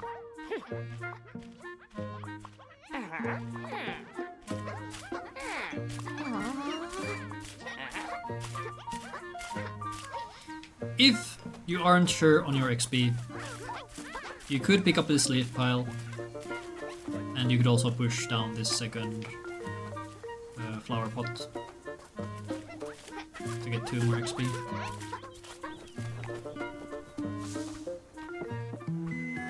Okay, then we are gonna finish up the XP and stuff. So as you can see, this bush here is shaking, so it's gonna have 1 XP in it. I think this fern also has 1, so we're gonna pick up this XP. No, it was not an XP, it was a freaking bee. I didn't know that makes the bushes shake. Okay, so yeah, we're just gonna go straight up, knock down this fern, get the dandelion, get the page here. We're gonna go slightly down here to get this dandelion. There's also 1 XP on this fern. Go up here, get these dandelions, this one. For this whole section, I would just mash, or just set up turbo for your jump, and just hold it down for this whole section. It's so much easier that way. So yeah, there's XP there, there's XP there, just get all the dandelions. If you really need more XP and are unsure, you could get this one. It's not fast, but it's backup XP, it's 5 total. Okay, after you're done with this, get down. There's 1 XP for there. Then there's 1 XP in these flowers. Drum the woodpecker. And to the right. There's 1 XP in a patch of flowers behind this tree, like here somewhere. Yeah. This one is one that you might miss if you aren't looking for it. Not the biggest deal. You can easily pick up backup XP if you want to. So there's 1 there. Then there should be 1 here and there. And we're back to dandelions. Then we have Hemulen. Dandelions. Then we're gonna go through this sand pile. Get more dandelions, run out of stamina because I'm really good at the game. My route, or my XP route, will continue to the left. If you can somehow make another XP route that doesn't need all the extra XP I'm going for, you could go straight through here.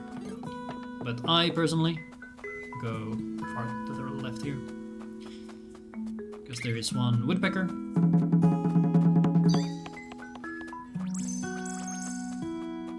The woodpecker is also worth 5 XP.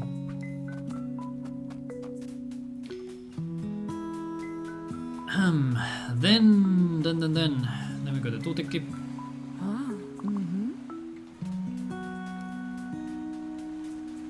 Continuing up. Oh yeah, I guess if you didn't pick up the sand pile or the page in the sand pile previously, you would pick it up there. But so my reasoning for not getting it here is because you're coming down this slope. And I personally am totally tunneled on Tutikki. And I'm not even thinking about there being stuff lower on the beach here. Because you have to go kind of deep to get to here. So it's just easier to get it earlier. But just as a reminder, if you somehow remember that, oh, I forgot to get the page, get it there. Then this is why we set up the log earlier. It's for the dandelions. We can go through these trees with these bushes. I don't know the exact best way to go. That was really early level 7, okay. So yeah, you come through here, just for the drum. Oh, what is my XP route? I'm so far ahead. There's 1 more woodpecker as well. What? What did I do? Okay, this might actually be my practice file. Where I somehow have more XP. Okay, so there's a woodpecker here. This is free. Just get it. Then there's 1 fern. Oh, this is my practice file. Wait. Yeah, because we set this up earlier. Okay, this shouldn't be here.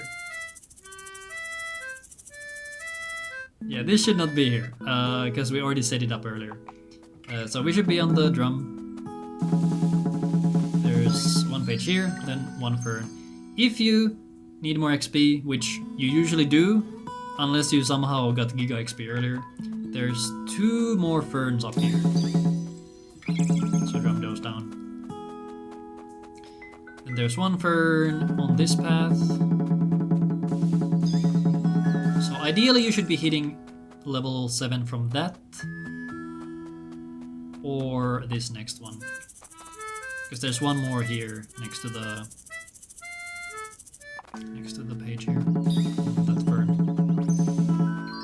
Okay, we should have all the pages now. Once we get the one by the band. You can jump into this dialogue.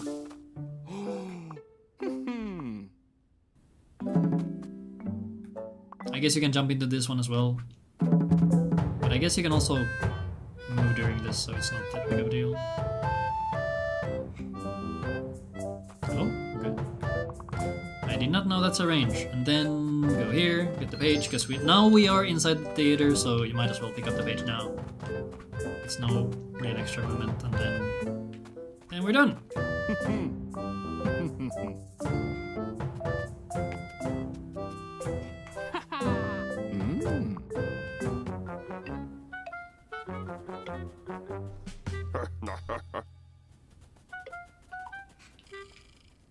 And then the finale. We dodge this flower one more time. We don't get ambushed by the fly. And head to the end. Oops.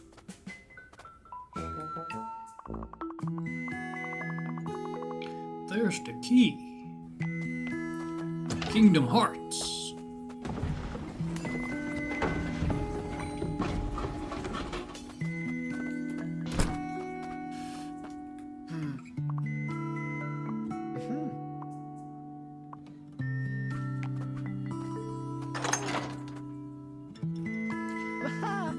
Save Moomin. Skip the cutscene. Mesh some more text.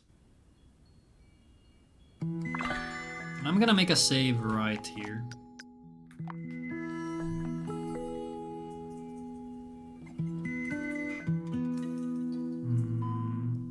Which file was that? Okay, the first one. Okay.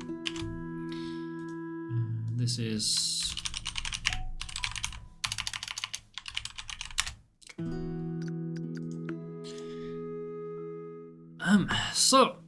this is the most stressful part because it's at the very end and it can go wrong if things go wrong. It's the classic. So go to Moomin, let him do his stuff, and just say yes to go into the fork.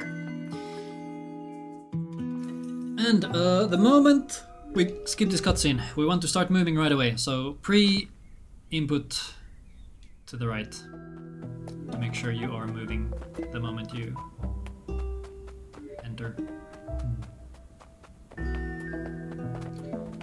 I'll do this first cycle or first attempt very simply.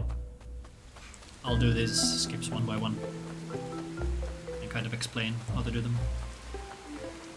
So, for this first one, we want to stand here in this corner because the guard just can't see us. Because he's a little stupid. So we'll do it one more time. Stand in the corner and then go. Then, so this is not the cycle we usually have when we get here. But what we want to do is stand here and pull this guy back. And that's the skip.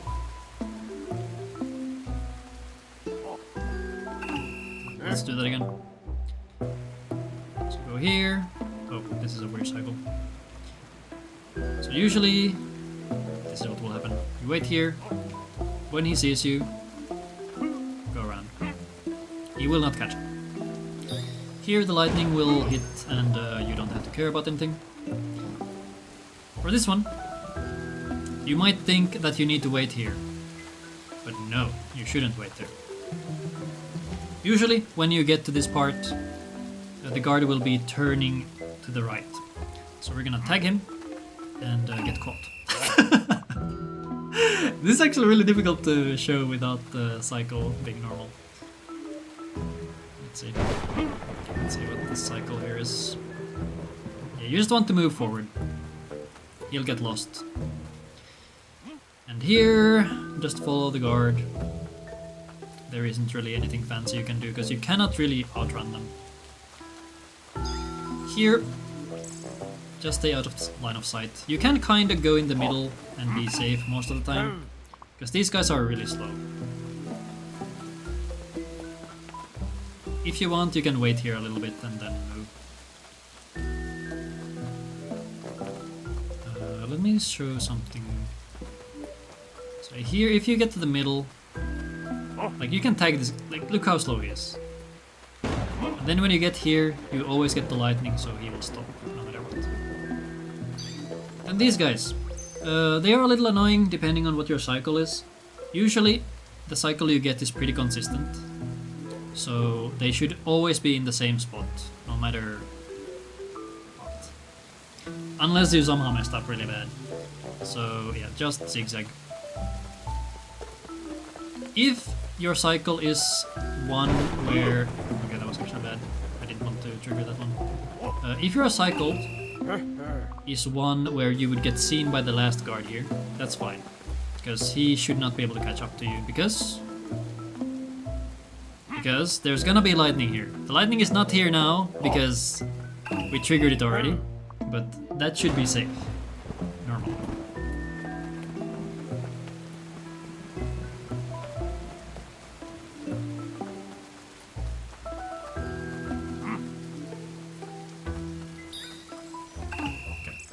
So, normally you don't need to care about this guard, he will be stunned by lightning.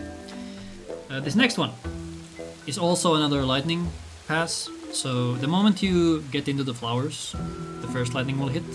That will get you past the first two guys. After that, we need to wait for the second one. It's like a 7 to 8 second pause between the strikes. So if you are good at counting, you could count to 8 the moment the first lightning hits and time it that way. So we go here, trigger lightning. And I like to wait here because it gives you a little bit more movement forward. And now we're past. GG.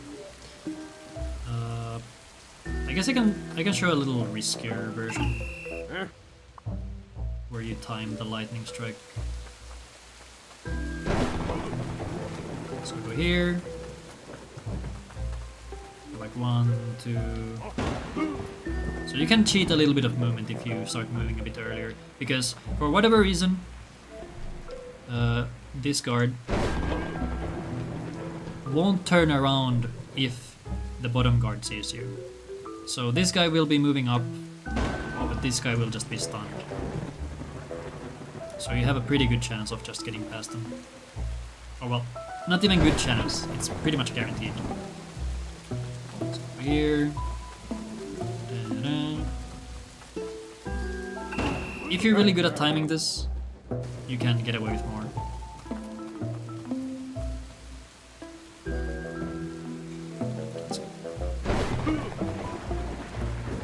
Why am I holding sprint? We can't sprint with moving. Like so. I would not risk it because if you get caught it's really awkward and annoying. Then this is, I think, the most annoying part, because if you get a bad cycle you just get stuck here forever and you have to wait for them all to turn around and whatever. So you can do this the quote-unquote normal way. Just wait. You can risk this last one because lightning will strike when you pass this threshold. So if this if this guard right before the next area sees you,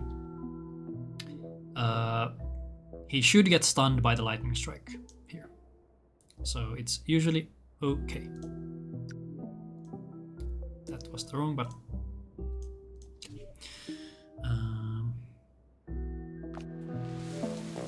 Let's get caught. And then...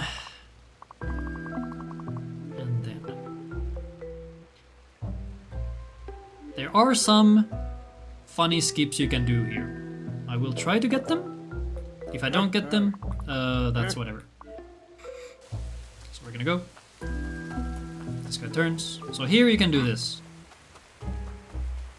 If you have not gotten to the last area, so you still have the lightning strike left, or the guaranteed lightning strike, you can do this, because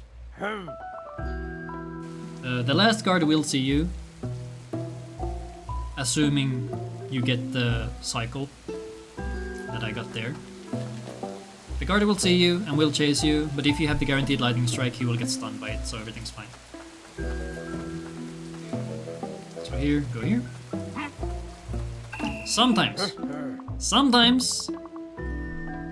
this guy, the guy that stands here, for some reason, sometimes he turns around right away, and it's weird. It is very strange. I don't know what the odds are for that to happen. Usually, that's what he does. He gets really confused and just goes like so. Let's see, how should I do this? I'll go for the skip, I guess. So go here, do that. Then,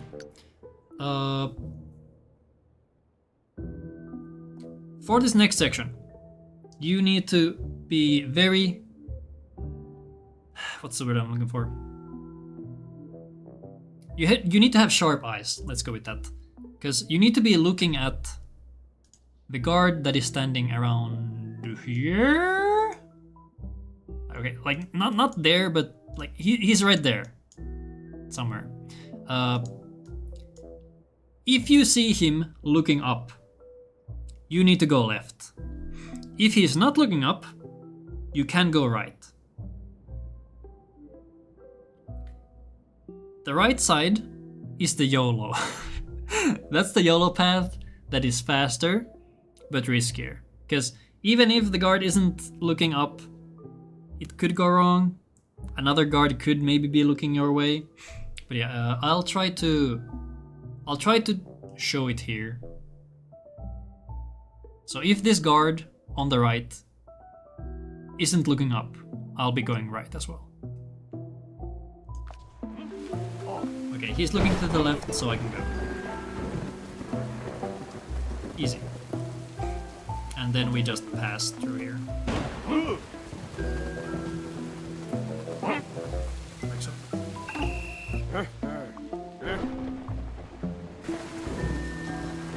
Now, I don't have the guaranteed lightning anymore, so I need to play this one safe. So we're gonna just play it slow.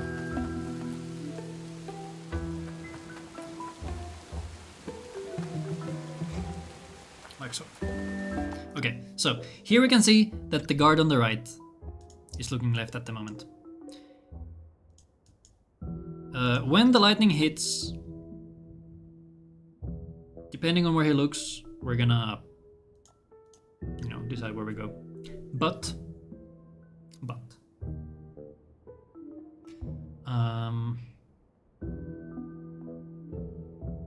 I'll just showcase the quote-unquote safe way here. So wait for the lightning, then go here. This is safe, and then you can wait for the next lightning. This one is also safe. It is not safe. Wait, why did I get caught there? Hold up, that has never happened before. What? Wait, hold up. Okay, I got bamboozled. I got scammed. Let's see. I might have been standing a bit too far to the left on this flower patch. So you can actually be really close here by the edge. Let's see.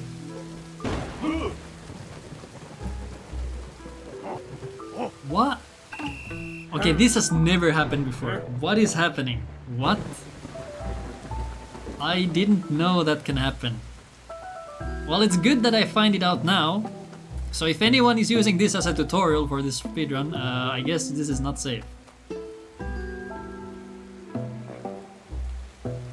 Here you can also try to time the lightning so that you get a little bit of extra movement.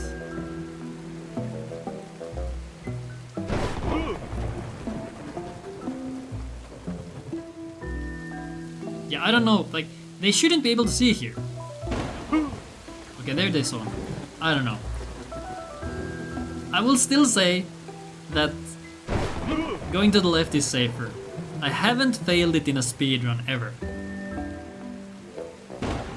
So, of course it's gonna happen at some point. But if it happens, not my fault.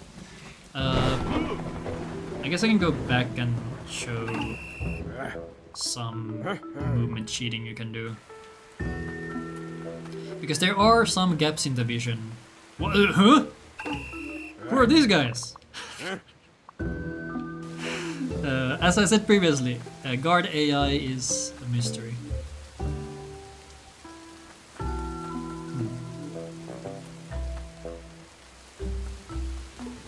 Okay, so here there was a massive gap here. Like here you could go this way and chill here and then go there. Let's see, does this guy turn around? This guy's not turning. What? He really likes this corner. Okay, there. So here you have forever. Interesting that he resets that way. Anyway, let's go here. So here you can see a gap vision. If you can get any cheated movement, let's say. And same here, you can try to play around with this vision lines. I should have gotten caught there. But if you want to be safe, just go into these bushes one by one. That's it. Okay, I'll do a full clear here. The save file is starting to get bloated again, which I don't like. So I'm not gonna do too many resets here. Actually, okay. Since I stood in place for a bit, I might not hit the fast cycle here. So there is a YOLO cycle you could go for. I'll see if I can hit it. I did lose a little bit of movement there at the start, so I might not make it. So what we want to look for is the guard on the left. I think he's just moved. Yeah. So, you want to move here as soon as the guard sees you, to get a little bit farther ahead. This should allow you to get ahead of the guard in the circle maze, like here. This allows you to get a little bit farther ahead. You can tag this guy, once again they won't catch you. Get the lightning there. Zigzag past these guys. Lightning for the next one. Lightning again here.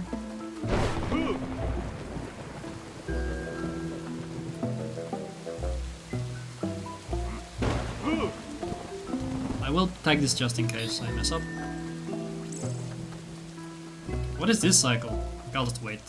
Go here. Okay, he was looking up, so I'm gonna go here.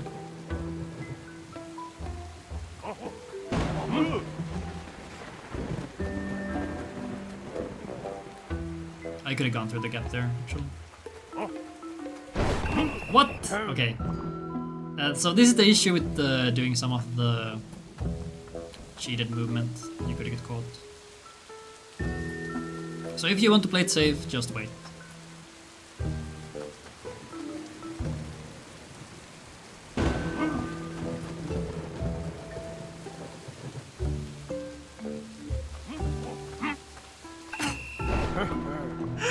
Okay, I swear the lightning strike frequency here is a little bit inconsistent. It could just be me. Maybe I get a little antsy.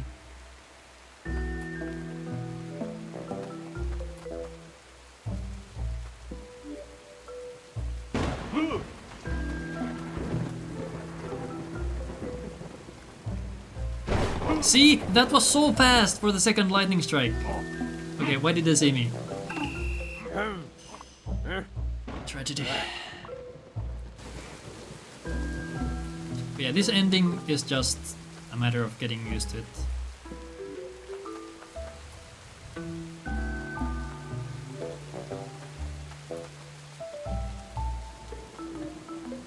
Can those two stop looking at each other?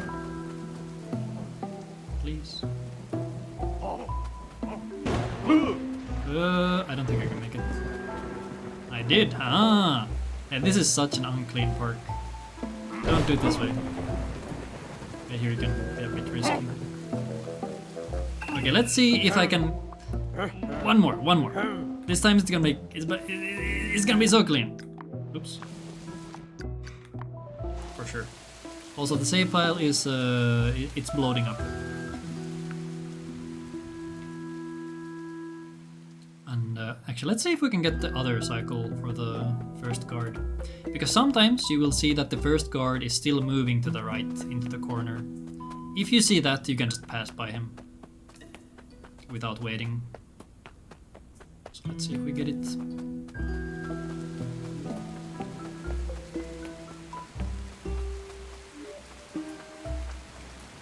Okay, nope.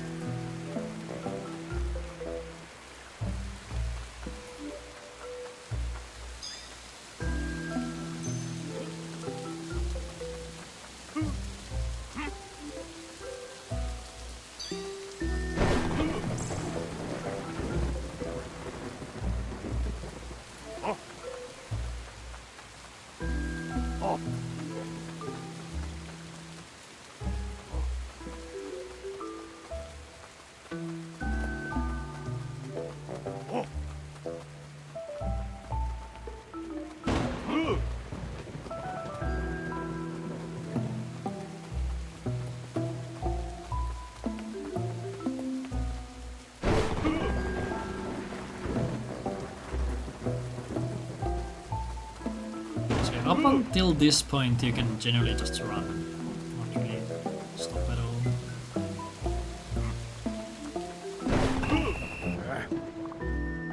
Why? Why? Yeah, don't cheat, just wait. Fair play and all that.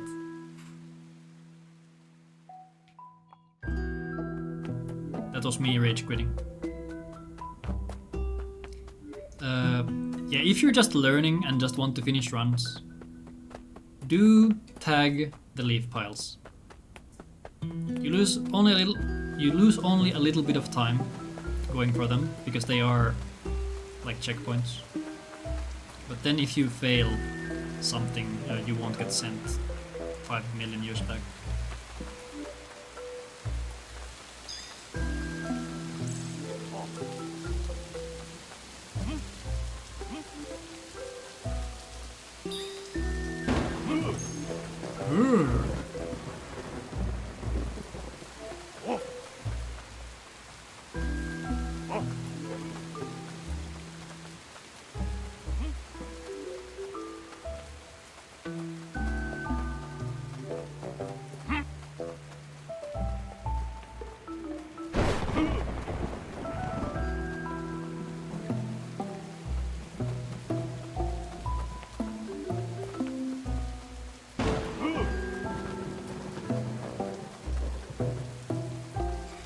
I'm not gonna cheat movement here, I'm just gonna wait.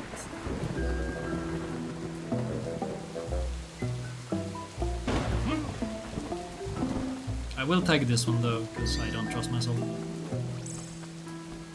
Go here, and not get that cycle, interesting. Okay, he's looking to the left, so I'm just gonna go. Easy clap. And I should be able to make it land here. You can be a bit risky on this last pass because the guards can't get past this point. Okay, I'm just gonna end this run here. We did good.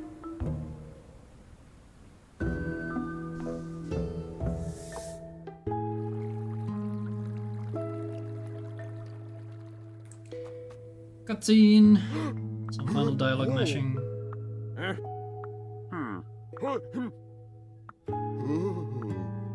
And then time ends when you skip this last cutscene. Or when the screen goes fully black, I think.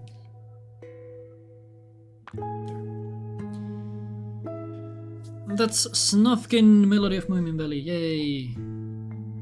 That took way longer than I planned, but I hope this is useful in the future. I feel I went through a lot of the different variants for the parks, so those should be pretty valuable in general. And if anyone has any questions, I guess you can post them in the comment section of the upcoming video. I don't know if I'm gonna cut this or if I just leave it as a VOD. And you join the Moomin Speedrun Discord and you can also ask questions there. Is there anything else here at the end I wanted to do?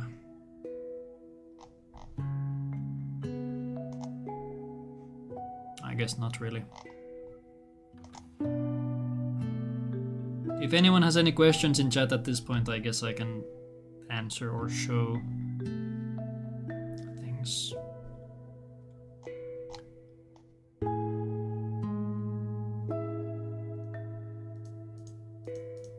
But when learning this speedrun, I would focus on just learning how the map is.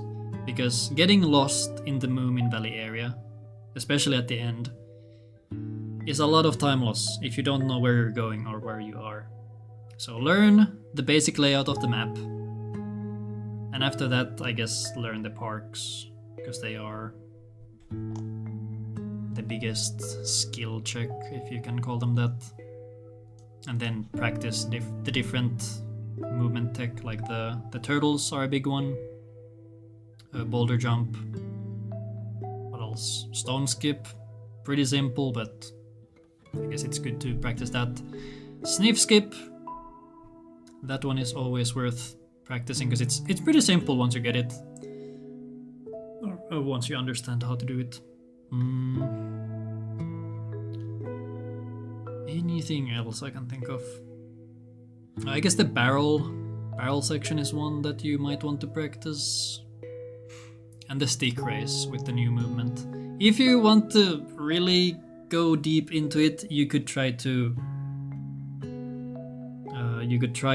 get really good at the snork warp skip after the stick race. If you can find a consistent setup for it, please tell me. Because I have not been able to make it consistent and have not gotten it once on release patch. So there's that.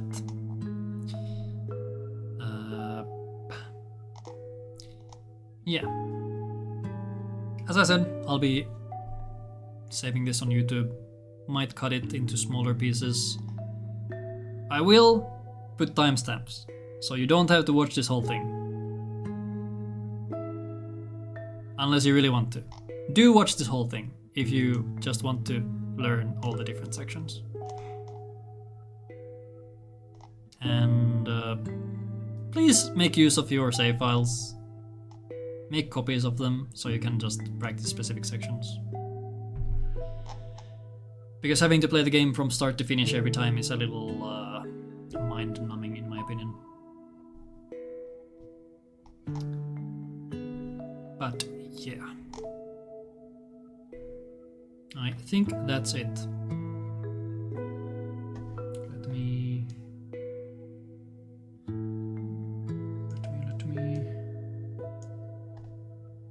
finish this. Yeah, anyone who watched from start to finish, good on you. Thanks for watching. Hope you learned something. If you didn't, I guess that's a me issue. I'm not a good teacher. Yeah. Thanks for watching, and until next time, a goodbye.